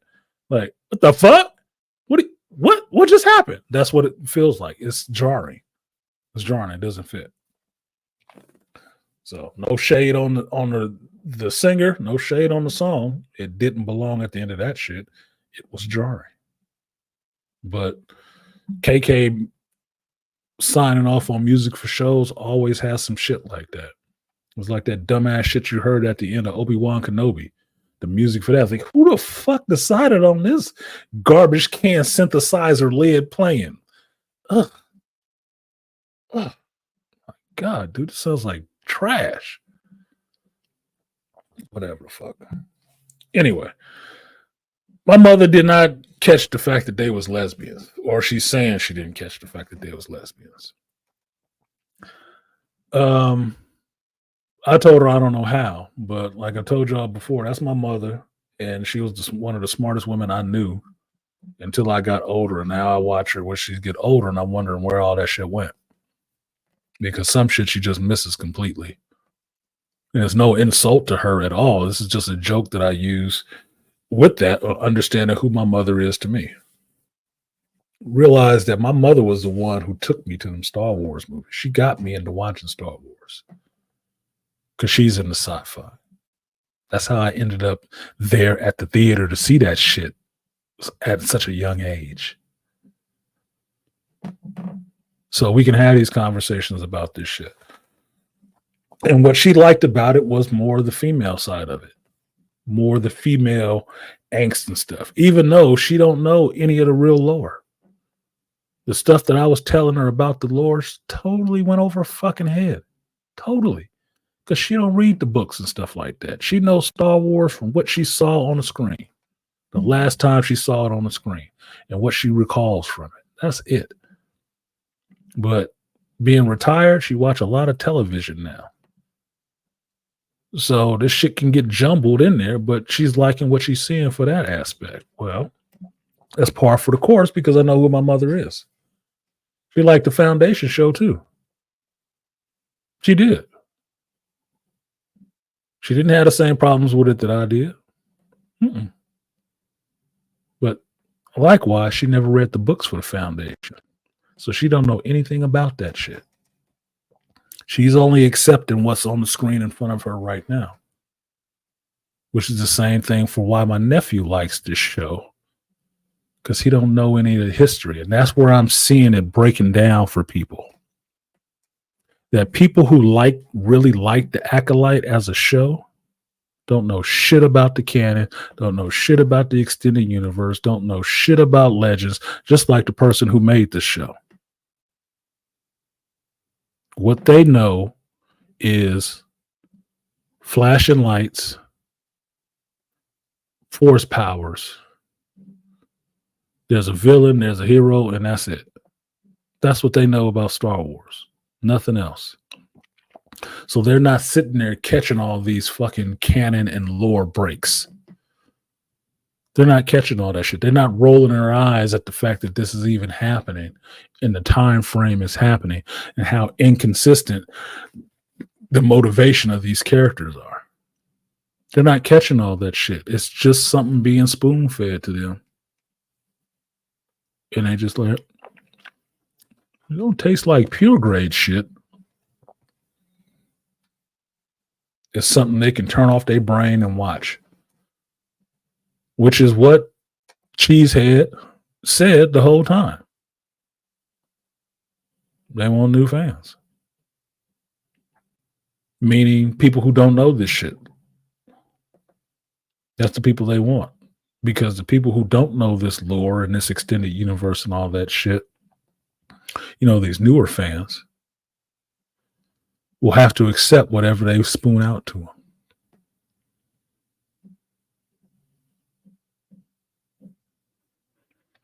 Now, this episode,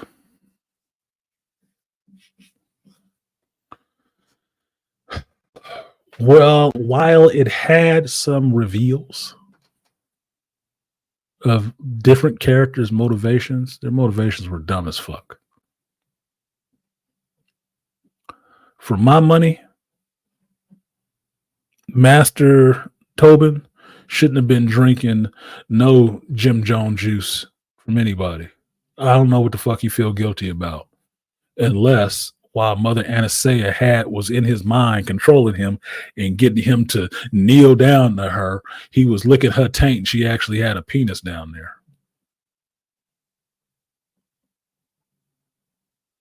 And he feel guilty because he had a mental gay moment or something. Otherwise, I don't see what the fuck he all bent out of shape about. He didn't kill anybody. He didn't really do anything to anybody outside to decide we need to go back and steal these fucking kids.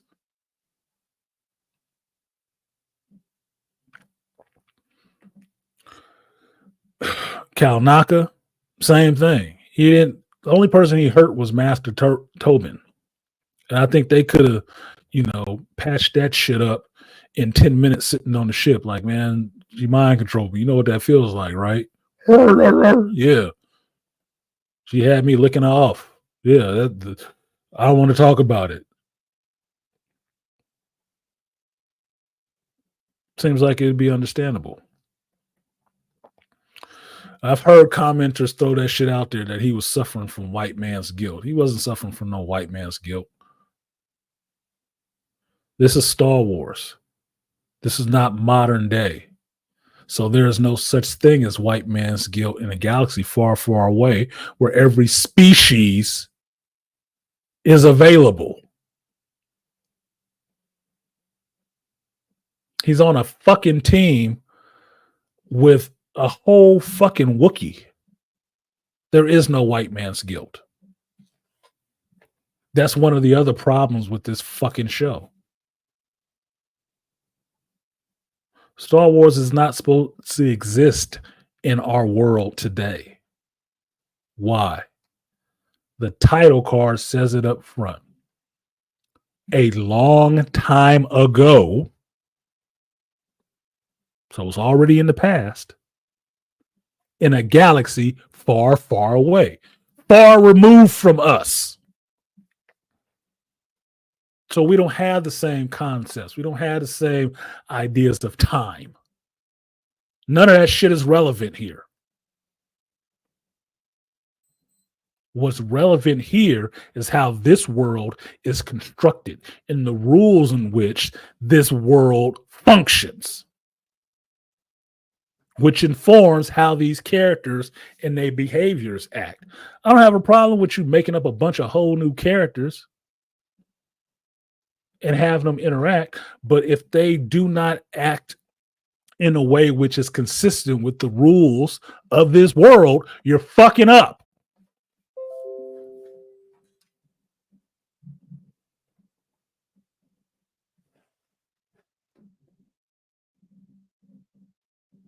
Constantly hearing these two goofy bitches. And I say goofy bitches because I got one sitting there gyrating her pelvis in everybody's face for a diss video, which ain't gonna be used for nothing but some new age Z to be jerking it to. And this other co-conspirator sitting up there telling everybody what this show is about, and she can't even fucking remember. And she supposedly wrote the goddamn thing.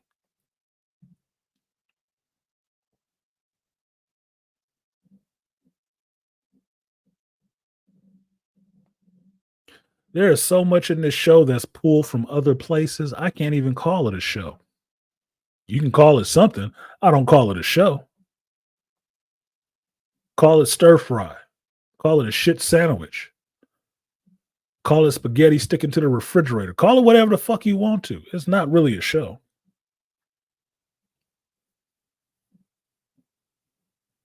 I'm listening to this thing about this being on this planet. The Jedi being on this planet was all about this hyperspace tragedy, right?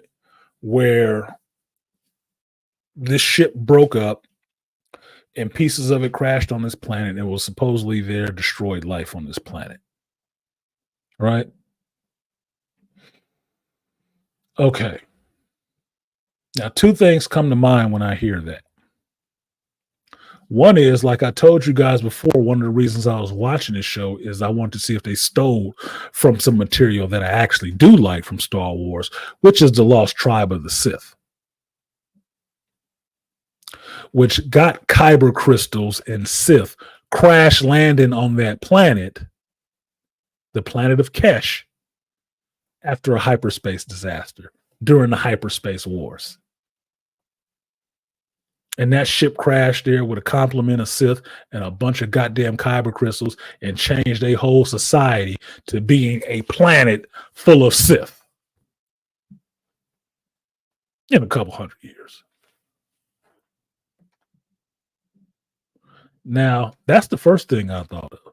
The other thing I thought of was the gate disaster in Cowboy Bebop,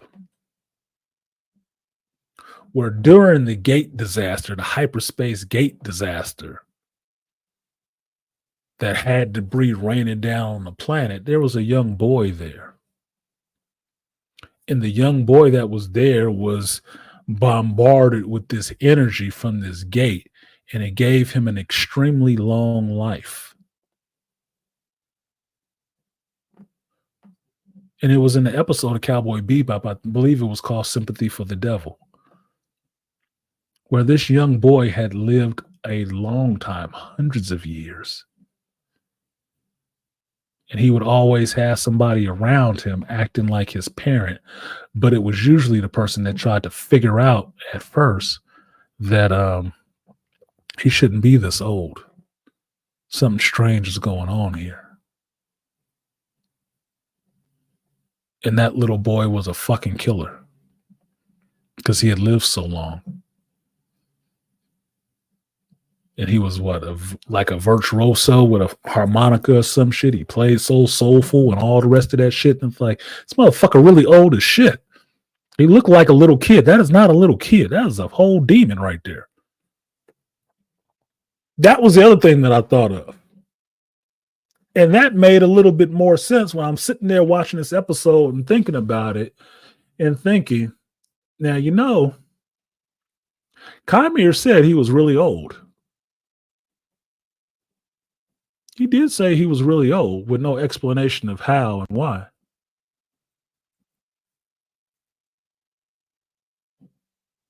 There was a gate disaster. And he does know something about using this thread technique to go into people's mind and take them over. Well, how'd he learn it? Well, we know this little coven of chaos over here on Brendock is the only ones that's been doing anything like that. So he had to learn it from one of them heifers, huh? Well, given this story, only one of them escaped. Mother Coral. And Mother Coral is all about using your anger, using your passion, and fuck these Jedi. She all about that life. Okay. Seems like there's some threads of consistency there.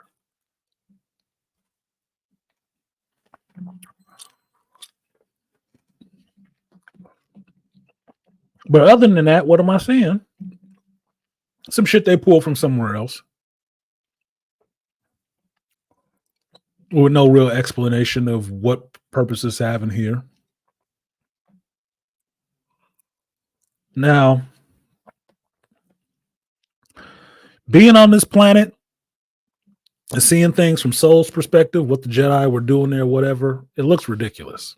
I still say it absolutely looks ridiculous for Jedi to be out in the brush, in the swamps, in these fucking Jedi robes if they out there doing research work. Bagging soil and shit like that. Like, that looks hella cumbersome and not functional. Your robes would be dirty as shit. We know that Jedis wear other robes other than they long cloaks, other than they traveling clothes. So why are they got these long robes on everywhere they go? It seems stupid. They wouldn't wear that shit if they got into a fight.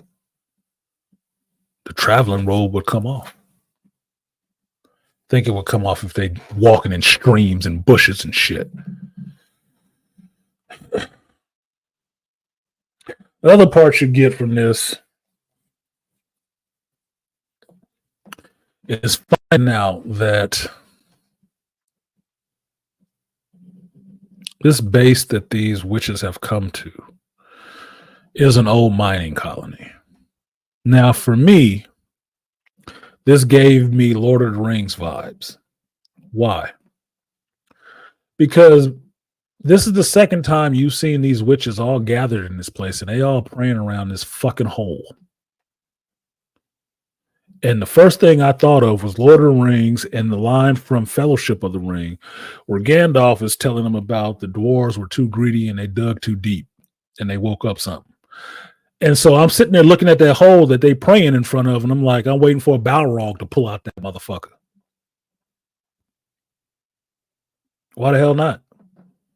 They're stealing from everything else. Why the fuck is there not something dark down there lurking, giving them some abilities?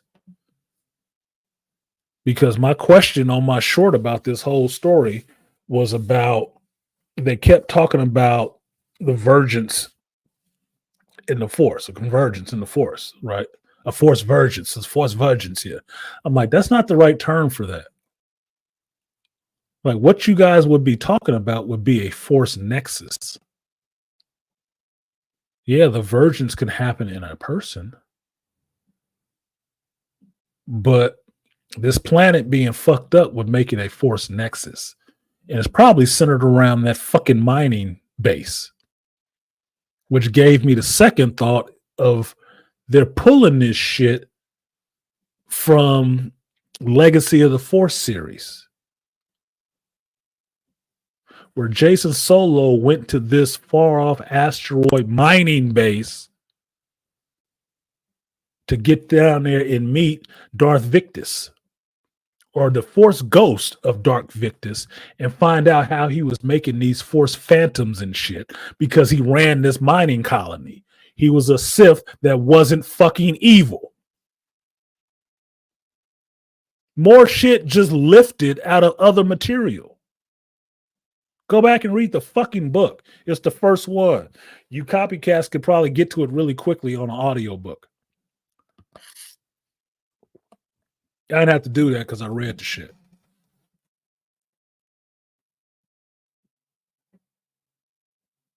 That's what I was thinking of. So when I saw Mother Anastasia going full Dark Phoenix on these motherfuckers, turning into mist and shit, that's what the fuck I was thinking of. I'm like, is she trying to be a force projection now? How does the thread work? Because they seem very vague on using the thread, but really versed at using the force a lot.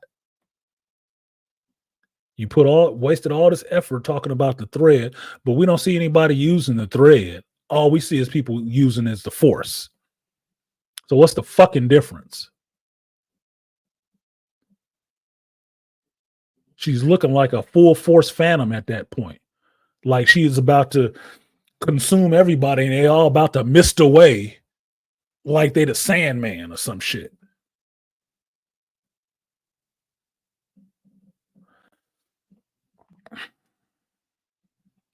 Now, one of the other egregious parts in this shit is where, in talking about political theory, these witches was about to have a civil war there. They was about to be fighting against each other. SZA against SZA. What up, Skeletor? Fire in space, stones catching on fire, spice cream, twins changing their minds more times than a CW teen drama. This show was definitely written by a lady. It's not even that it was written by a lady. It was written by a dumbass lady. That's how I couch it, because all ladies ain't stupid, but dumb women are dumb women. And even women can agree with that shit. Dizzy bitch. Obviously with no talent.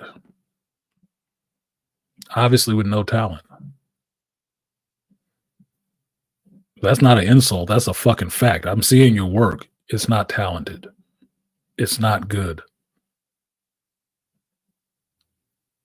If you wasn't the handmaiden to a bunch of other women being taken advantage of, I don't think you would have this show. Because that's the only reason I can see for you getting it.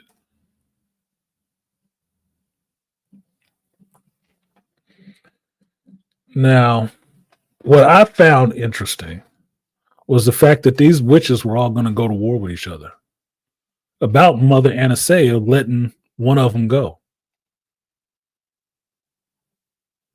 Her child, technically. You don't get an understanding of why there is how these children were actually created, but what difference does it fucking make? The show's going to be over in another episode, right? This is let you know how shitty the show is, because it can't even tell you something like that. It just has to imply, oh, it was done through a thread.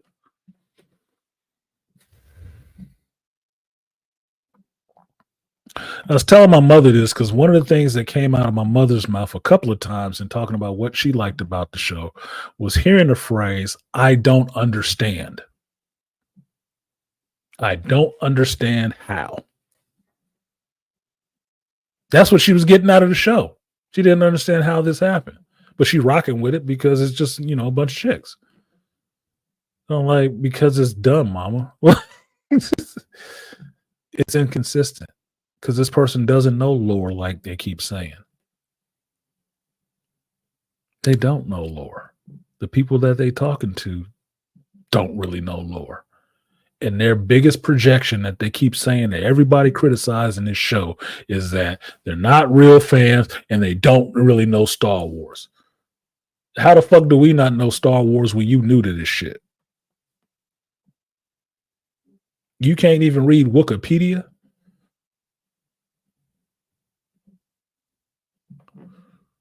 To know that the shit you doing is wrong as fuck? For characters, for what Jedi are, for what Sith are. Dark side uses it. You don't know that shit? But you the true fan. You the true fan, right? Okay.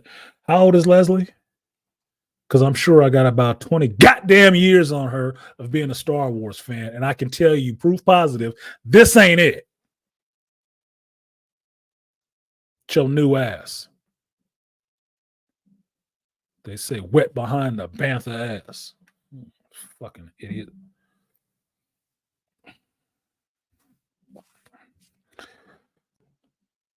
You know somebody who actually has talent at writing Star Wars? Since we already know it ain't Leslie Headland. Karen Travis. You want to know who Karen Travis is? She wrote a bunch of Star Wars stuff. She has wrote one of the best books I've read about Boba Fett. You want me to show you? Because I'm all for showing people shit. Hold on one second. Give me a brief minute to go grab something from the next room for you. Hold tight. Power of one. The power of two. The power of many. The power of one. The power of two. The power of many.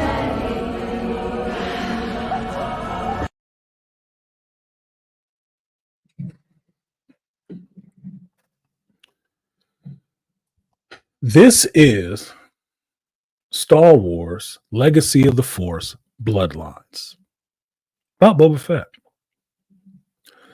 This is Karen Travis, who wrote this book. This is my copy of this book that I read.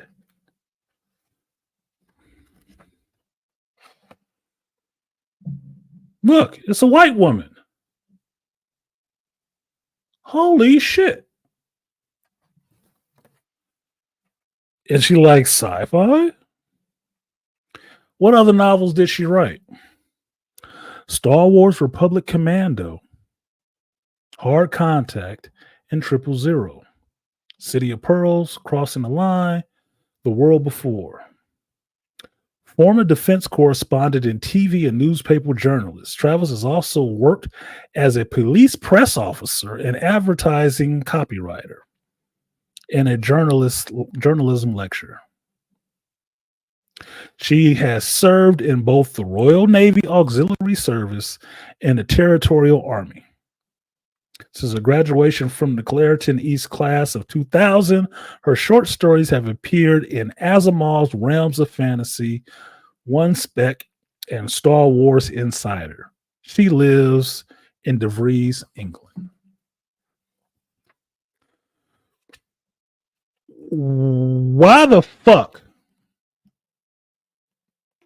didn't KK find her to do a Star Wars show? And I can tell you, this book and the other one she did in this series, which was Sacrifice, was some of the best reads I had on Boba Fett. Some of the best reads I've had. I love how she wrote. I love the world. I love what she introduced to the characters. Because she played by the goddamn rules at the very least.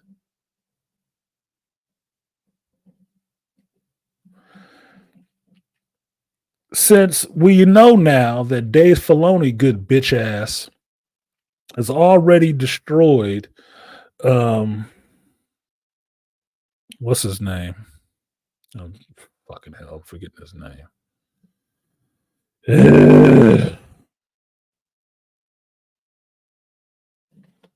I'm having brain farts. I must need to eat something else.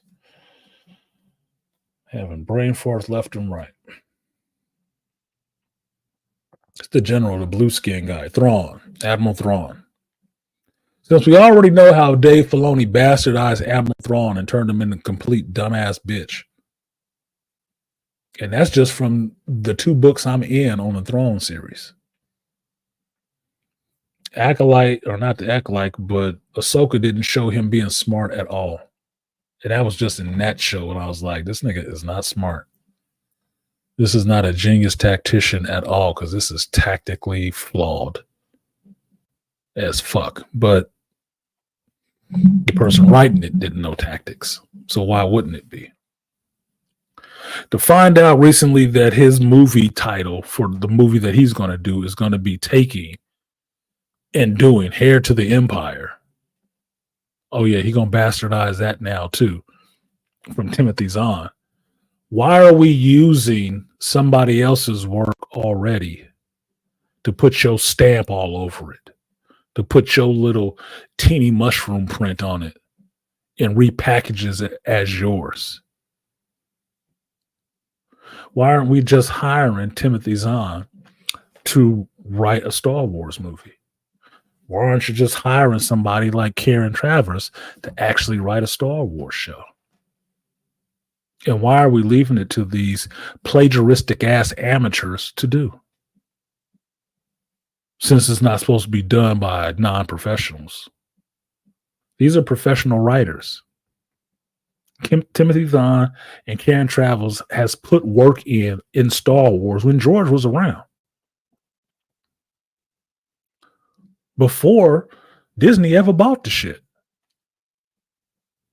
And it turned out good work. Iconic, memorable work. Why aren't you hiring them?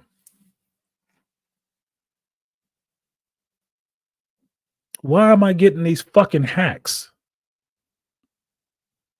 to tell me a story that they can't do and can't make up with their own fucking brain cells?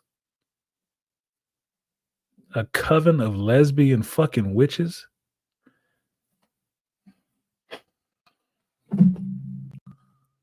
So let me get this straight. The person that's going to be responsible for $180 million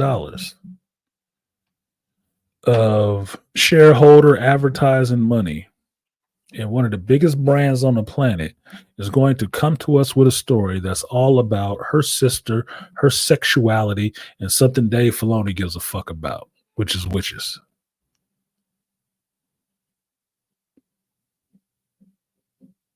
You're shitting me, right? But you can't be shitting me because I live in reality and this is what I'm getting to watch.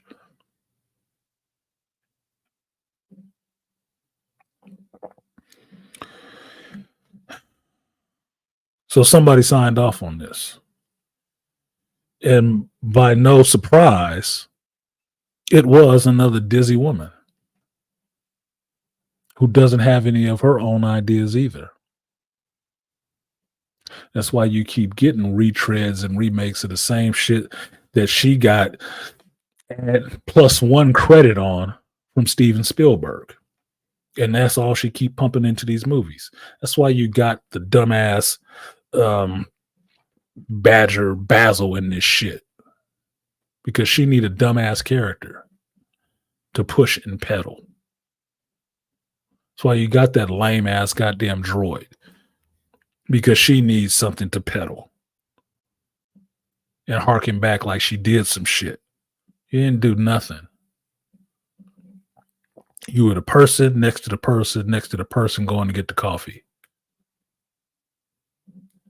And it wasn't because you lacked creativity initially. Because you ain't got no good ideas on shit. Especially not related to Star Wars. Your best idea would have been your last one, which was to leave Star Wars. And leave it to the people who actually care about it. Oh. A little known fact that why this woman probably signed off on this shit outside of thinking Hedlund would be her acolyte. KK is a twin. Now, I told you guys before that this show was initially, when it was first trotted out there and proposed, this was supposed to be Brie Larson's show in Star Wars, which is why I never thought it would come out. Told you I wasn't looking to see that shit. Not at all. But what I can see from these rewrites that they did on this show,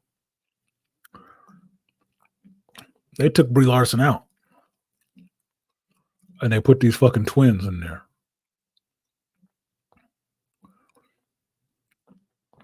I thought the Maeve character was still going to show up. No.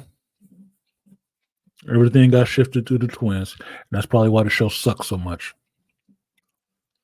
Because they were going for the shield myself with black folks representation. You can't attack a black woman. No. You put the black woman in front of it, it'll be protected and strong. And everybody will be racist if they hate it. I don't like Tyler Perry movies. They full of black folks. I don't think I'm racist.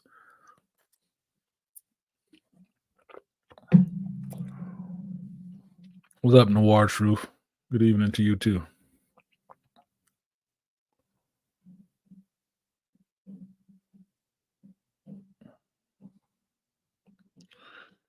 You're probably right about that, Herb. KK don't want anybody who knows this shit. That's why they keep propping up people like Dave and Pablo Hidalgo and shit like that. People who know it enough to go in and fucking destroy it. At this rate, they looking no different, especially Dave. He's looking no different than a David S. Goyer. David S. Goyer knows enough about comic books to do a comic book movie and fuck it up royally. Look it up. But as far as Warner Brothers knows, that's their guy to go to do some comic book shit. He is their geek. He is their geek of repute. And they'll kick him a lot of shit like that. Because he will get the Cliff Notes on it. Just like Dave got the Cliff Notes. Popular for being the man next to the man. That man being George.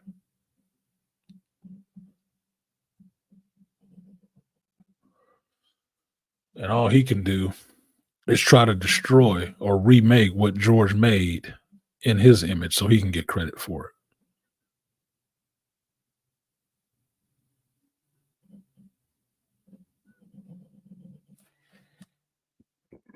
it. Excuse me. Now, my thinking on this shit is that, at least for where these fucking twins came from, is that inside of that mining camp hole is a force nexus. And Mother Anastasia, with the help of the many, created these damn twins in coral. Now, when I say these twins, this will probably be a better story than actually revealed to be. Maybe the actual twins. No, that'd be stupid. It doesn't track, but fuck it. I can throw any bullshit out there and it would work better than the bullshit that they got out there already. So say these actual twins are Chimere and what would have been Osha and May. And the fact that Osha and May are identical, like one consciousness split in two, was the manipulation of that shit. Manipulation through the thread. The force of the thread, the force of the needle, whatever the fuck you want to call it. And splitting them into two identical people. That would mean that one would be on the good side or the light side, and one would be on the dark side. There are actually twins like that. But since they're all confused with what a twin means and what a vergence means, anybody who knows twins know that twins are never identical in personality. Even if they are phenotypically and visually identical, they are never identical in personality. They do some weird shit that twins only do, finishing each other's sentences and shit like that, but they would have to be polar opposites. Because just in growing up, they would fight to have their own identity, especially for the reason that somebody else looks like them that they can see. They would not like to be confused with who's who. So that whole shit in the show with everybody being upset that Osha wanted to leave and go off with the Jedi. She didn't need to know what the Jedi was to know she wanted to get the fuck away from all them crazy ass bitches. And her sister.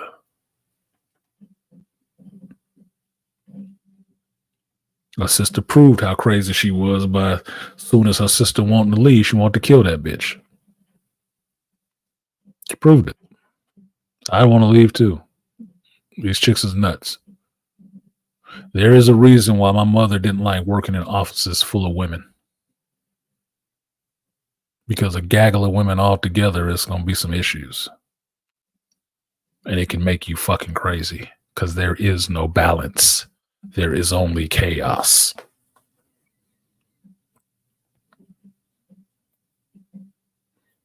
Guys find balance.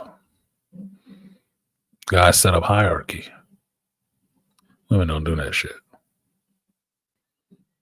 This is why I thought that whole Civil War complex or concept in these witches of having issues with each other about, do we let this girl go? Do we make this girl stay? Was more interesting because that would be the natural state of that shit. They would have to start fighting with each other. Because any dissent is not consent, which means it's going to be met with some force. It's going to be some fighting. Since there's no consensus. Yeah, Beastly, the whole yin and yang of it. Yeah. Whether you call it the force or you call it the thread, there has to be a positive and negative. For every push, there has to be a pull. That is a constant in nature in the world. That's not set up by any religious groups. That's just how it is in the natural world. Now, don't think it was missed upon me that they made this mask for Chimere to be the Darksider, and he looks like he got a row of teeth like Abeloth from the extended universe. Don't think I missed that shit at all. Didn't miss it at all. It's just pulling shit from all over the place. That's why I said this is less of a show and more of a fucking stir fry. Anything you can put into the pot to mix it all up together, to crap it out. See, it has sprinkles in it. Still shit. Now,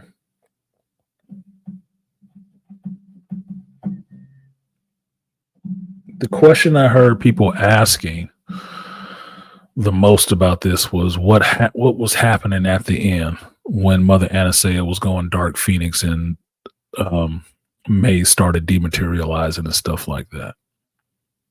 My thinking on it was that only witches who have ascended that are part of this coven can merge together in this kind of smoke ordeal.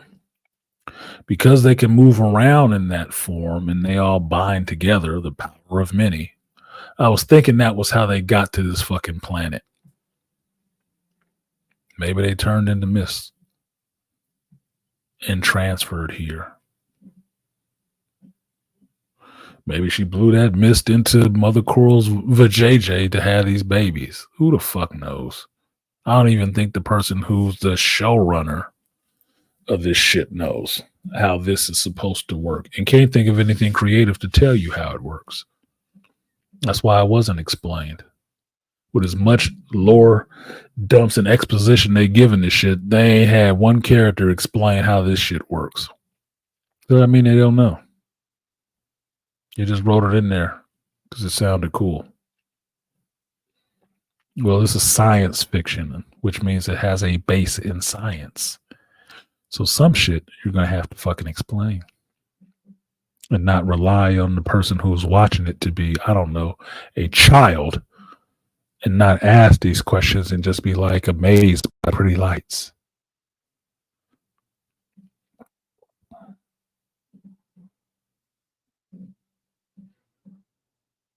So only witches who have ascended can merge together into this smoke cloud and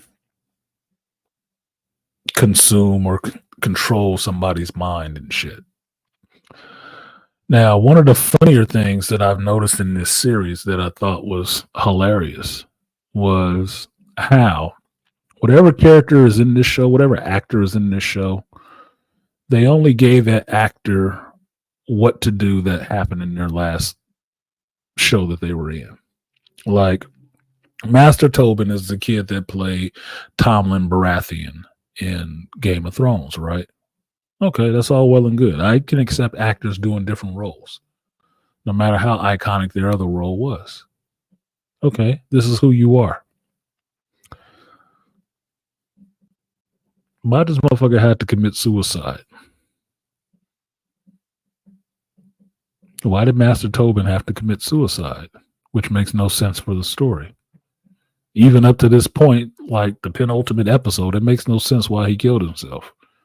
Well, why is that written in there? Because like I told you, it's psychological priming. That's the last thing Leslie Headland saw. That's the last thing she saw for that actor playing a role. That's the last thing she remembers he did. Killed himself. You know, you remember when Tomlin Baratheon saw what his mother did and he's sitting on the Iron Throne and his mother killed all these people. His little side piece, queen, and everybody blew up the sept where they worshipped and all that. And he saw that shit and like, I can't be here with this crazy bitch. And fell out the fucking window or dropped himself out the window onto his head. That's the last thing Leslie Headland saw. That's why she wrote it into this fucking script, supposedly. And that's why you have this actor killing himself again on screen.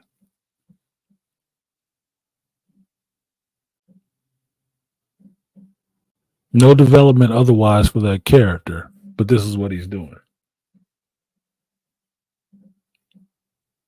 Okay. The other funny part was why we get Carrie-Anne Moss back. And I like Carrie-Anne Moss. I do. But this is not Trinity. But they make no mistake and spend little expense to try to make you believe you watching Trinity again in this Acolyte show. Everything that she's done has been Matrix inspired. That's probably why they changed the whole fight scenes to fight in that way. Since obviously they didn't want to hire anybody to teach these people how to lightsaber wield or how to fight with a saber, lit or not. They didn't want to waste that kind of time.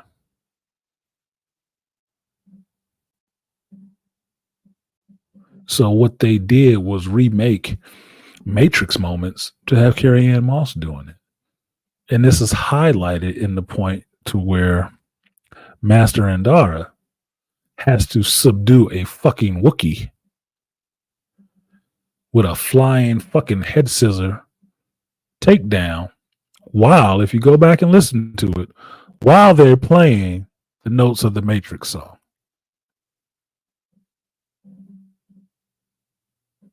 I'm like, get the fuck out of here, man. What is this shit? You just lifted the Matrix theme into this? Which, given her size and weight, jumping on a Wookiee's head who just been throwing around two grown men, your ass wouldn't have took the Wookiee down. You ain't heavy enough. He'd have flung your ass off like he was flinging these dudes all over the place. But I understand. The power of plot compels you. She's an empowered woman. She can't be thrown. Doesn't matter if she's 100 pounds. She can take down a big ass Wookiee. And he couldn't throw her off of her either. Okay. Seems to me she should have jumped on Wookiee's arm or head with the flying head scissors. And she should have got her ass thrown to the ground with more force than she was ever expecting to come from laying on her back.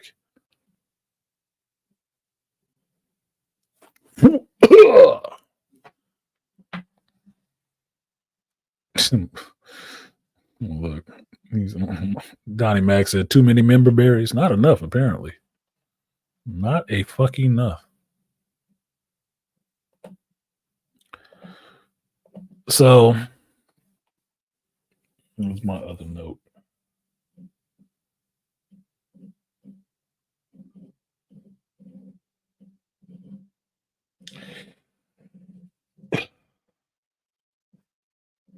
Master Indara, after this Wookiee moment, this Wonder Woman Wookiee moment,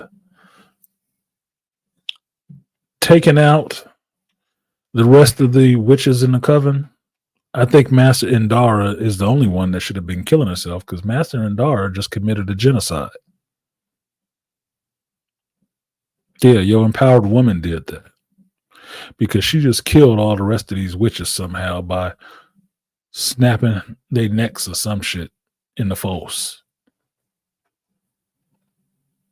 Now, this ain't the first time in Star Wars we've seen really powerful Force users kill a bunch of people at one time without using a lightsaber, only using the Force. But I don't see how there was any question of what this woman did at this point. She killed all them witches, all her sisters, all those women. She killed them all with one flick of her head to save one fucking Wookiee who still has or had PTSD up until that moment you found out what was going on with him. 16 years later, he still got PTSD for being controlled so hard by them dicks. Well, that's what happens when your simp chip activates.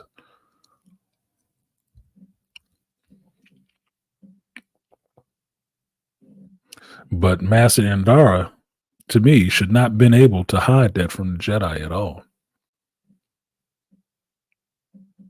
She should have been able to hide that from the Council. If Obi-Wan could feel a whole planet going silent, Yoda could feel Tuskens on Tatooine getting cut down by Anakin. And other Force users, other members of the Council getting snuffed the fuck out by Order 66. Somebody, even in the HR era, should have been able to feel a bunch of these thread-pulling witches die all at one time. Somebody else should have been able to feel that. Near or far. Which means Master Indara is guilty of a whole fucking war crime. Since this is a different sect and you don't know where they came from of these witches, you just wiped them all out. That, ma'am, is a genocide. You are like a Hitler in our real world, and you need to be brought up on some kind of charges. You just did some dark shit.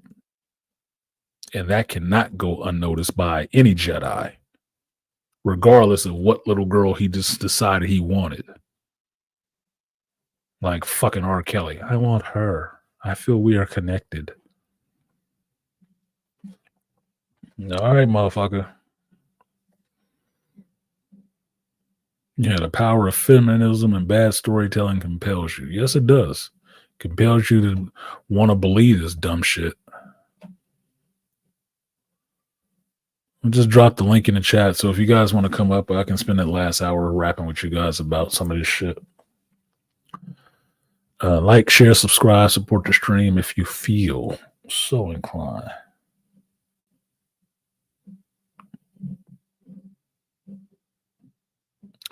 Rocket King says, since Disney keeps airballing with original ideas for Star Wars, I think adapting a Dark Horse Tales of the Jedi comics would be a great shot in the arm for the franchise, canon or not. I don't want Disney to touch anything else from Star Wars. Legends, EU, Dark Horse. I don't care if there's a video game you once liked that was not connected to really anything that they would do. I don't want them to touch any more of these other characters. I really don't. They are not doing any of these characters justice. Anywhere they keep plotting along this original timeline, they keep fucking up. You got people now sitting there speculating that they're gonna bring Plagueis or Plagueis, Tenebris, or Palpatine into this shit. I don't want to see them touch none of them fucking characters. None. The biggest idea that I have right now is to go with Taika Waititi's idea, is to make your stories and your characters 100 years in the fucking future. Which was the idea for Taika Waititi's movie. Do that. Because then nobody will be upset at you if it fucking sucks or not. It doesn't break any canon. And you can do new shit like we pull on the thread. We don't use the Force. What's the Force? Oh. You can do that shit. And it would totally work because it's not attached to anything. Long after Jedis and Sith have gone and died off and all the rest of that shit, the Force is still the Force because it's just an energy field that passes through all living things. You can introduce the thread then. You could. You can have these inconsistent ass fucking Jedis who do shit outside of the Jedi code. You can have people grappling with the understanding of what a dark side is, what a Sith is, and maybe I'm not dark. Maybe I just like using dark shit. Maybe I just like wearing black, man. That don't make me a whole Sith. Yeah, that was kind of Jason Solo's point from the Legacy of the Force. That's kind of how he got taught. That the dark side is just another part of the Force. What you bring to it and what you use it for is what makes you a Sith or not.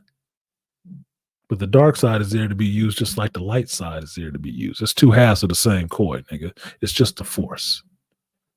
Your inner corruption is what you bring to it. And when you try to use it to suit your needs, that's what determines you if you a dark sider or a light sider.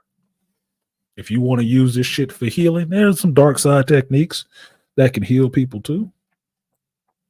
There's some dark side techniques that can defend people too. Just don't choose on how you use it. But if all you fucking crave is power,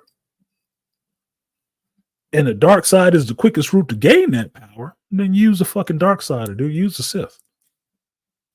And not one of them cool ones who uses both sides of the Force equally. No, you one of these motherfuckers steeped in the dark and just wanting to be oppressing people. That's the problem.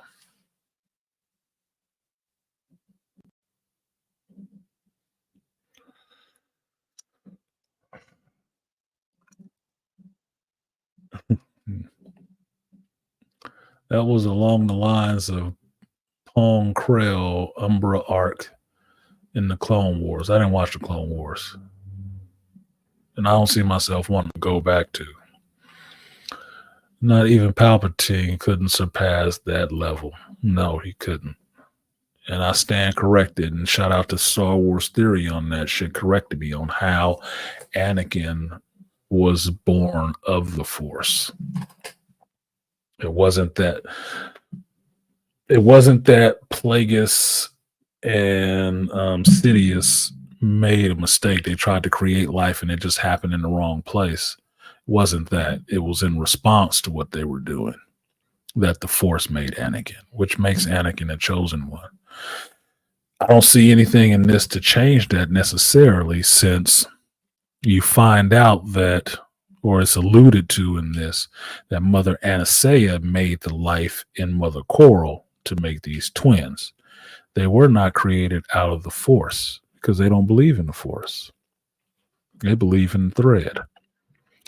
And if she could create it, it wasn't a naturally occurring thing that the Force did itself, which means they are not chosen ones.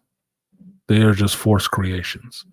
Anakin is still the chosen one because nobody manipulated it to make it happen. The Force did it itself. And I'll show you something real quick since I already got this book.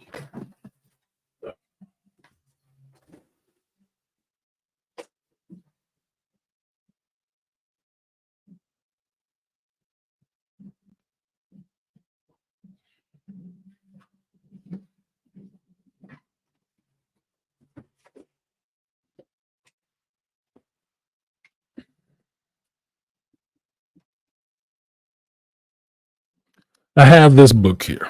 If you've heard Star Wars Theory talk about this, this is the Dark Plagueis novel by James Luceno.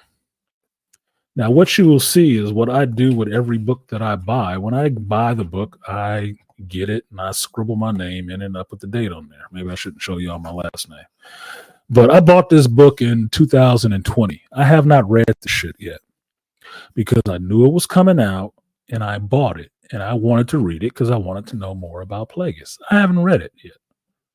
But apparently this is the best story going for this. At least it's one of Theory's favorites. And it lines out a lot of this shit that they're trying to pull from and pull into this acolyte shit in Mangle. So I have to go back and read this now just to see what they're fucking up and where they're trying to pull stuff in. But if this is good, which I can bet it is because it's James, if it's as good as they say it is, I wouldn't want them to touch this at all. I don't want them anywhere in the periphery of this. You know, like that first chick that wouldn't let you fuck her. You can't even put your dick anywhere close to it. Not on her thigh, not nowhere. No, nowhere close. I see you back there, Malika. No, I don't want them anywhere close to this. They have their stewardship of Star Wars has not been good. So they don't deserve to do anything that's within the canon realms. No. This is why the HR era is so problematic to begin with.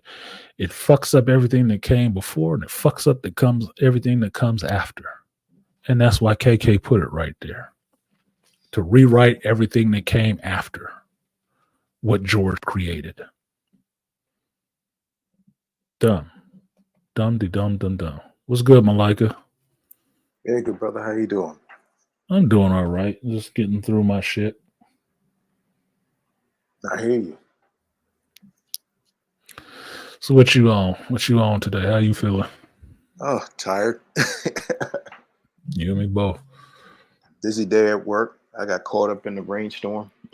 I got drenched and soaking wet, but it's all good though. Well, that's one way to do it. I didn't know it was raining out there. Yeah.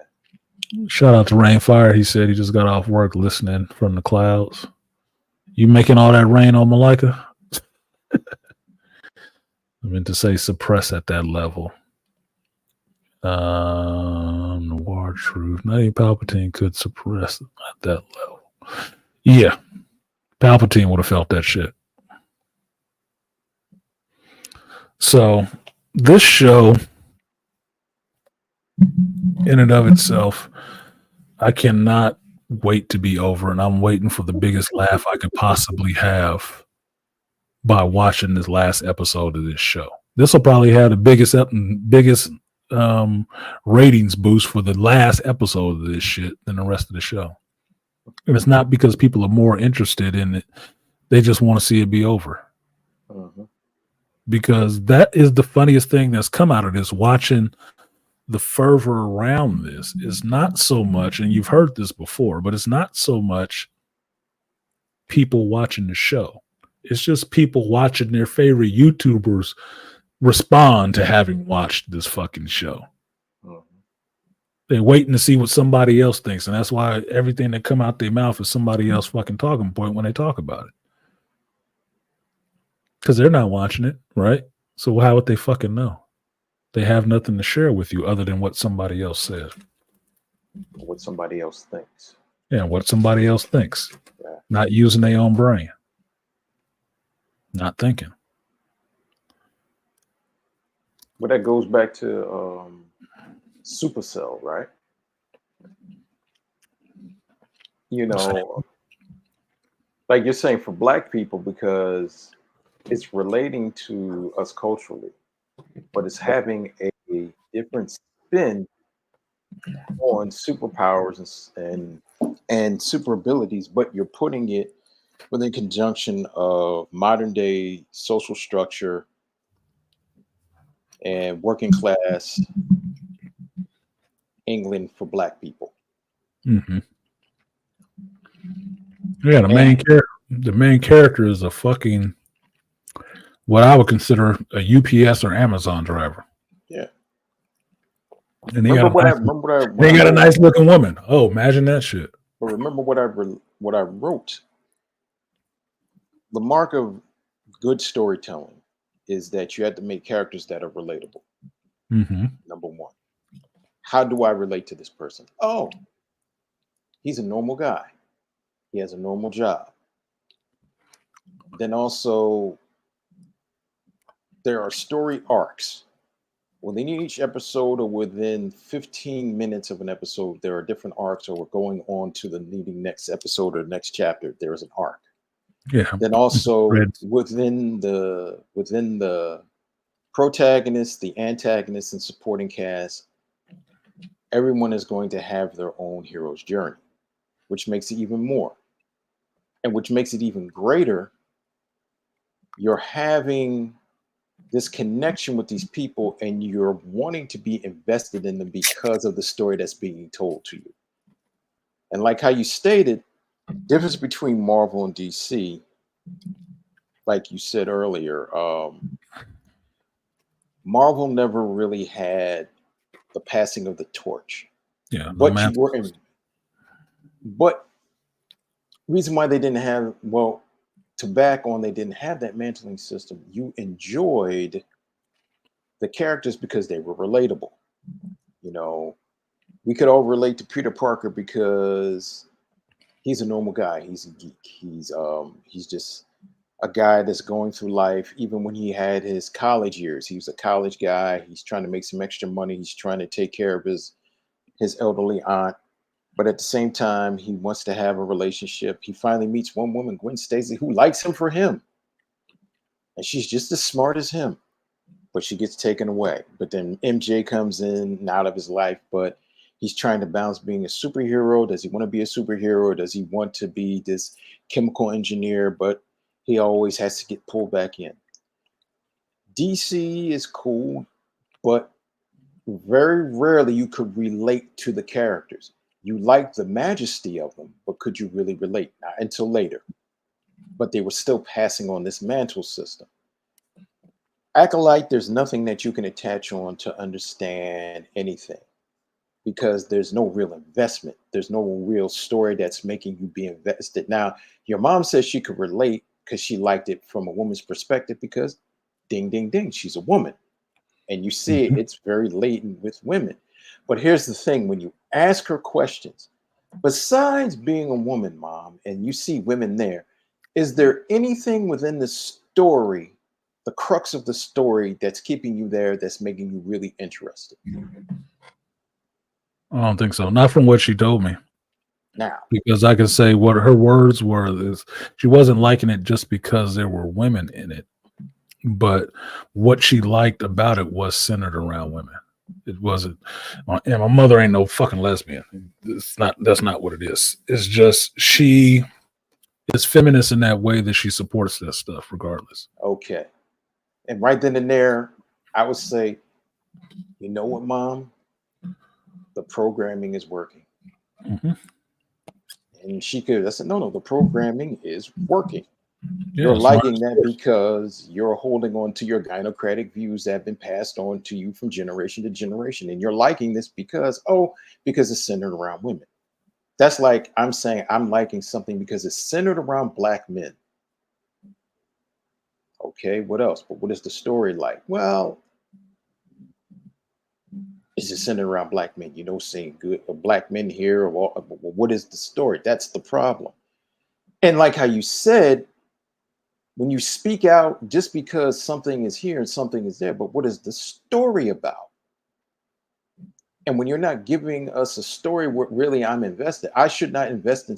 Now, don't get me wrong. As a black man, I would definitely see something to invest in because I see it's black. Supercell, it's black. But here's the funny thing. It's a British story. Well, first of all, that makes me interesting because it's an all black cast and it's all black British, but it's coming from another perspective where I can respect and understand, which makes me want to relate. But also it's coming from a sci-fi aspect, which I love, but it's also rooted in a modern social situation, which makes me say, oh, wow, that's a cool spin. And also something that's very cool, it's not always based that if you're having sci-fi or superpowers, it's not super heroic or super hero-y, if you know what I mean. Yeah, you have to do super heroic acts. To me, looking at this stuff, with people just have powers until they start doing super heroic acts or super villainous acts. Until that point, they're just people with powers. It's just emerging powers. So they're not at the superhero stage. That's not what they do for a living. Their powers are emerging. They've just been activated. They don't know what the fuck this shit is. They're not heroes. They're not villains. They're just people with this ability, which makes it more interesting.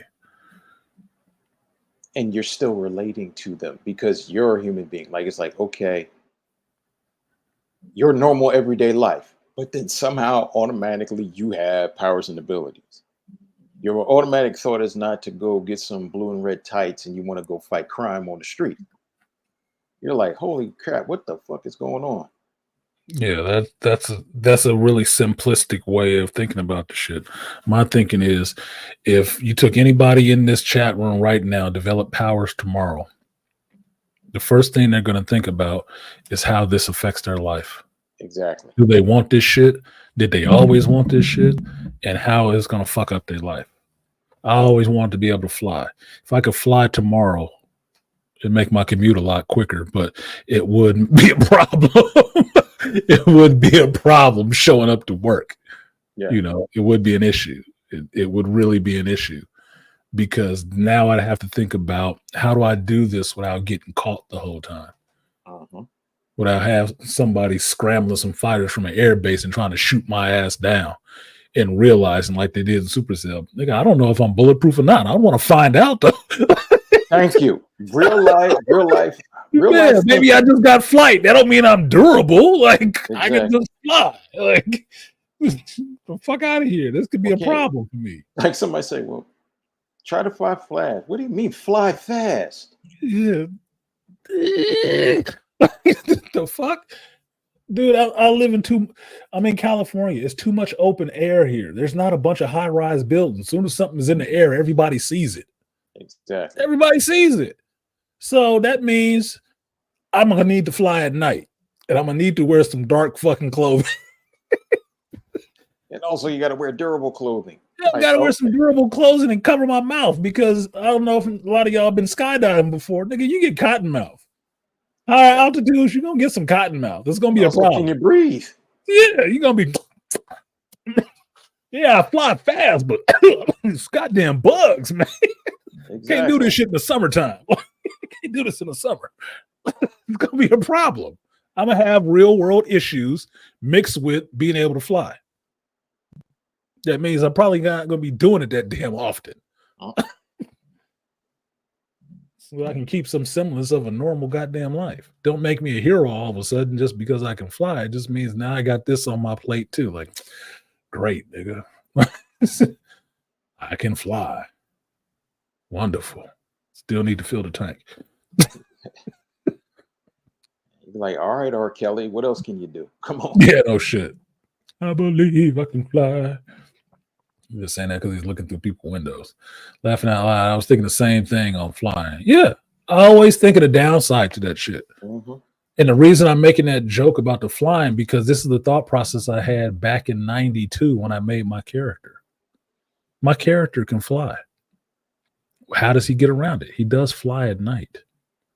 Problem is he gives off an energy when he flies. Like, fuck. Now they can see me at night too. You know, it's a problem. It's kind of a problem. It's kind of noticeable when you can see everything around you, where everything is pretty much the same level, and you can see all that. It's a problem to see somebody flying in the fucking sky. Exactly. It's a problem because everybody can see that shit, especially if you light up. It's a problem. Especially in today's time, camera phones. Come on. You will look like a UFO. Mm-hmm. Wherever you land, somebody will be there trying to be. Holy shit. So that's why I wrote it into my story. My character's first appearance on the world stage as being somebody with some powers and shit, it happens at the Fleet Week Air Show, where he's pressed in. He wants to help this pilot that is going down. He's had a malfunction on his plane. He's about to crash into all these goddamn people at Fleet Week, right over the bay. And he finally, I can't sit here and do nothing. And he flies up there and rescues this fucking plane and these people. And that's where you see, like the Superman reveal of him holding the helicopter and grabbing Lois. My character grabs this plane and saves that pilot in the crowd. And that's how they notice we got somebody with powers around this bitch. Now he got to beat the fuck out after he put that shit down. So nobody catching a picture of his ass real quick. But that's what happens. That's how it has to be revealed, because I'm thinking of it in a real world sense. What's the downside now? Well, the downside now is there are newspapers and camera phones and internet and people trying to figure out who the fuck you was and tracking your movements and which he flew off this way. But, you know, we can triangulate, and it's like too many smart motherfuckers trying to be internet detectives now. It's like, I just want to go back to work. Not to mention a few government agencies are want to talk to you. Yeah, they want to have some words, because where the fuck did you come from? And is there more of you? And how can we make some of you? Exactly. You hit the nail right on the head. They're going to be like, "Ooh, why don't you talk to us? Why don't you work for us? Or at least let us like get to know you in every little thing." They're going to try to get some DNA out of you. Yeah, you can either come work for us, or you can spend the next 50 years being cut up into smaller and smaller parts to figure out how you work. So you're going to work for us one way or the other. Your choice. So, yeah. But that's me thinking about things in a realistic sense, right? But also, you know what that is, though, bro? That's good storytelling. That's making relatable, but also why the audience is going to be invested into this character. Because it's like, okay, like you said, the scene with the air show, the hero, the protagonist, what is he or she going to do? Are you going to let this go down? But somehow automatically, that's where that phrase, with power comes great responsibility.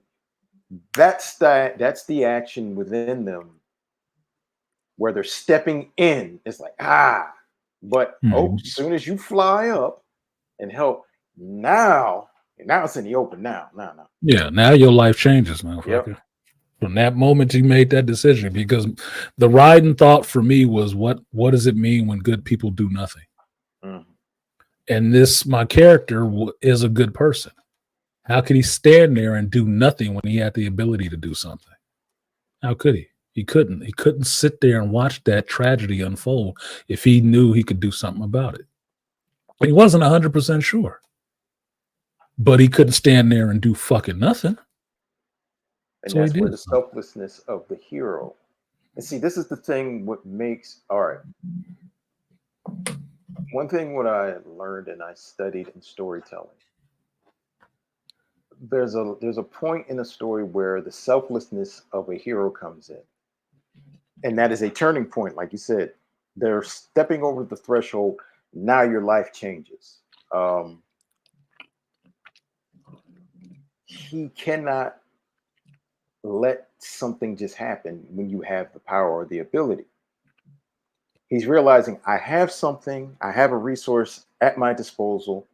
He reacts on it and he does it. Why? Because it's the selfless manner, and he realizes his call right then and there. His calling and the ability and the gift is bigger than him. You're the vessel for this gift. What do you do with it? So he chooses to do something with it. Now, the reaction and the backlash is this how the way society is going to take, because this is the type of society that we live in, which makes the soup even better for the people to eat. It's like, oh, this shit is good. I want some more of this soup. Damn. Oh, damn. What's this? You got some broccoli into this with this? Okay, I'll go with your bad self. You got a little bit of seasoned salt. Okay, this is cool. So that's what I like about that. I don't find that with a lot of modern stories, because you're not making things invested and interesting. Like with the boys, there's some stuff that's interesting, but now we're getting a gross out and we're dealing with the frat boy stuff, and like you said, there's no real meat to the story. It's just artificial flavoring. I'm like, really? And it gets to the point where, like, at the second episode, I had to stop. I was like, okay, I can't do this. It's just like, wow, really? I'm watching a bunch of white guys, sick, maladjusted humor that we got. How many dick and fart jokes and gay and sex things we got to keep seeing? Come on. And it gets annoying. Like, you guys are riding like high. they don't have a story to tell. It's like they don't have a story to tell outside of that. But that's what I think about now when I watch this media nowadays, is that how many of these people get these shows, all this spectacle, all this attention focus on them, and all they got to tell you about is some fucking perverse sex. Even in this Acolyte show, all you can really say she introduced outside of the canon breaking shit is sex, sexual innuendos. That wasn't necessary. I didn't need an innuendo to know that Anakin fucked Padme. I didn't need an innuendo to know that. I didn't need an innuendo to know that he saw her from a young age and said, I'm gonna get that. I want that nab booty. I want that nab booty, man. Didn't need that to understand that that's what was happening. Right?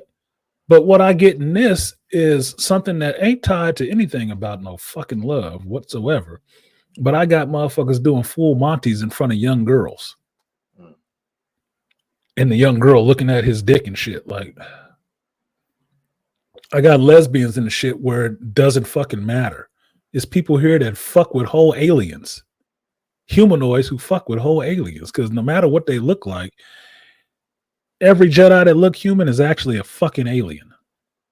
They've come from another planet, right? So, did I need all of that base ass shit? No. And that's why the boys keeps pissing me off, because I'm seeing all this basis ass shit and I'm like, the fuck does this have to do with anything? I mean, really, what does this have?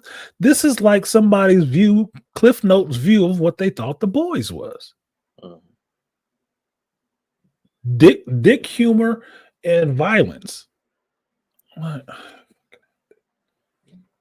What up, Beast? I think he's still muted. Yeah, and when I What's going on? What's up, y'all?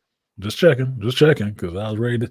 Like, I see a peen coming up here and dumping this motherfucker. Motherfucker getting dropped, boy. And what gets me is if you're going for the sexual innuendo, dick and fart humor, and the excessive violence and pushing agendas, that means to tell me you really don't have a story. Exactly. You don't have anything to tell me interesting.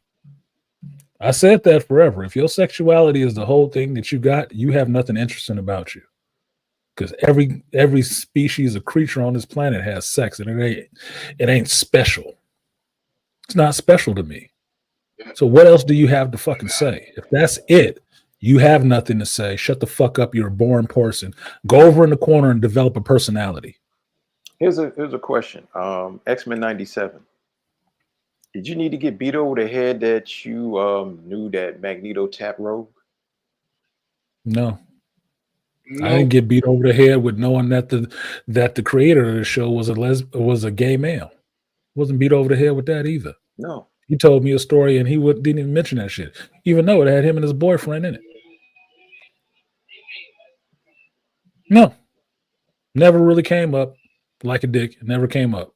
Did Didn't you matter. ever get beat over the head that possibly, maybe Rogue and Gambit may have indulged, or they might not have indulged?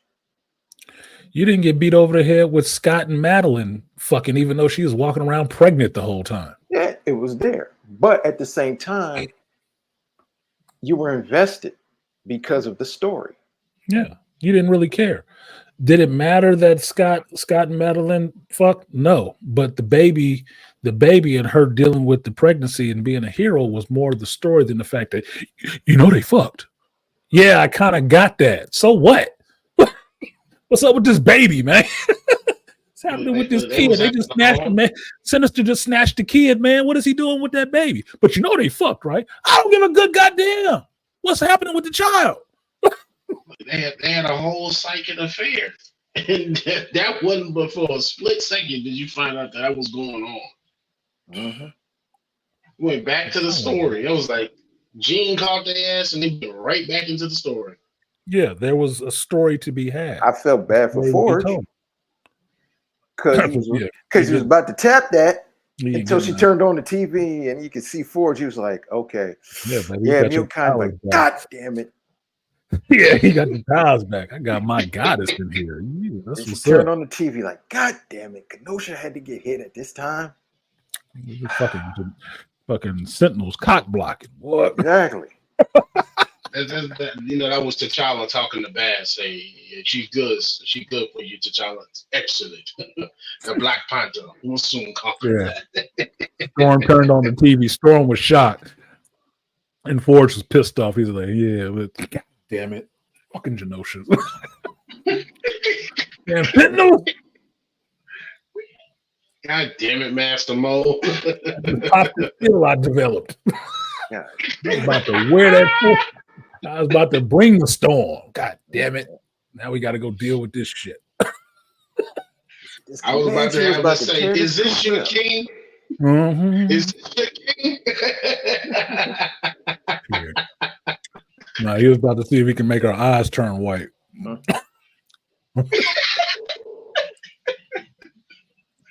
Yeah, that nano blue chew. Forge can create anything you can think of. You're thinking of a way to fuck Storm all night. So, but beyond that, I mean, this acolyte shit and the boy shit is really disappointing to me. And the only reason I think the boys is flying under the radar so much is the acolyte is sucking up so much oxygen in the room about talking about how bad these shows are. So I don't feel any kind of way that this shit is going off. I'm actually enjoying it. I heard that some of these dudes is throwing a funeral for this shit. We need to be throwing a closing party. We need to be throwing a party like grand opening, grand closing. Oh my God, drinks is flowing. This shit is over. Mm-hmm. Like, because it is no reason, and I find very few reasons to like this shit. And I'm really perplexed about 30-something-year-old dudes that I see reviewing this shit. One of them is black, talking about how much he liked the shit and how awesome it is. I'm like, the acolyte? Yes. I'm like, nigga, where's the regular host? What are you doing here? Did they get you up here? The fuck is this? Oh my God. He said the regular host. Where's the regular? Yeah, the regular host is gone. What's up, Andre? Hey, how's it going, everybody? Good afternoon. Okay, I was just checking. Where's the regular host? I mean, they made a show on Netflix who cloned Tyrone. Well, it must be it. Because this dude is on there bigging up this show, and I'm like, I don't understand, but I'm listening. I'm listening to what you're saying, but no, that's not awesome, and that's not how that shit works. And where did you get your Star Wars knowledge from? Exactly. Where's the reference? The sequel trilogy. Even still, I've told y'all forever. I like the prequels were fine, but I don't dwell in that Clone Wars prequel era. I don't dwell there, and I think it's problematic that people do because it never moves on. They stuck there. But like Black Bang, you know, broke it down to me. This is these Clone Wars babies. These are the Yes. Clone Wars babies. A lot of That's people why have said this is this. their Star Wars that they know of, so they can't move past that. Well, it's But just here's the like thing, Artisan. Wait, let me say this. Malika, then Beastly Nerd. Just keep it short, Okay. Malika. Well, it's just like when you have people when they were talking about different other properties. When they talked about Spider-Man or they talked about X-Men, they were referring to the cartoons. You're like, no, we're talking about comics and cartoons, and or they would talk about the MCU. You're like, you know, there's a bunch of other lore called comic books and graphic novels too, right? Yeah. And when we're telling somebody, I said, no, that's something that you got from a movie. No, this is the original. And when you break facts and you tell them this, and that, yeah, but that's back in the day, and that's that stuff. I was like, you're wanting to deal with something now, but you don't want to deal with the real facts of what's what. And that's a problem because you're dealing with people that don't want to. You're dealing with a generation of people, they have the information at their fingertips, but they're lazy. And they rather deal with laziness and they rather deal with something that's dealing superficially and dealing with the emotion. And it's Well, not. they want what is the respect of what was without paying the respect to the history. Yeah. They don't want to have to. They don't want to have to respect that part of it. That's the funny part. It's like, how do you have the reverence for Star Wars if you don't have any respect for the history of Star Wars, for the canon of Star Wars? How do you have it? You get shows like this where somebody says they love the EU and love the Legends material, and then they turn out something that totally debases any of that shit. It's like, bitch, stop lying. Let's say you hate George Lucas and you hate this original canon shit. Just say that because it's evident in the work that you produced. So stop capping. Shut the fuck up and just own it. Like, look, I don't have a problem with you being a hateful ass little bitch. Be that. But don't be sitting there trying to piss on my head and tell me it's raining. Fuck you. Stand on that energy. Yeah, exactly. Stand on it. Own it. Have some balls. You're supposed to be the stud in a relationship, right? Grow some balls, bitch.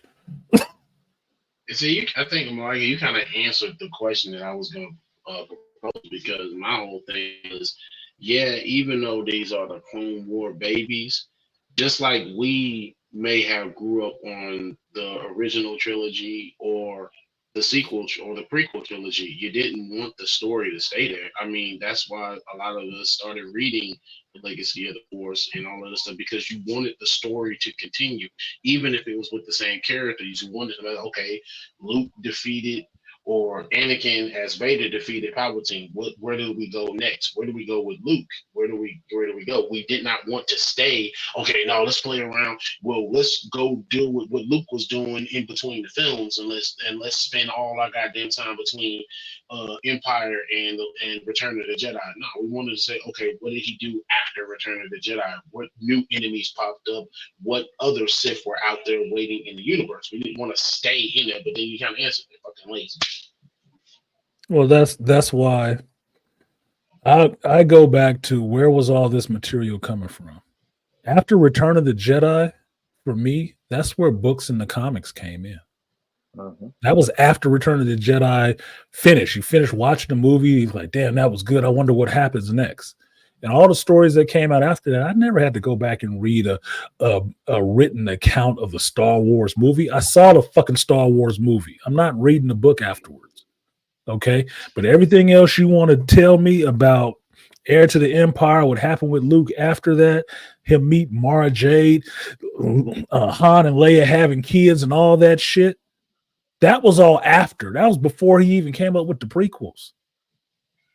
That's where all that fun stuff and lore. That's why I love Star Wars lore so much, because their universe was open, and if you made a big enough, a good enough story, they would incorporate it into that canon, and it was consistent. That's what I loved about it. It was remarkably consistent for so big and so many moving parts that any character that got introduced to that shit had a whole backstory. Any game that you played with a character had a whole backstory, and it fit into the world. It was like putting puzzle pieces together, which was it seemed like it was so crazy that people could create in this universe and keep making these parts to it that made it grow, but it was consistent and all held together.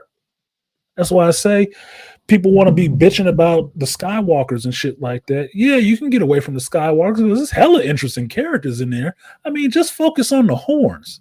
Just focus on Wedge Antilles. Focus on anybody else other than the Skywalkers, and you can get some interesting damn stories. On a whole other planet, you never got to touch Coruscant. You never have to go anywhere else. There's people that aren't Skywalkers, and there's people who are Force users. Even some of them are Jedi. And you never have to deal with any of that shit that we've already seen, regurgitated, rehashed, ran off on the treadmill 50 times already. But you motherfuckers are not creative. That's why you can't do that. This Plagueis book that was written, that shit didn't exist. The motherfucker wrote it and apparently made it fit into this canon. He understood the canon and wrote this story. It didn't exist before. That's called creativity. I mean, it's called creativity. The story is told goes in the past and in the future because you got all of the shit that happens before the prequel trilogy. Yeah, because the reason that was there like that is because when you got to the prequels and Palpatine sat down and told Anakin about this story of Plagueis, everybody wanted to know more about Plagueis. Everybody wanted to know. It didn't exist before then. So what did somebody do? Went back and wrote the goddamn story for it. Mm-hmm. And apparently made it awesome. So now I've had this book for 4 fucking years. I never cracked it open. Now I got to crack it open and read through the motherfucker to make sure I have it full in my mind. So when I watch this next episode, I can see, yeah, they just ripped that shit right out of there, didn't they? Yeah, it must be like a loose tooth. I don't know. Because that's all they know how to do is rip off shit from themselves and everybody else. Yeah, I still got to read the Dark Bane move book, and I've known about that book forever. I got those too. Everybody swear by that shit. I wasn't reading when Dark Bane came out. I was still, reading Legacy of the Force, Fate of the Jedi, Legacy of the Force series. So I bought Dark Bane and put it on the shelf because I was going through a book a week. So the motherfuckers was lined up. And I was reading through all of it. Dark Bane went on the side shelf because it was something I didn't think they would get to make a movie on or anything like that. So it's not as relevant at the moment. But it's sitting right there. If I got to go in the room, I got to put this Plagueis book back so I can go back and pull those books too. But they're sitting right there in my fucking living room. All that shit was in storage. So I wasn't reading it often. It wasn't sitting in front of me to read it because all that stuff was in storage. These are the books I pulled out of storage that had been sitting there for 4 years. Stupid. Anyway, Andre, you up here holding space, or you gonna contribute to the conversation? No, I wanted to talk about Supercell. I was just waiting for you guys to. I didn't want to. I don't want to spoil Supercell for anybody. I want them to watch it. I don't want to spoil it. Nah, no spoilers or anything. I'm just saying it's like that was one of those shows that I haven't watched the show, just binged it just in like a day in a while. Like I'm not trying to gas the show or nothing, but like it was done pretty good because there's not a lot of shows where it's like focused on black people. Because like the last one was what, like Black Lightning and fucking Luke Cage, and that went downhill fast. Black Lightning went downhill fast like lightning. And Luke Cage couldn't get a third season, even though the part they left off in the second season was okay. This could be really interesting. Nope, canceled. And Luke Cage, every time he pops in the room, is I'm Luke Cage, and like what his whole thing is, he's bulletproof. It's like, come on. Yeah, he's strong and he's bulletproof. He's just super durable. That's a power in and of itself, right? But the story is about Luke Cage. The power is just what he has. Right. So I would see that, and where it left off, not even with Black Mariah, but with Luke Cage taking over and becoming a crime boss. So, Harlem can be, under his control and nobody else's. Shit, I'm fine with that. Give me some Heroes for Hire action, and I'm good. I had Danny Rand running around there being the only white boy that can run through Harlem and not have a problem. Like, what is this nigga doing here? If that was ever going to be a Disney Plus show, that's what they should have fucking did. Since you're bringing back Daredevil, why don't you just do a fucking Heroes for Hire show? Yeah, I said that. That's what I would accept. Since they think Danny Rand and Iron Fist is too problematic to make, well, just combine their shows and make it Heroes for Hire. Heroes for Hire, and if you want your girl power, you do Daughters of the Dragon. Yeah, you got your girl power and you got your boys. 2 chicks, 2 guys, we good. And it's diversity all around. 1 black, 1 white, 1 black, 1 Asian. Get it done. Like without offering any spoilers, like what you were saying earlier, that was a great scene with the whole ATM thing, because it just like he was trying to do something for his son, and like his job screwed him over, and it just kind of happened like that. Yeah, no spoilers. That's why I just keep telling people watch Supercell, but I ain't telling them nothing about it because I don't spoil shows. If you need me to tell you everything that happens in the show to watch a show, you don't like thinking, and that's not my damn job. I can tell you this: I watched it. Like I said, I got home Friday. I sat down on my couch, had me a drink, and binged that show. Finally sat down and binged that show.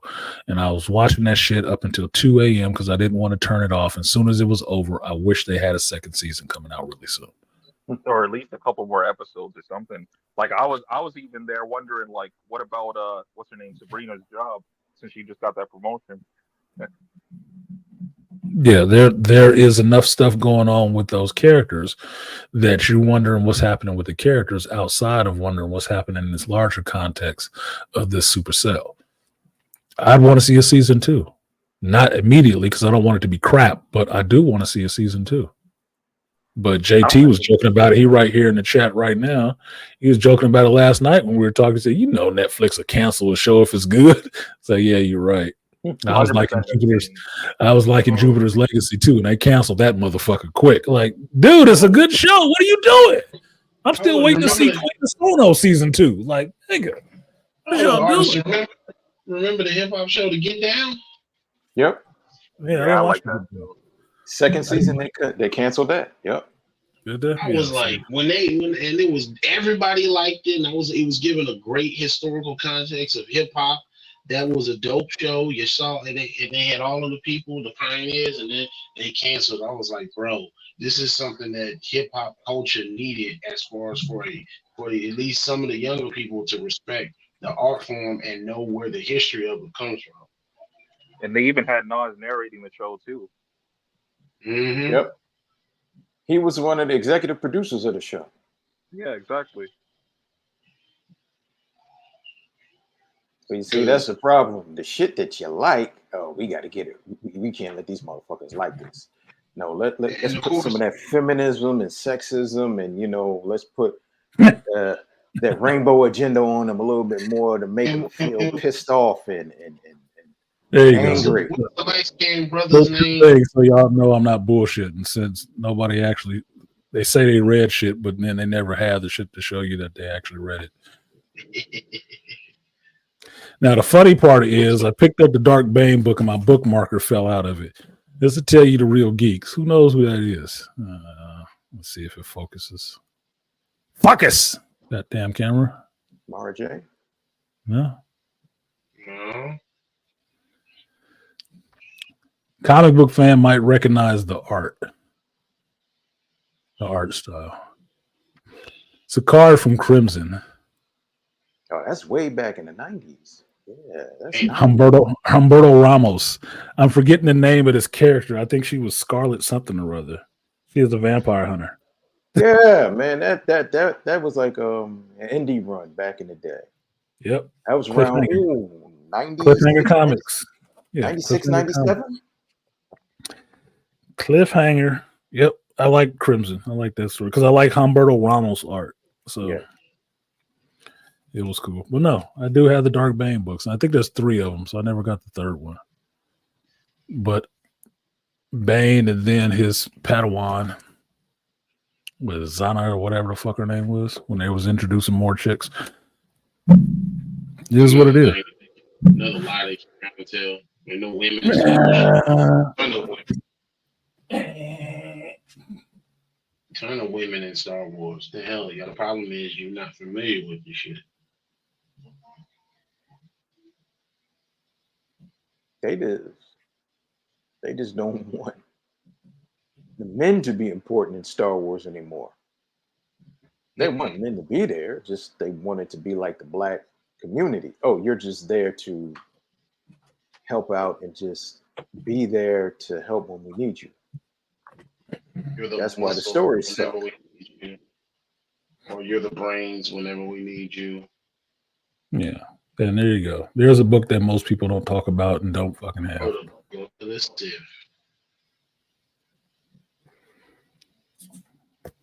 the Sith, yeah. There was 2 of them. There was this one, the Book of the Sith, which actually does go over the whole thing of Rule of Two because it's like a book that Sith would pass around from their holocrons and explain all that shit. There was one for Sith, and then there's one for the Bounty Hunter's Code, which is green. I have that one too. It's in the other room. I just don't want to keep running back and forth. But this is reading material that was out before Disney bought this shit. Yep. That you could actually read and learn on. That's why when I start talking about who I like online and who I will listen to online, there's certain people that I will only trust what they say. And one of those people was Star Wars Theory because he actually reads all of this shit. He does. He reads all of it. That's why he always sourced where he got his information from. And you can see him coming up with it live while the situation is happening, not later on when he's recording a video to try to sound smart. Like he knows some shit. He don't. He heard somebody else say it and repeated it bigger, louder. Stronger. But live, they live reaction ain't never got none of that shit in it. You see them muttering and stumbling over words like Joe Biden giving a press conference. Fucking idiots. Anyway, go ahead, Joe. Yeah, the last thing I wanted to say about the same thing. Last thing I wanted to say real quick on Supercell. I don't think there's going to be a season 2 because, like, I was looking at the reviews and like a lot of the reviews are like, why did they have to add all this gang stuff into it? Like they're making excuses to not have. Who gives a fuck? They're just mad they never got any powers in that show. Well, yeah, the one white boy that you got in it got his ass kicked. But what? He was actually cool though, Spud. He was actually cool. Yeah, Spud was cool, but he did get his ass kicked. But you need something for that character because he's one of the main character's best friends. You need something for that character to have his motivation to do what he does. So I'm fine with that. And low key, they just mates. They could have been his boyfriend. Could have been, but it's never played up like that.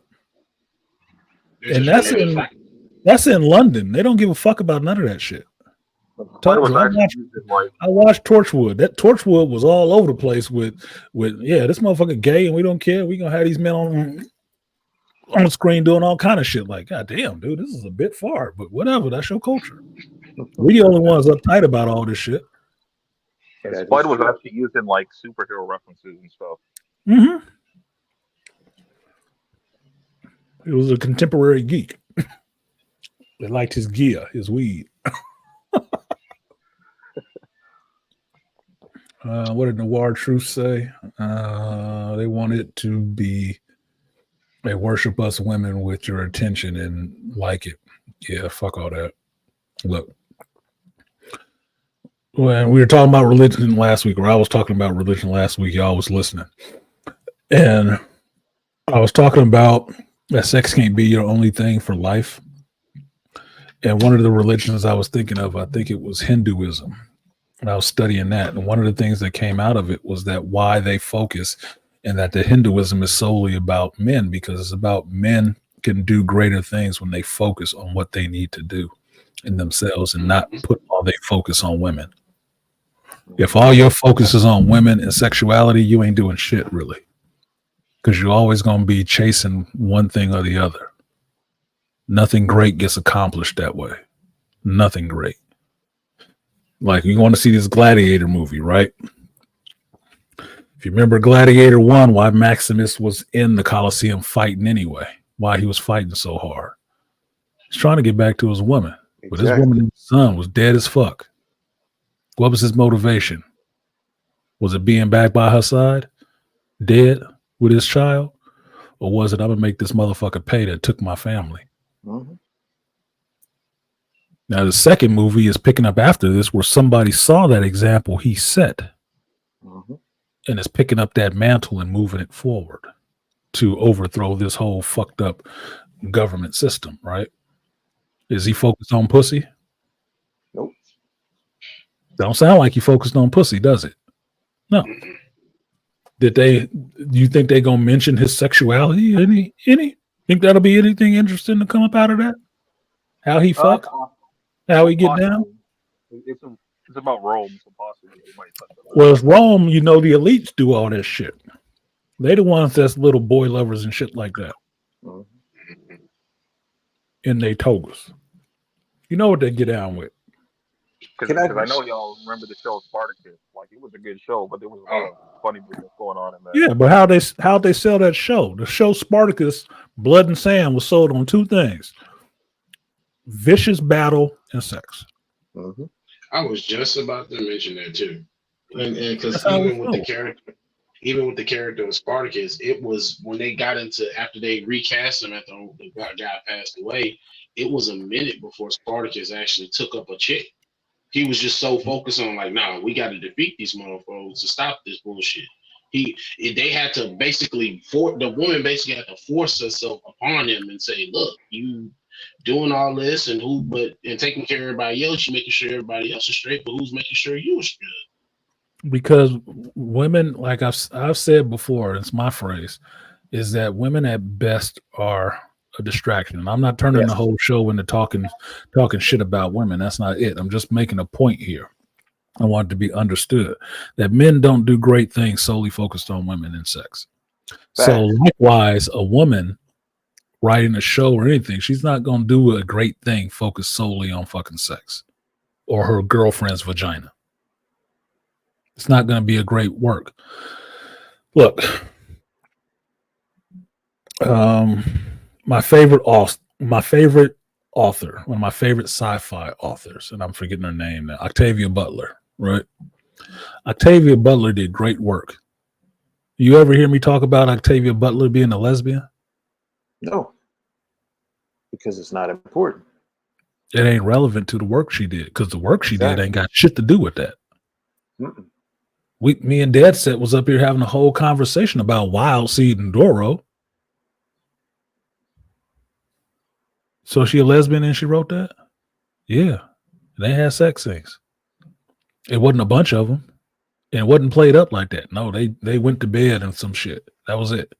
But it didn't need to be graphic. It didn't need to be tongue-in-cheek. It didn't need to be none of that shit. The story was about the characters, what was going on. The sex was ancillary, dude. It's like saying there were animals on the farm. Like, no shit, it's a farm.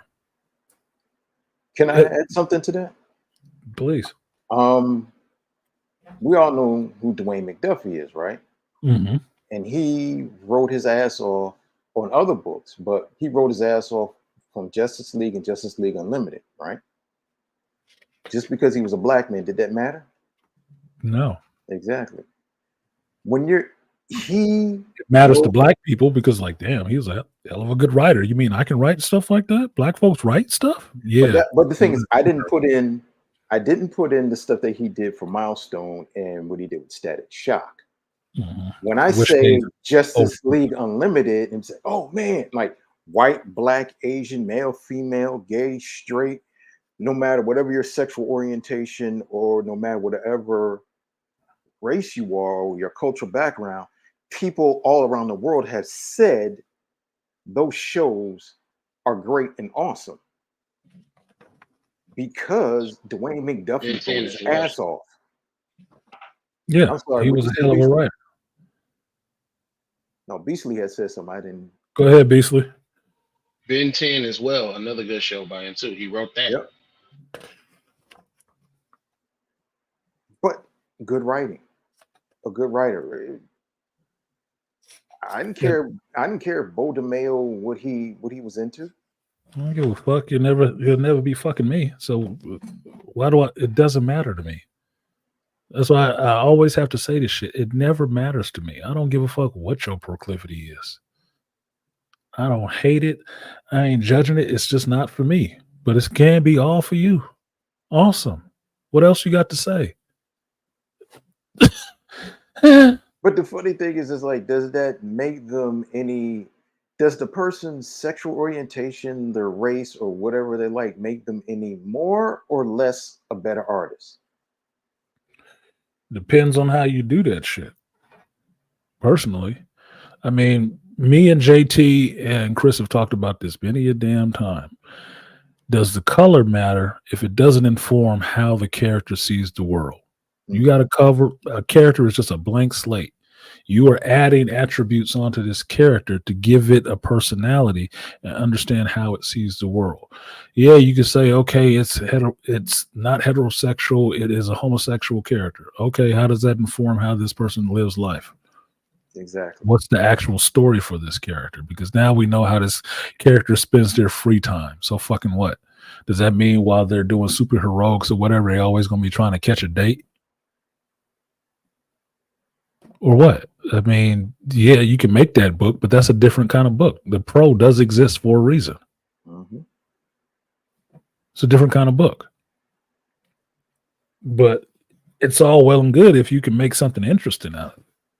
Most of this shit nowadays is not just interesting. They're putting that shit in there for the shock value. Exactly. To act like they are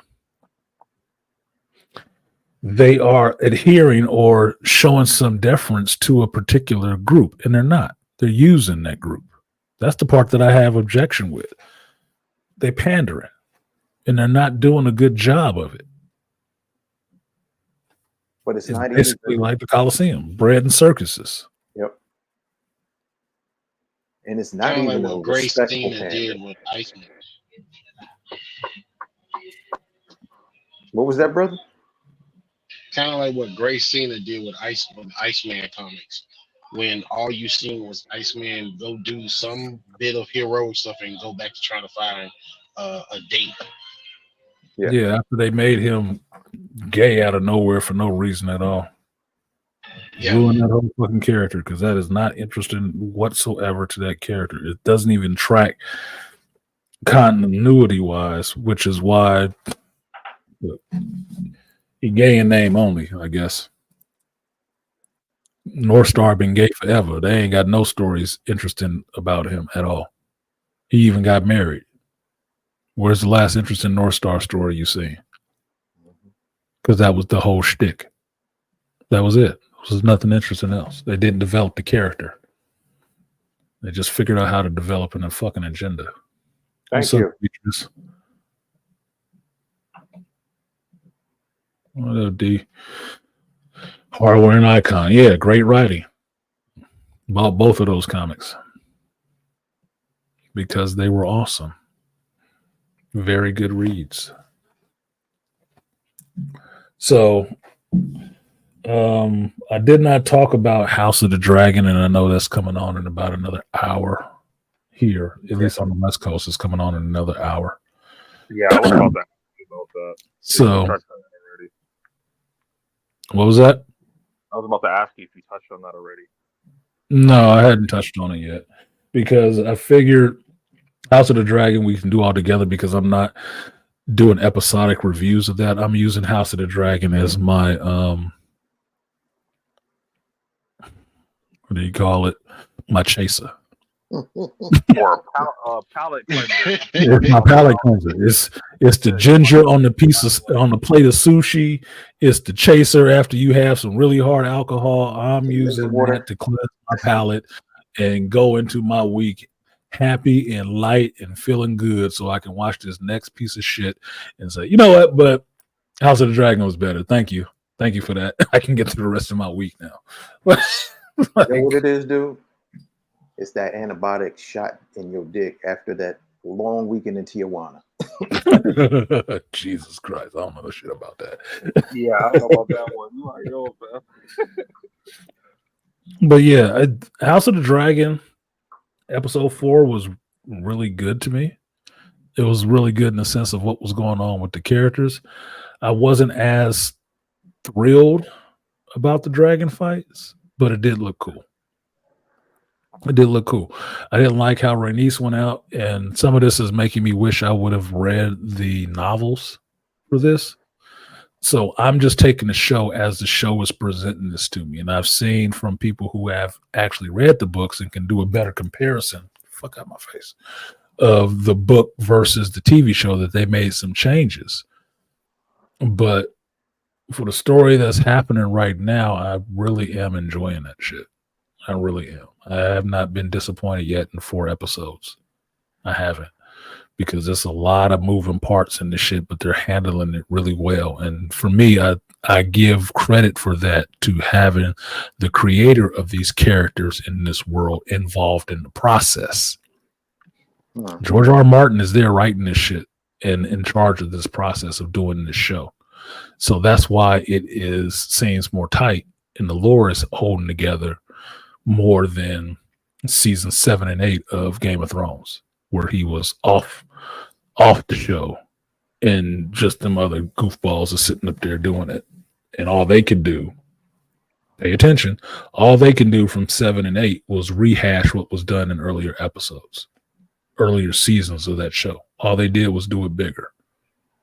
And I said that when Daenerys walked into the tent with all the cows and set their asses all on fire. I said, man, we saw this already. We saw her do this already. We already knew that was a thing. Like, I don't mind seeing Emilia Clarke naked. Make no mistake about it. She's a nice looking little chick. But nigga, I've seen this already. You just did it bigger and brighter? Oh, what the fuck, dude? You don't have an idea then. No idea. I'm not a fan of the way that Rhaenys went out. Like, it was disappointing. Even though you knew it was going to happen, it was still disappointing because you thought she was about to get away. Well, at least I thought she was going to get away. Oh, hell no. I thought that something was going to happen, but because she had already turned and came back to the fight, I said, this is going to be the end for her. This got to be the end for her. Yeah, that's how she went out in the book. But it didn't. How she went out was not exactly.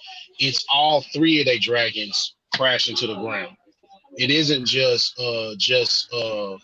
Aegon and by himself. No, it's Vhagar, Aegon, and Rhaenyra's dragon. All the dragons get tangled up and they crash into the ground.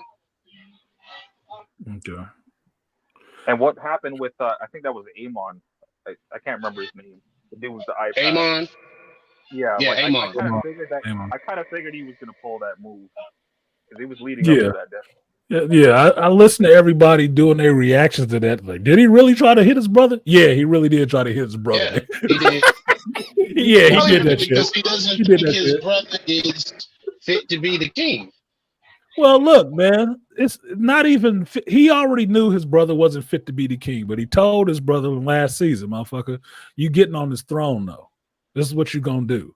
You ain't right for it. We know that, but you're getting on this goddamn throne, right?" When he had to go get his ass, he told him that shit. You know what it is. You know what has to be done.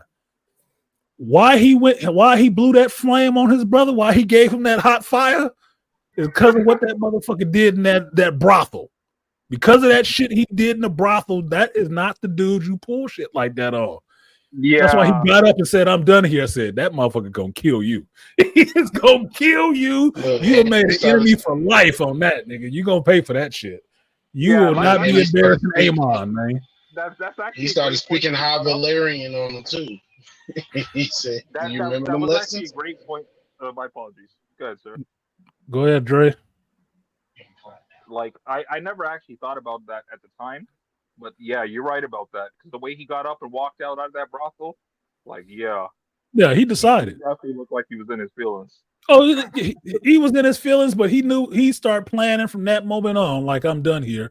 You can have her. I'm done with her. He was like, I'm about to kill this motherfucker. I'm telling you, that's not. Look, he killed his own relative with his dragon for some shit that happened when they was kids when he lost his eye, nigga. He was still holding a grudge. You think he wasn't about to get at his brother for that? Man, blood don't matter. You don't be fucking with Avon like that, man. You're not gonna embarrass him like that. That's not gonna be happening. I'm sorry. Well, I mean, for his eye, that's fair because that's his eye, and you live in like you got that for life, so that's fair. He got back at him for that. Yeah, but you need to kill the little motherfucker. He's on the littlest dragon, dude. It's like motherfucker look like he riding on Littlefoot or some shit. God damn. You took that boy out. So soon as that happened in that brothel, I said he gonna kill that motherfucker. So when he rolled up and saw his brother showing up to the fight, like, oh, look at this dumb motherfucker right here. Hold on, Vagar. Hold on, maybe. Yeah, he blew fire on his brother. He didn't give a fuck. Yeah, you can even tell. That was a twofer. You can even tell because like his dragon wanted to get up and get involved, and he's like, nah, just chill. Yeah, he held her off, watching. He was watching. Motherfucker was lurking, boy. They was in the cut. I'm like, oh goddamn, you can't see that thing laying down there. That motherfucker too big to get away. Like, bruh. Like, so when I saw that happen, I said, yep, he trying to kill his brother. That's what it's gonna be. But look, you should have did that shit you did, and you wouldn't have to have no problems like that. Like so, I held off of House of the Dragon for a while because I thought it was going to be similar to Rings of Power. Because like I heard it wasn't very good, so I didn't even bother watching the shit. You know? Hell no. That's why I never listen to what people necessarily tell me is going to be good or bad. I don't listen to that. I listen to my instincts and what I know I like. Exactly. And what do I want to watch in it, right? And I watched first season of Game of Thrones, not Game of Thrones, House of the Dragon, and first season of Rings of Power. Rings of Power was boring as shit. From some books I had not read, and it wasn't good. It wasn't good by itself. Not even reading the material wasn't good. I'm like, this is shit, dude. This is not okay.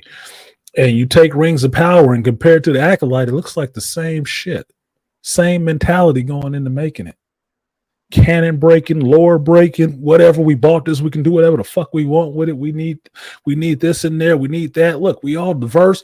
If you don't like it, you're racist. Like, it's trash. I was watching them both at the same time. I couldn't really get the Rings of Power in one city. I got through House of Dragon in one city, and that shit was good. That's why I was showing up for season 2. Yeah, Dragon's gonna be in it fighting. I didn't really give a shit. I'm showing up to see what's happening with these characters because that shit had me going on. That shit had me going. It was a bunch of things going on in that show that was really interesting with these characters, and I want to see that story continue. I don't give a fuck about what they was doing in Rings of Power. I'm mad that they got a season 2. I don't want to have to watch that shit. I will. That's the whole thing. Like with these like new shows that's coming out, it's like the whole thing is like just focus on the storyline. Like as long as the storyline's like is good, like the CGI and all that kind of shit doesn't matter. Like I don't need to see dragons fighting every episode. Well, that's the thing. I'm not showing up for the blood and circuses necessarily. I mean, I understand if it happens naturally in the story, but that's not what I'm showing up for. I'm showing up for the story and the development between these characters. So, like, you talking about that last episode of House of the Dragon. Yeah, the dragon fight was cool and whatever, but I'm more interested in the fact that I'm sitting here watching Alicent taking the abortion drug, playing being herself because she was pregnant with Christian Cole's baby. I'm more interested in the Master of Whispers, Clubfoot, feet fetish ass, what his maneuvering he's doing all over here. I'm more interested in Daemon going crazy and seeing that Daemon actually has guilt. He does feel guilt. He does feel shame for his family member getting his head beheaded. And in his mind, he always sees young Rhaenyra, the one he fell in love with. That's what I find more interesting than just, oh, there was dragons fighting. Yeah, whatever the fuck. But I watch fantasy movies. I've seen dragons fight before. Like Clubfoot is giving me like Littlefinger vibes. He giving me worse than Littlefinger vibes. But yeah, he there working everybody and putting batteries in all kind of people backs. Right now, he ain't up to no good whatsoever. He fucking over the king too. Like he jockeying for position and working his way to get his club foot in the door. That's all he do. Even with Sir Christian Cole's character and all of the stuff he's going through, because he's been bounced between Rhaenyra and now he's dealing with the Allison. I was like, dang man, when you gonna stop being everybody's boy toy and start thinking for yourself? And that was the other thing I was hearing, how the actual actor had to shut down his social media page because some of these stupid motherfuckers was giving the actual actor hate because they hate the character of Christian Cole. I'm like, can y'all not separate reality from fucking fiction? Y'all is crazy. You the type of motherfuckers that be shooting at people in real life. Y'all. I don't like, understand why the actor is doing a good job because you're totally removing the fact that he's acting in a role and you're like, I hate that motherfucker. Like I hate Littlefinger. I wouldn't give that actor shit. He's a hell of an actor. That's what I give him. I give him credit because I hated Littlefinger. I'm not sure why they would hate Christian Cole like that, because like he actually tried to marry Rhaenyra. Because he turned into a whole fucking simp. Look, I don't like Christian Cole for this reason. And mind you, I haven't read the books. I'm just going off the show. I don't like Christian Cole because he had a 180-degree turnaround because the bitch turned him down. Because the bitch turned him down, he wanted to fucking kill himself. One chick saved him, and then he became a total lapdog and attack dog for the chick that saved him. And now, oh, Rhaenyra's a slut and she's everything else. Nigga, you wasn't saying that when you was banging around. Shut up. I don't want to hear that shit. Well, that's not it, because like he broke his code to fuck with her. I know that part. I know he broke his code, but he broke his code, not her. That's what you get for chasing pussy, nigga. That's what you get. Well, you gotta have your code. You lost your code, lost your honor, then be a fallen knight or some shit. Do something else. But you don't get to. Your code is not less broken than it's broken right now. It's no less broken. It's still broken. Allison didn't save him and give him some absolution for doing that shit to be all in between her legs. The fuck out of here, dude. You a pussy hound. You a simp. Whoever gonna give you some pussy, you're gonna be riding for them and doing dirty shit on their behalf.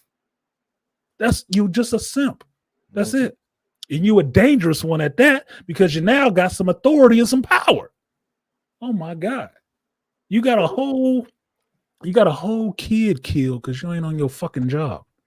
You was too busy banging out the king's mama. Too busy doing that shit to be doing your fucking job. And then you sent somebody else who ain't had nothing to do with nothing, only knew that you wasn't at your post. You sent him to get killed by his own brother. Yeah. Fuck you. Like I hate the you. brother. The brother fight made me not like him. You know? Yeah, Eric and Aaron, he gaslighted that motherfucker into a fight because he was spoiling for a fight because he felt guilty. And that's why he went and started fucking with Aaron like that. Well, and sent him on that fucking dummy mission. You can tell that he felt guilty because even like when he was eating and he was just like, you need to go change your cape or whatever, right? Yeah, fucking with him. Yeah. If you was at your job tomorrow and some motherfucker came up there with that, Dre, your shoes kind of dirty. Nigga, if you don't mind your goddamn business, you would have an issue with him immediately. Like, what is your problem? What are you on? Nah, man, but you know, some could say you weren't at your post. Where the fuck was you supposed to be posted at? I was at my duty. and that dude was just like eating lunch or eating dinner or some shit. He's just like, yeah, I'll go change it after I'm done. Like, nah, you bother me while I'm eating, nigga. Don't shut the fuck up talking to me. Yeah, you Lord Commander. Yeah, titles make motherfuckers do stupid shit. But that was some shit he trying to assuage his own guilt and get somebody else. And he got that dude killed because that dude knew where his ass was supposed to be. He knew that Christian Cole was supposed to be in them family quarters guarding that shit. And if he was, the killing of Linares would have never happened. But he wasn't there. Where was he? Because Eric never said anything that you was. I knew you was in the Queen's bedchambers. He never said shit. He just knew that your ass was supposed to be on post. So he sent that dude off to die because he knew the truth. That's dirty. And the thing too was like that dude, like after the fight with his brother, like like the reason why he did what he did, because like he was bound by honor, but at the same time too, that's his brother, right? So it's just like grief. He killed his twin? Come on, man. I mean, only in the acolyte can you try to kill your twin and not feel nothing about it. Girl twins don't give a fuck. Artisan, you just made a big revelation right there. You got two shows at the same time that got twins in them, and one twin feels guilty for Kevin to kill the other twin and takes him out. In this other show, they don't give a damn. Don't give a damn about none of that. Kill each other.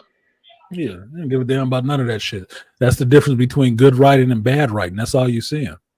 That's the difference between a Leslie Headland and a George R.R. Martin. Apparently, that's the difference between male twins and female twins. Yeah, a female twin can want to kill her twin just because she want to leave and not give a fuck about it. And I say, sorry, not none of that shit. Yeah, I did it. So what, bitch? You ain't supposed to leave. What hood covenant is this? The thing is too is like even when he popped up, like he popped up just right at the right time. Yeah, Donnie Mac. I know why his cape was dirty, because they was out there in that bullshit where everybody waiting for the boy's head to fall off his fucking body. But Christian Cole coming at him about that shit right after that was some bullshit. It was some bullshit. You know it was some bullshit. He know what was going on. Get the fuck out of here. And the same reason Christian Cole giving him shit about his cloak being dirty, and you know he was walking in a funeral procession, is the same reason I'm looking at the acolyte and asking, why the fuck is these Jedi out in the swamp collecting grass samples with their cloaks on? It would be dirty. Dumbass. And obviously, like Christian Cole was a hypocrite at that point. It's just like, you're going to complain about this dude's cloak being dirty, but you literally broke the whole code of. He is an asshole. He was just looking for something to complain about. He was looking for he was spoiling for a fight to fuck with somebody. That's all it was. It wasn't on nothing legit. It was all about some bullshit. That's why I don't like the Christian Cole character. I think he about to get a wake-up call, though, because he just saw Amon try to kill Aegon. He just saw that shit. And I'm not talking about the part where he walking with the sword. No. I'm talking about when he blew that motherfucker out the sky. You think he just saw that shit? So he's supposed to be crippled or something like that, right? Because he's still there. That's why Amon didn't finish his ass off. He's still alive. He don't need him to die. He just need him to be out of the fucking throne, nigga. Yeah. Okay. So that part, he's fine.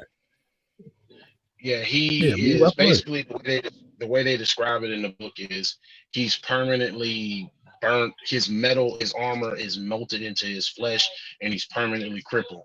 And he doesn't sit on the throne. So Amon is the Prince Regent for the time being for the duration of the war.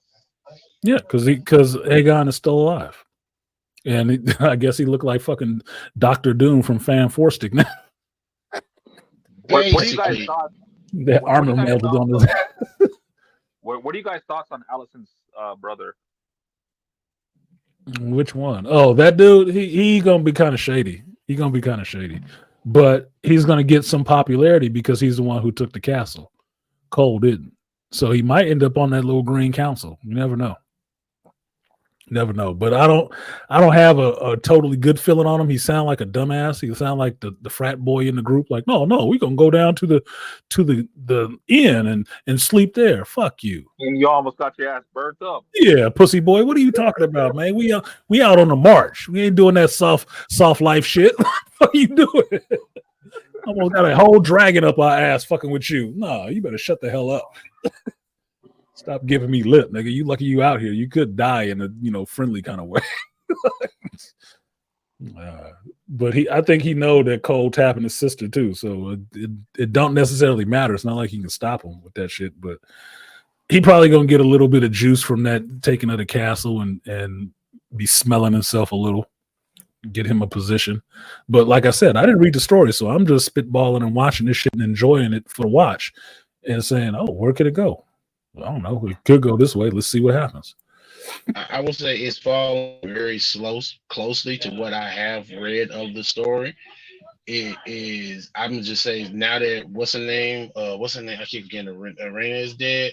When Valer, Rhaenys. Rhaenys, when Valer shows up, it's going to be a problem. Yeah, when Corlys find out that Rhaenys is dead, when Corlys find out Rhaenys is dead, I'm thinking that's going to be a problem. That's going to be a problem. I'm really Corlys love his wife, man. But Rhaenys loved Corlys too. They was down. They was down for each other. That was the most solid couple in that shit. And he's a whole problem, and there's a whole thing, which is why I'm actually kind of upsetting with his character. Why they made him a black dude? Because, my bad. No spoilers. Well, but I ain't gonna tell you. But it's just something. It's like, okay, you kind of made him a black dude, and I kind of have a problem with what y'all finna do in the show with that character. Well, I know he has some bastards, and the little ship captain is a bastard. And from what I've seen, that one of them is going to be a dragon rider, or two of them will be dragon riders, or dragon seeds. That's fine. That's a little bit of a spoiler, but it is what the fuck it is. It's not that big of a deal for him to have bastards, knowing that Robert Baratheon had bastards all over the place, and I just watched them motherfuckers get slaughtered out in a whole show. Like they was killing all them kids. Like I know who Gentry is, okay? I know why Gentry had to get the fuck out of King's Landing, okay? I know why that shit happened. That the king sometimes don't be fucking the queen, but he does spread his seed liberally. Okay. So I'm not upset at Corlys for doing what kings do. I'm not gonna shame him anymore. I'm shaming any of these white boys doing the same shit in the same world. So that's not even bad for having bastards. Yeah, even a white wife, he got bastards. It is what it is. But at least his bastards is black. He still got some black bastards, okay? You found him some chocolate. You still had to give him some chocolate. But his relationship with Rhaenys, I really liked. I liked their scenes together. Those are both some really good actors. And because of that relationship, they solidified in the first season and more so in the second. I understand that Corlys is going to take that shit bad. It's not going to be good for the sea snake. Sea snake is going to be your own one. You're going to be committed to some fucking warring. I know that much. If I don't see that, I'll be surprised, but I know he's going to be committed to we going into the fight. Fuck these greens. Fuck these greens, man. Took my baby, my white-haired woman on the dragon. Oh no, nigga. Well, because even like even Corlys, like after like his son died, like it seemed like he wanted to retaliate, but you know his wife talked him out of it. Yeah, and she ain't there to talk him out of that shit no more. Because Rhaenys, from what I understand, Rhaenys knows, because Rhaenys was in a dragon war before, so she knows how this shit can go. She don't want to see that shit again. She don't. So that's why she talking calm to people and talking peace and, putting some water on the fire instead of, let's throw some gasoline on it. Like, you dumb motherfuckers. You know what this means? You know how bad this shit can go? Like, Damon was right when Damon was just, when Damon said that, when she escaped from King's Landing, when he was just like, you could have just burned them all. Yeah. She really could have. She was right in front of them. She could have, but yeah, the whole look, she chose not to, because I was explaining this to somebody else. You have to remember, this is a family feud. This is family. All these people are related, like not far relation. Like these ain't distant cousins. These like first cousins, nephews, uncles, aunts, and shit like that. This is all one family, and they go into war with each other. That's a problem. So I can understand characters hesitating to kill each other because, man, I watched this motherfucker grow up. I might have raised him. We was just having dinner a couple of nights ago. I could understand that. That's what makes the situation a little bit more interesting to watch and how it unfolds, because these characters do know each other so closely. They are family. This ain't, like I'm saying, these aren't distant cousins. These are close relatives that can sit around the table together and know when your birthday was. This is a huge problem. The only bigger part in it is they all got power, and a lot of other people will die in the middle of this shit. So I'm not against somebody like, man, we need to calm this shit down because this can get really explosive really quickly. Yeah. And dealing with the hotheads that just I want to crack at Uncle Damon.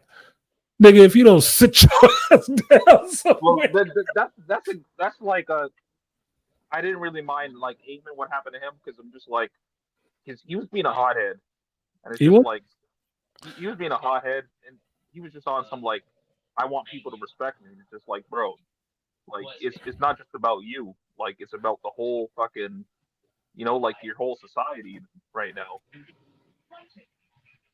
And not to mention, there's still a thing about with the kinslaying and how that's a curse, and that's one of the things why Rhaenyra was trying to stop it too, because if you read the book, she's real big on that.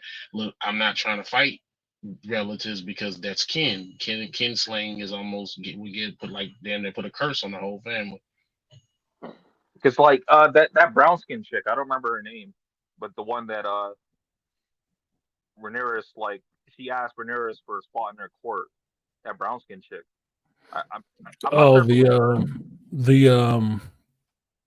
the Black Court's Whisperer, the little ex brothel owner chick. Yeah, that chick. Like, What's her name? Elise or something like that. I'm not sure if it was her, but it was another chick. It was her or another chick that was saying that, like, when kings or princes or whatever she said, like, when they have an issue, like the little people, they end up like taking L's pretty much. Yeah, the small folks suffer. Yeah. Yeah. Well, that's true. It's like two countries go to war with each other. Yeah, you can have two world leaders talking shit to each other over cameras and stuff like that. But whose brother, uncle, cousin, or whatever is on the front line fighting somebody else's brother's uncle or cousin? Regular people that ain't had shit to do with the argument these two dumb fucks had. Nothing to do with it whatsoever. But they gonna be the ones out there suffering for that shit first. And it'll be a score of them suffering before the person at the top who started this bullshit and didn't use some common language realize, well, maybe we need to stop this. Oh, now you want to stop, huh? Fuck you. Yeah, the white worm, Messiah.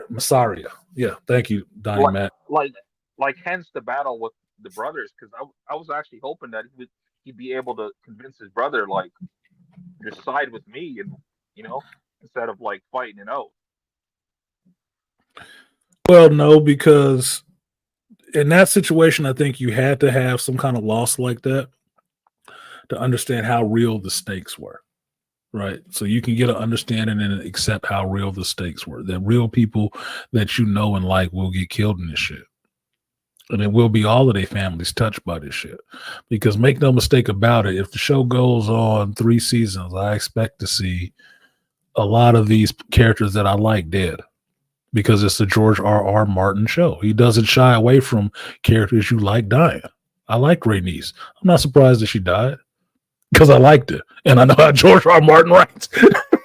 So it's not surprising. It's just, how it goes down will be the shocking thing, even not having read the books. That'll be the shocking thing. Like, who and when. It's like rolling in the fucking Endgame, or not even Endgame, Infinity War, knowing characters got to die. I don't know who's dying in this one, but I know some characters is dying. Let me watch this shit and see what happens. You know what's going to happen? What I was surprised about that fight was that I didn't expect Vagar to be there.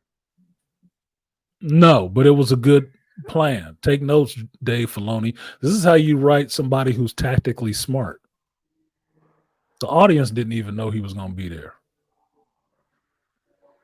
Didn't know at all. And then wrote it and directed it that way. I was surprised too. What the fuck is that over there? Oh shit, that's Vagar, nigga. Oh, they got a plan. Oh, bro, fucking what's the rest of the plan? And when that motherfucker, you just start seeing everybody stop and look, and all you seeing is wings coming above the tree line. I'm like, oh shit, and brought this goddamn kaiju over here. That shit was awesome, dude. It's like, damn, this is the biggest goddamn dragon. This motherfucker is old and slow. Like, don't be fucking with me. I'm like, they blew fire and scratched that motherfucker. Say, don't do that. He don't like that. He gonna take that shit personal. He gonna take that shit personal. Last motherfucker blew fire on him. They still trying to find pieces of that motherfucker. They still looking for pieces of that dragon. Like, you gonna leave Vagar alone. She don't like that shit. Spit fire on me? Don't try to scratch me, bitch. Press on nails. I'll show you something. Ones that have been legit battle. Corliss, Daemon, Rhaenyra, Lenor. Well, see, Lenor ain't even dead. Remember, he ran off. They faked his death so he can leave. I'm waiting to see him come back. And Laenor. Cole is a good fighter. Laenor, yeah. Cole is a good fighter. Cole is a good fighter. I will give him that. I don't like the decisions that he's making because it makes him look like a bitch. But he is a good fighter. Who's Laenor again? I can't really remember. Laenor was Corliss's son who was married to Rhaenyra, and he was gay.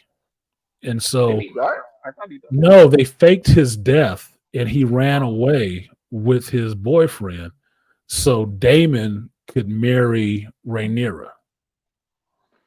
I'm gonna have to run it back. Maybe I'm. Yes, so he's still alive. He's still alive. He's not dead. He's still alive. Where did they go? They went to Pentos or some shit like that, somewhere south. He ran off, and they told everybody else that he was dead, and left it at that. So he's still alive. So that would make him. He's still the prince. If he comes back, and Corlys gets killed, then he's the king of Driftmark. So I wait to see if he came back. But Laenor was miserable because that's when Rhaenyra was fucking around with Daemon and Cole, and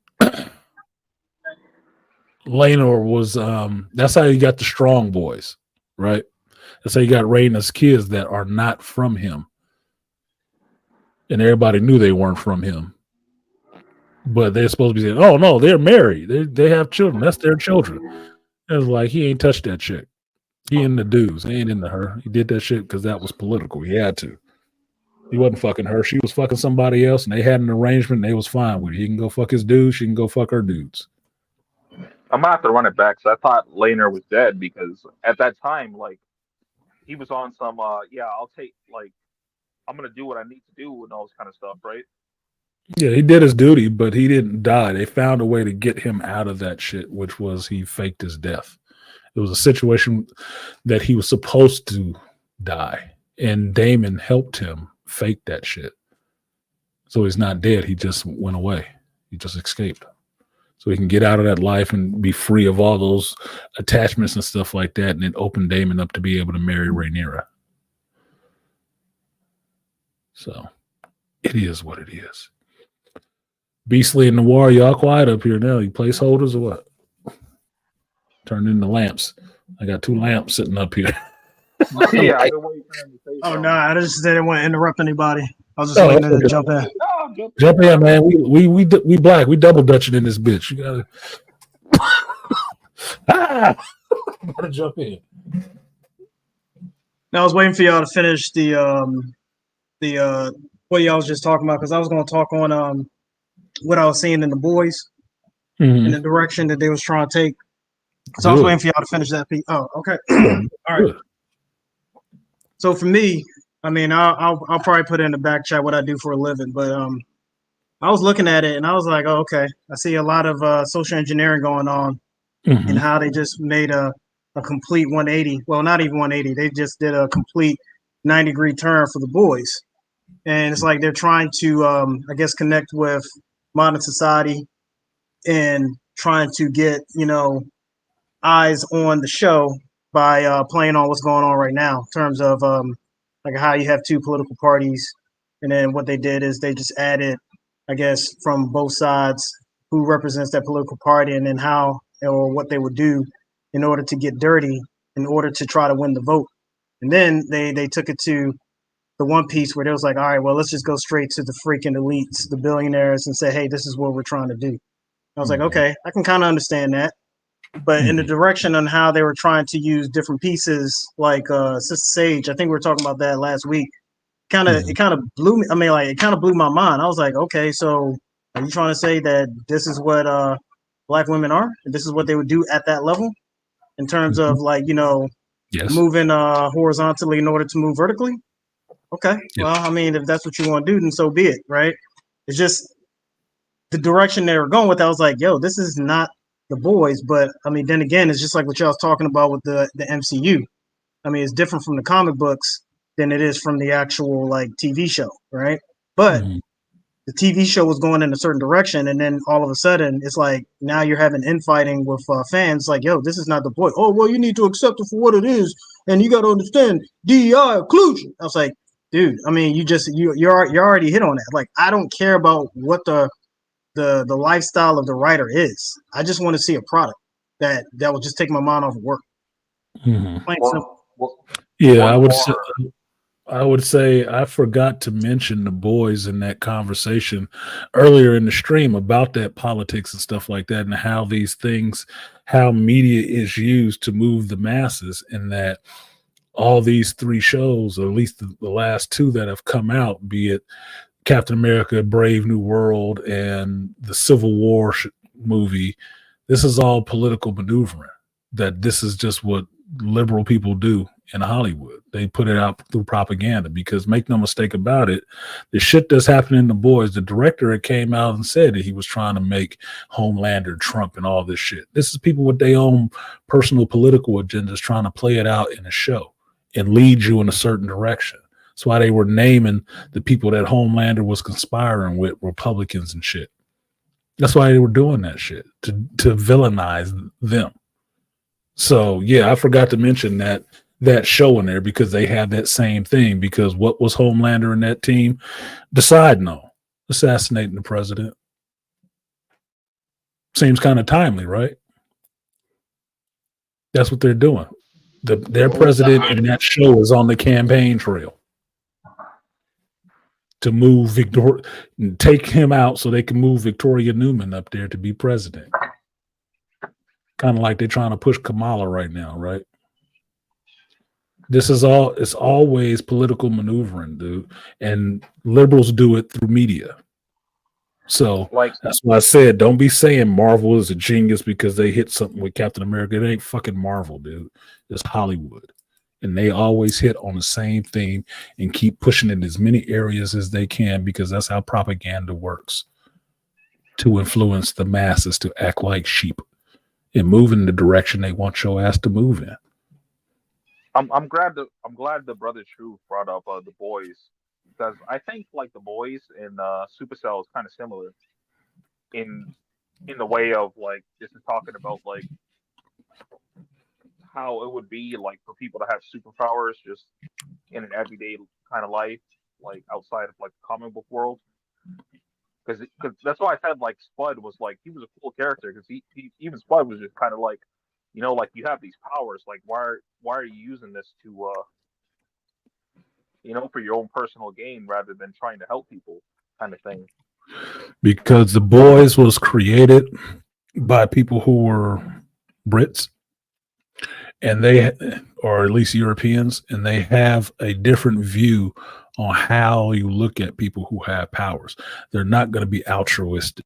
They're not going to be doing a greater good for people. Yeah, some of them might, a few of them might. Most of them are going to be selfish individuals like people normally are, and they're going to do some really reprehensible shit and amass some power around them where you can't do nothing about it. That was the whole point of the Watchmen. That's kind of the point with The Boys, that these people are not good. None of them really are good. Even Starlight in this season is like, I can't even like this bitch. Yeah, she got some different shit going on. Yeah, like, who are you rooting for in this shit? Mother's Milk? Like, they doing their best to debase that character as much as they fucking can. I mean, who are you rooting for? Who's the good guy in this? Not any of them, really. None of them. Hey, Artisan, before I head out, because I got to go get ready for dinner. I'm on vacation right now. So I got to go get ready to get on the ship. You go with the food porn. No, that's Toya who was just up here. Yeah, she popped up here and popped out. She must have had to get something out the oven. Yeah, but other than that, yeah, if you recognize the irony of the situation in that show and what just happened and what's going on, like people gotta start paying attention to some of this stuff, man. Take Yeah. more, take some of this shit is a warning in a lot of ways. I hate to fucking say it, but it kind of is. It's no longer entertainment. It's kind of a warning, but I look at it this way that there are no coincidences. It's not a coincidence that this shit is happening on this show at this time, at this very moment. It's not a coincidence. It was planned that way. They plan these shows out year in advance or more. They know when the episodes are dropping. They know when the episodes are dropping. They plan these trailer drops out probably a year in advance, right? They know when these things are dropping. They know what's happening. These are your elites.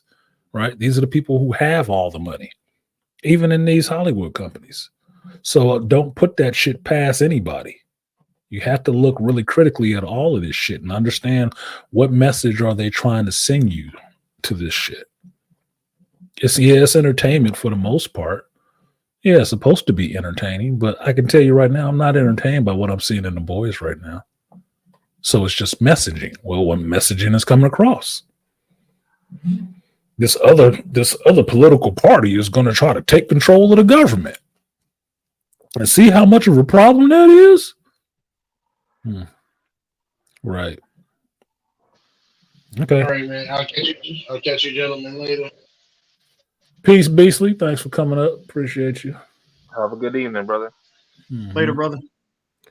What did he say? They want us to root for A-Train and Huey, I guess. Yeah, they want you to root for A-Train now. Like it's a turn for his character. And the only thing I was thinking of this episode with A-Train was like, didn't I see you kill your girlfriend, nigga? Didn't I see you do that? I saw you kill your girlfriend, right? You shot her up with this drugs and shit like that to cover your own ass. They've made A-Train one of the most reprehensible black dudes on the show. And this season, they went to trying to make Mother's Milk that and turn A-Train into a hero. Yeah, Okay. they did. Fuck Like, A-Train. even, like A-Train, he saved Huey, and on top of that, like there was a bunch of stuff that he did to help. He's done a lot of shit that's really reprehensible. A lot. And it could be interesting to bring Huey and A-Train together in the sense that Huey's whole path was deviated onto because A-Train ran through his girlfriend. Yeah, that's out his mind. So that could be interesting to bring them into some alignment or get some peace with that. But this character has done so much in 3 seasons. I don't think doing a little bit of good in this one is going to do anything for me to give a fuck about him like that. Exactly, because like that was like what hooked me on the show. When I see A-Train run through Huey's girlfriend, I was like, yeah, this is the show I need to watch. Yeah. But you know what nobody said? Nobody who watched Supercell said that they thought the character Rodney in that show looked like A-Train. Nobody compared the two. You know why? Because one wrote a character that you recognize as a character and not a character you recognize as a power. That's why they didn't seem similar at all. Speaking about Rodney, because I remember like on your last stream you were talking about like the comparisons between like superheroes, and you were speaking about like there's like all these different comparisons between the superheroes, and like he mentioned to Rodney that like in the future he sees him throw lightning. I'm just like, that sounds awful Flash-like. Well, I would say this. My speedster character, he throws something. It's not necessarily lightning, it's kinetic energy. So you can think of it in the easiest way to explain it to people, it would be like Gambit, right? Why does Gambit throw cards? What are the cards filled with? They're filled with kinetic energy or potential energy, right? Well, my character can do a similar thing, but he can charge anything. It's just energy, right? The energy of something moving or something not moving. It's just what it does. The Flash always has lightning around him because it generates from using the speed force, right? Well, I think it's dark berry. He could take speed from things, which means you remove that kinetic energy out of it. Or he can throw it. He can throw lightning. So to me, it's not that big of a deal to be able to build up something like that from fucking basically friction because you're moving around so fucking fast. You're going to generate some electrical charge. It's not that big of a deal, right? Throwing it fast. They even gave him speed healing as well. Well, that makes sense because he's a speedster. Barry Allen has speed healing too, reading comprehension, all this other kind of stuff that relates to speed. So that's not that big of a deal to me, right? It's not that much to say and say, oh, that makes him like the Flash. No, it just makes him like a speed character. I mean, plain and simple. Here, I'll show you something. I'll show you something. Most people don't even know about this goddamn character. So I can get Noir, are you still here, fam? Yeah, I'm right here. What's up? No, just asking if you're still here. No, it's okay. I can run my channel. Thank you, Dre. My All right. apologies. Who was that? Most of y'all wouldn't know. That's a speedster. That's velocity. See the crickets. Top Cow Comics, who made Witchblade and Wet Works and all this other stuff. That's their speed character. See, she got lightning bolts and all that shit all around her, right? Yeah. It's another speedster nobody really know about because they ain't made a fucking TV show or a movie about her. So nobody references her when they see somebody using speed. But it's another character that I know of because I read fucking comic books. A speedster is just a power set. It's just a power set. And there's certain things that come with it, like quick healing. Makes sense. Fucking Barry Allen broke, or was it Wally West, broke his legs before. Healed that shit out in a couple weeks.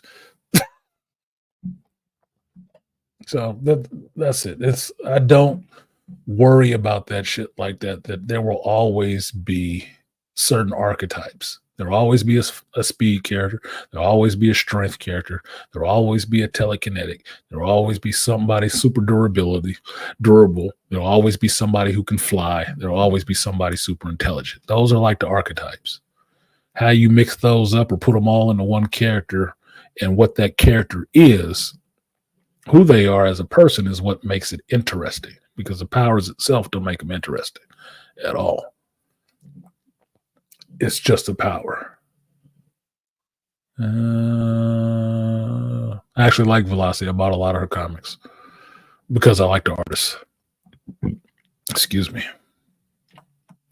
Anyway, final thoughts. I'm at 6 hours now, so I'm going to have to shut this down so I have some space left to record this last shitty episode of The Acolyte. All right, I'll say this. Great show once again. Like I said, my Sundays before I got to go out and work 14 hours a day. Appreciate what you bring and the aspect. So that's all I got. Appreciate you, Noir. Appreciate you coming up. Yeah, if I can get you through a 14-hour shift, 6 hours will probably do it. I got myself through an 8-hour shift listening to last week's stream. So it was good. It was good. So appreciate you coming up, man. Sharing your voice. That was the Noir truth, black truth. Not because he black, just because, it's like Black Thoughts. I will say this, my bad. Let me add this piece too, because I gotta vent a little bit. So I was watching The Boys, and of course one of my favorite characters and superheroes from The Boys is Black Noir. So the way that you know who Wade killed him, I was a little bit pissed off. So, but that's it. Yeah, that's why I pointed out the fact that they switched Black Noirs in this show. They got another black dude to play Black Noir, but it's all out there about the comic, about who Black Noir really was. If they still go the same way that the comic went, you're gonna have this black dude killing a white dude, and they're gonna play that up. Because most of the ethnic roles in this shit are reversed outside of Mother's Milk. A-Train was never a black dude. He was a white dude. Deep was never a white dude. He was a black dude. He wasn't doing all that freaky sex shit. I don't remember that. But a lot of that stuff is mixed up like that.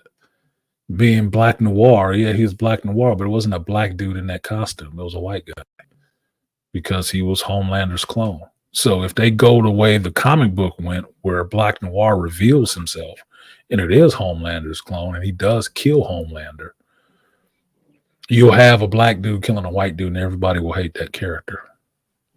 Rightfully so, but they'll be thinking about it with blackface, as opposed to how it was originally written.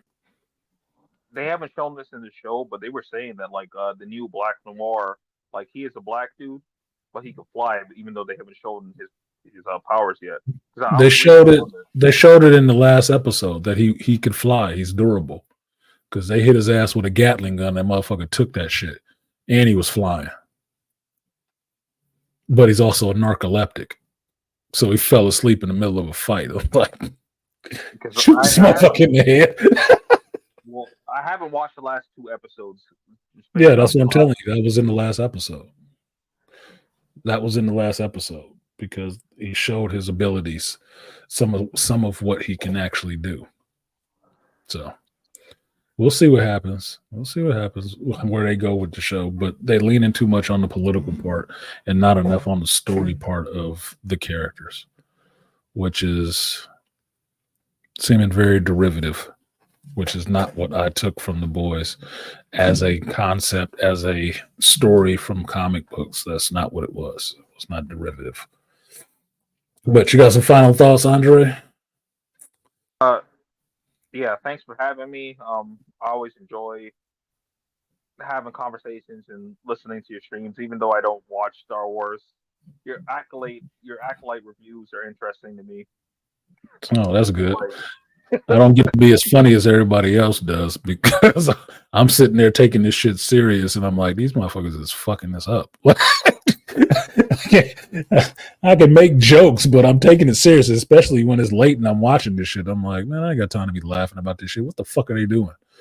Yeah, like you actually care about like the stuff that you're talking about. So like, I really appreciate that. Yeah, I do.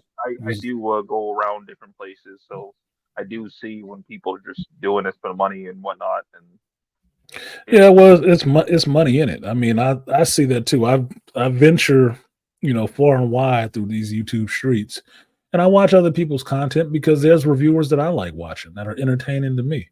Like Jeremy Johns had me laughing because he watching this shit and drinking alcohol like I'm looking at it. Like he finished his bottle. Look, I ran out of my Terramana. Like he's still drinking. So he's having the same kind of experience with this shit. Like, man, what the fuck is this? I need a drink. I need a whole goddamn drink for this to get through this shit. It's funny to me. So look, people do it better, people do it worse. It's just what it is. So I'm not adverse to listening to other people's content, what they have to say. I just look for original thought.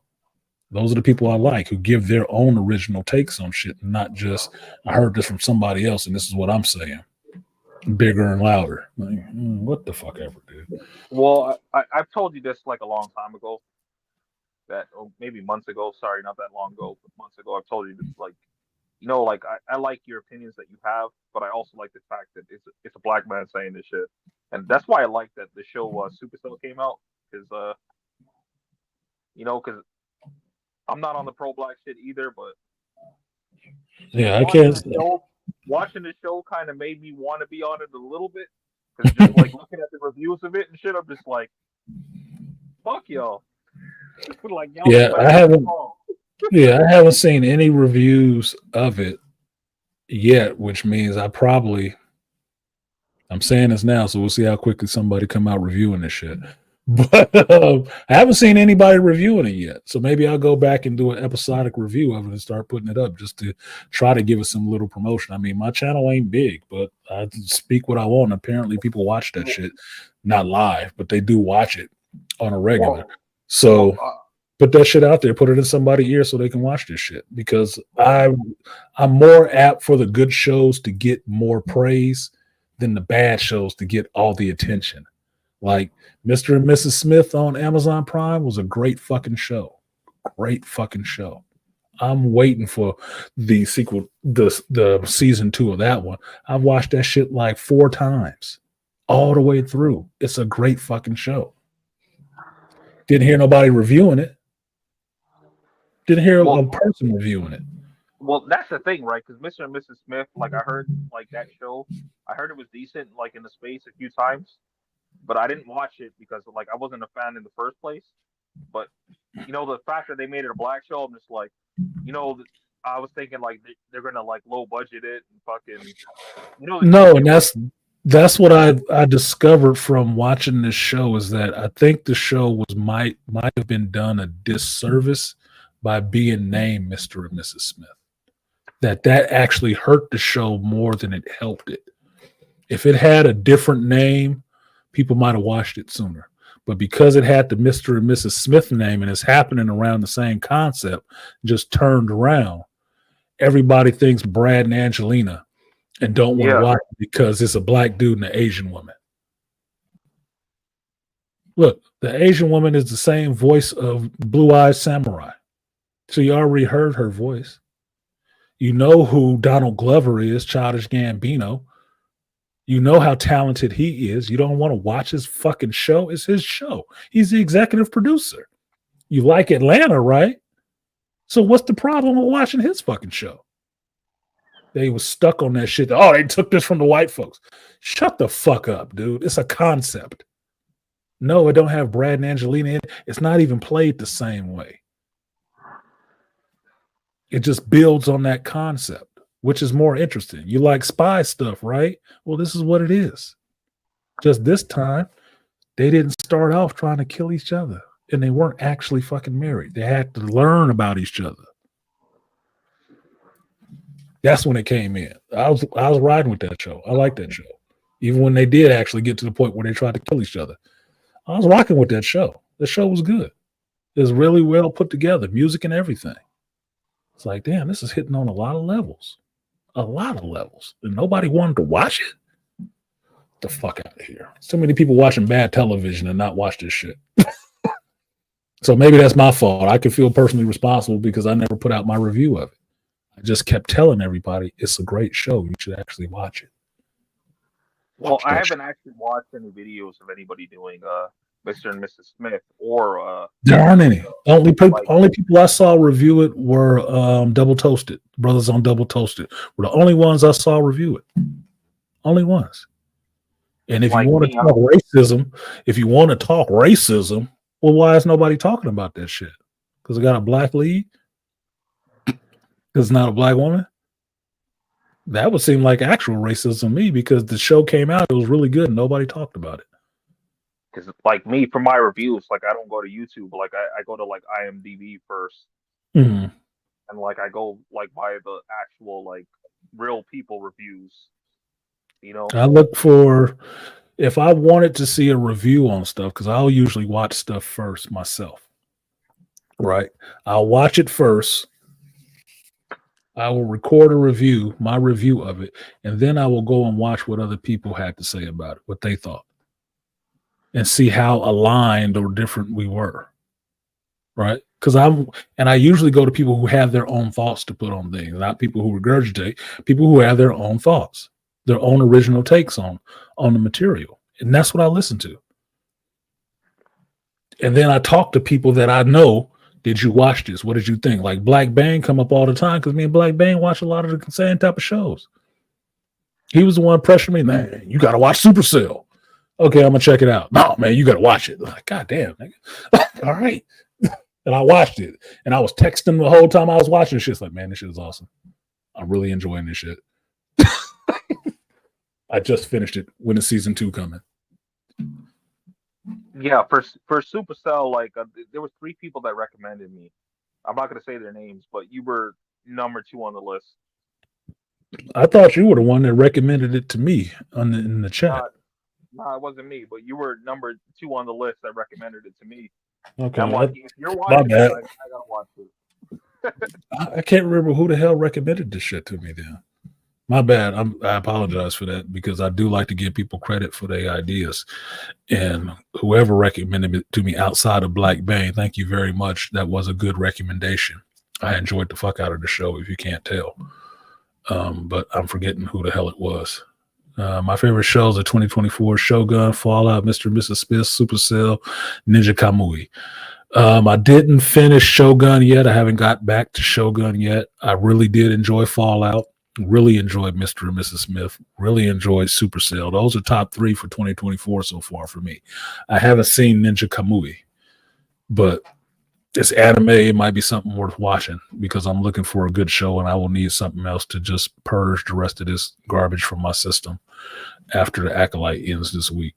Because thankfully, well, no, we got the Agatha's not coming until September. Okay, so I got some time in between there where I can watch some really good shows. So if y'all got recommendations, drop them in the comment section below so I can watch. And some good shit. Don't give me no Art of Idmore bullshit. Don't be giving me some bad show to watch to try to get me to love it. Like, don't do that. Don't play with me like that, okay? My system can't take it. I need to purge the poison, okay? We on a cleanse, okay? We on a cleanse. Good show. Good shows. That's why I said I go IMDb first, and I actually like read reviews of people that actually watched it and people that are actually fans of like whatever genre it is. Mm-hmm. I read multiple reviews, not one people's videos and shit. Like I don't usually read a lot of reviews. Yeah, I don't usually read a lot of reviews. I talk to people that I know who have watched it because I know their taste. I know their taste and know what they recommend, and they know me, so they know if it's something that they think I would find interesting and what is not, and that acts as a filter. Because they will not suggest shit to me that they know I probably would not like. If they still think it's a chance I might be interested, they'll mention it, but it's how they deliver that shit to me, right? That's why I give people that credit. Like, Black Bane will watch some B-movie shit that I would never look for, never find. Because he trolls that kind of shit. And when he gives me recommendations on stuff, I'll do it, right? Stuff that I watch, I might watch some offbeat shit that just looks, in my terminology, weird enough for me to like.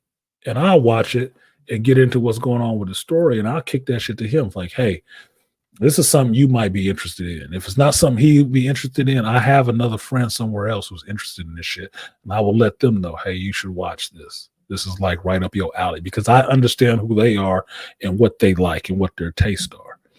Most people don't think of it that way. They just, oh, it's a new show. It's great because everybody likes it. Who's everybody? Why do I give a fuck what they like? Well, I read these 15 reviews, man. Fuck them reviews.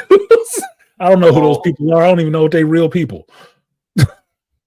Like what I said earlier, and I'm not gonna hold you, so I'm gonna get off here. But what I said earlier is when I was talking about like the Viking shows, like I did already watch Supercell before I watched it, and the only reason why I watched it because I was looking for something else good to watch. Because Supercell had me, and I'm just like, I was very disappointed I couldn't find anything similar to it. So, but I luckily found something that like I wanted to watch. That was still going on. You know? The closest to Supercell, which is entertaining in the very least, is Code 8 by Stephen Amell. The Amell brothers. Stephen, the one who was playing Green Arrow, I think it's Stephen and Josh Amell. They did a movie on Netflix called Code 8. And it's about people with powers in the world that they fucking live in, like overly policed. They can only do certain things and whatnot. It was interesting. It was an interesting concept. They got a second movie. So they did a second movie, and Code 8, 2 came out, which was actually decent. It was decent enough. So I'll look for stuff like that. It's not as good. Tell you right up front, it's not as good as Supercell, but it is another story in another world that you can delve into and understand how this world works and how people with powers work in this world. It was decent. It was decent. Robbie Amell, thank you. Thank you, Beasley. Yeah, Robbie Amell. I knew it's in there. I'm kind of mind like a steel trap. It's just sometimes I can't find the key. Apparently, I'm getting old. Sometimes the drawer don't want to open. It's like it's stuck. Fuck. Yeah, our artisan, you're a wealth of knowledge, and I don't want to hold you. So I'll catch you on the next one. All right, peace, I Dre. appreciate what you're doing, bro. Man, finish that spliff, motherfucker. I'm smoking cigarettes, but I got Okay. though. I know it was cigarettes. I'm just fucking with you. If I thought it was weed, I would have said something to you about turn off your fucking camera. Like I can cuss at people, but you ain't gonna be puffing on my stream. Like I don't smoke. You got that Bob Marley shirt on. Peace to the Maple Leaf. Not smoking Maple Leaf. He's smoking tobacco leaves. Okay. It was only tobacco leaves. I mean, I can catch copyrights for a lot of things, not for that shit. But appreciate him coming up, sharing his voice. I do what I do. I'm a black man, so I can be weird about taking compliments, but if it's true, I'm glad, because I only put out my ideas and what I think about stuff. If you resonate with it, you resonate with it. If you don't, you don't. There's nothing I can do about that shit. But I do have a mouth to speak and a brain to think my own thoughts, and I will share those with you weekly or more. Altered Carbon was a nice change. I like Altered Carbon too.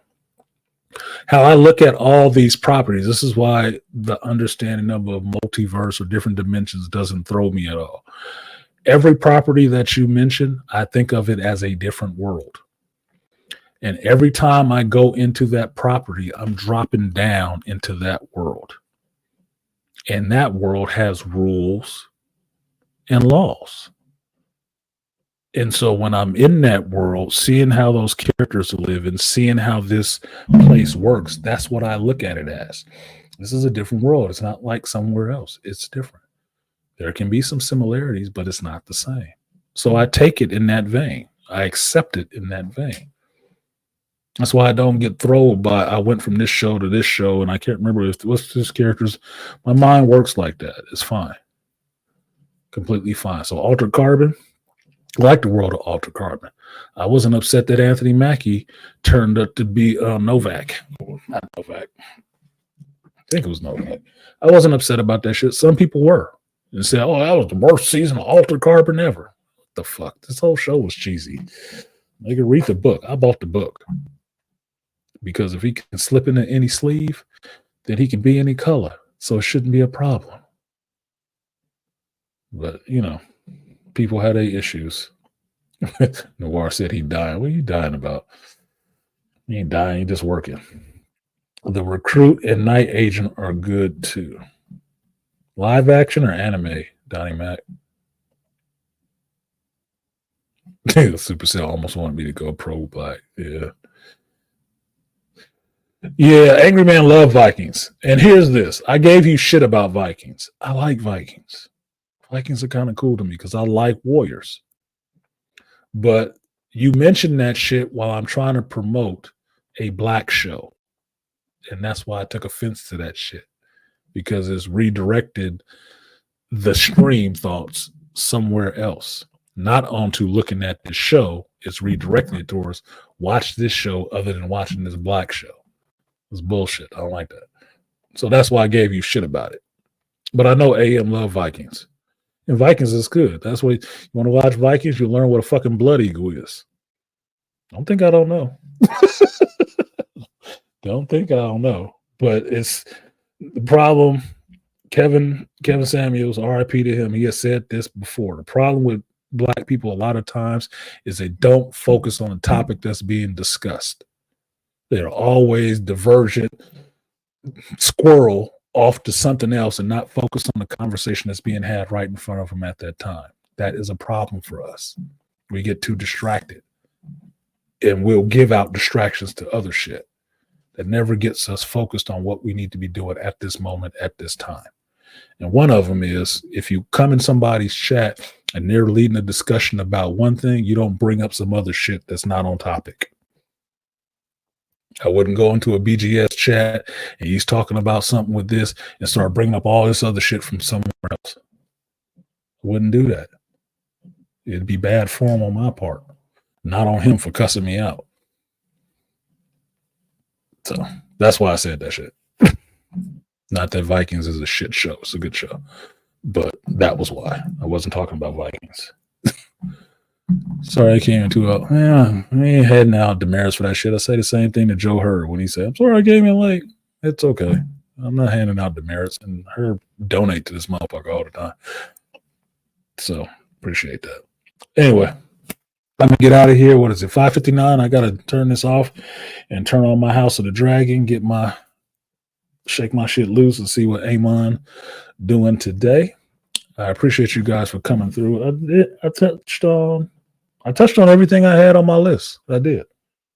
Touched on all of that. Through the natural flow of conversation, everything came out. So I want to see who actually refers to Mother Anasea as the Dark Phoenix. See if that circulates. Since everybody was trying to come up with names and all of them couldn't think of anything creative. Acolyte episode 8 comes out Tuesday. Oh, goody. And then that'll be over.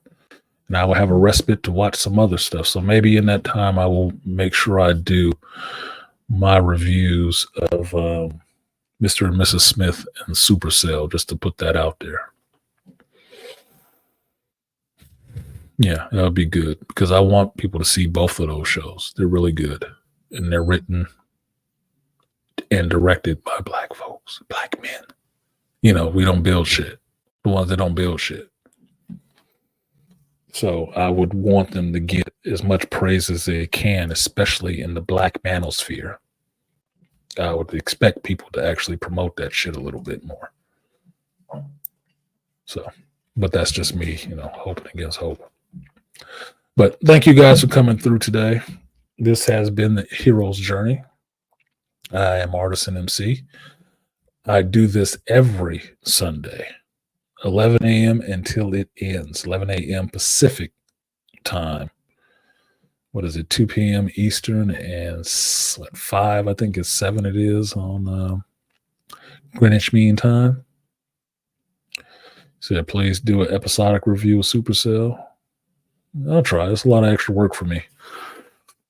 But next couple of weeks, I need to be spending some more time with my pool league because I am playing in Vegas in August, first part of August. There's a pool tournament happening in Vegas, and I got to go to church. So I will be increasing my league play so I can get those required games under my belt so I can go to Vegas and see where I rank in that crowd of awesomeness of pool players from all over the place.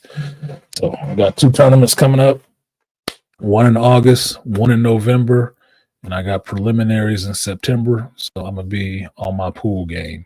So doesn't mean I'm not going to do videos because this is one of the things I do, but that's where my focus is going to be at. Doing things, not focused on pussy. So thank you guys for coming up. 7 p.m. Mountain Time here. Okay. 7 p.m. Mountain. Yep. Donnie Mac, shout out to Rat Man. Yeah, shout out to Rat Man. Slow clap, man. That was awesome. Because of seeing this show, I will look at some of his other work because he's done more than this one show. This is just the most recent thing that he's done. I will take a look at that other stuff because this was way good. Way good. I'm not even from London and I can relate to this shit. That's saying something for the writing. I'm from California. I don't relate to none of this shit going on in Acolyte. So with that, I'm going to go ahead and get out of here. Like, share, subscribe, support the stream if you feel so inclined. $ Artisan MC on Cash App or Artisan MC on PayPal. It never closes. It's open 24/7, and I will always give you a message back and thank you for supporting this because this stream does not run on hopes and dreams. It runs on green, just like every other thing. So, and yeah, Top Boy, I do need to check out Top Boy so I can get more looks at Saffron. But I do like my UK stuff. I do. I'm a Doctor Who fan, and it goes way back with me. I don't mind that shit at all. So with that, I'm gonna go ahead and get out here. Thank you guys. Check out House of the Dragon. It should be on now. And I will see you guys later. Definitely by Wednesday, you'll see me for my hump day, new book day. So with that, I will see you next time. Peace.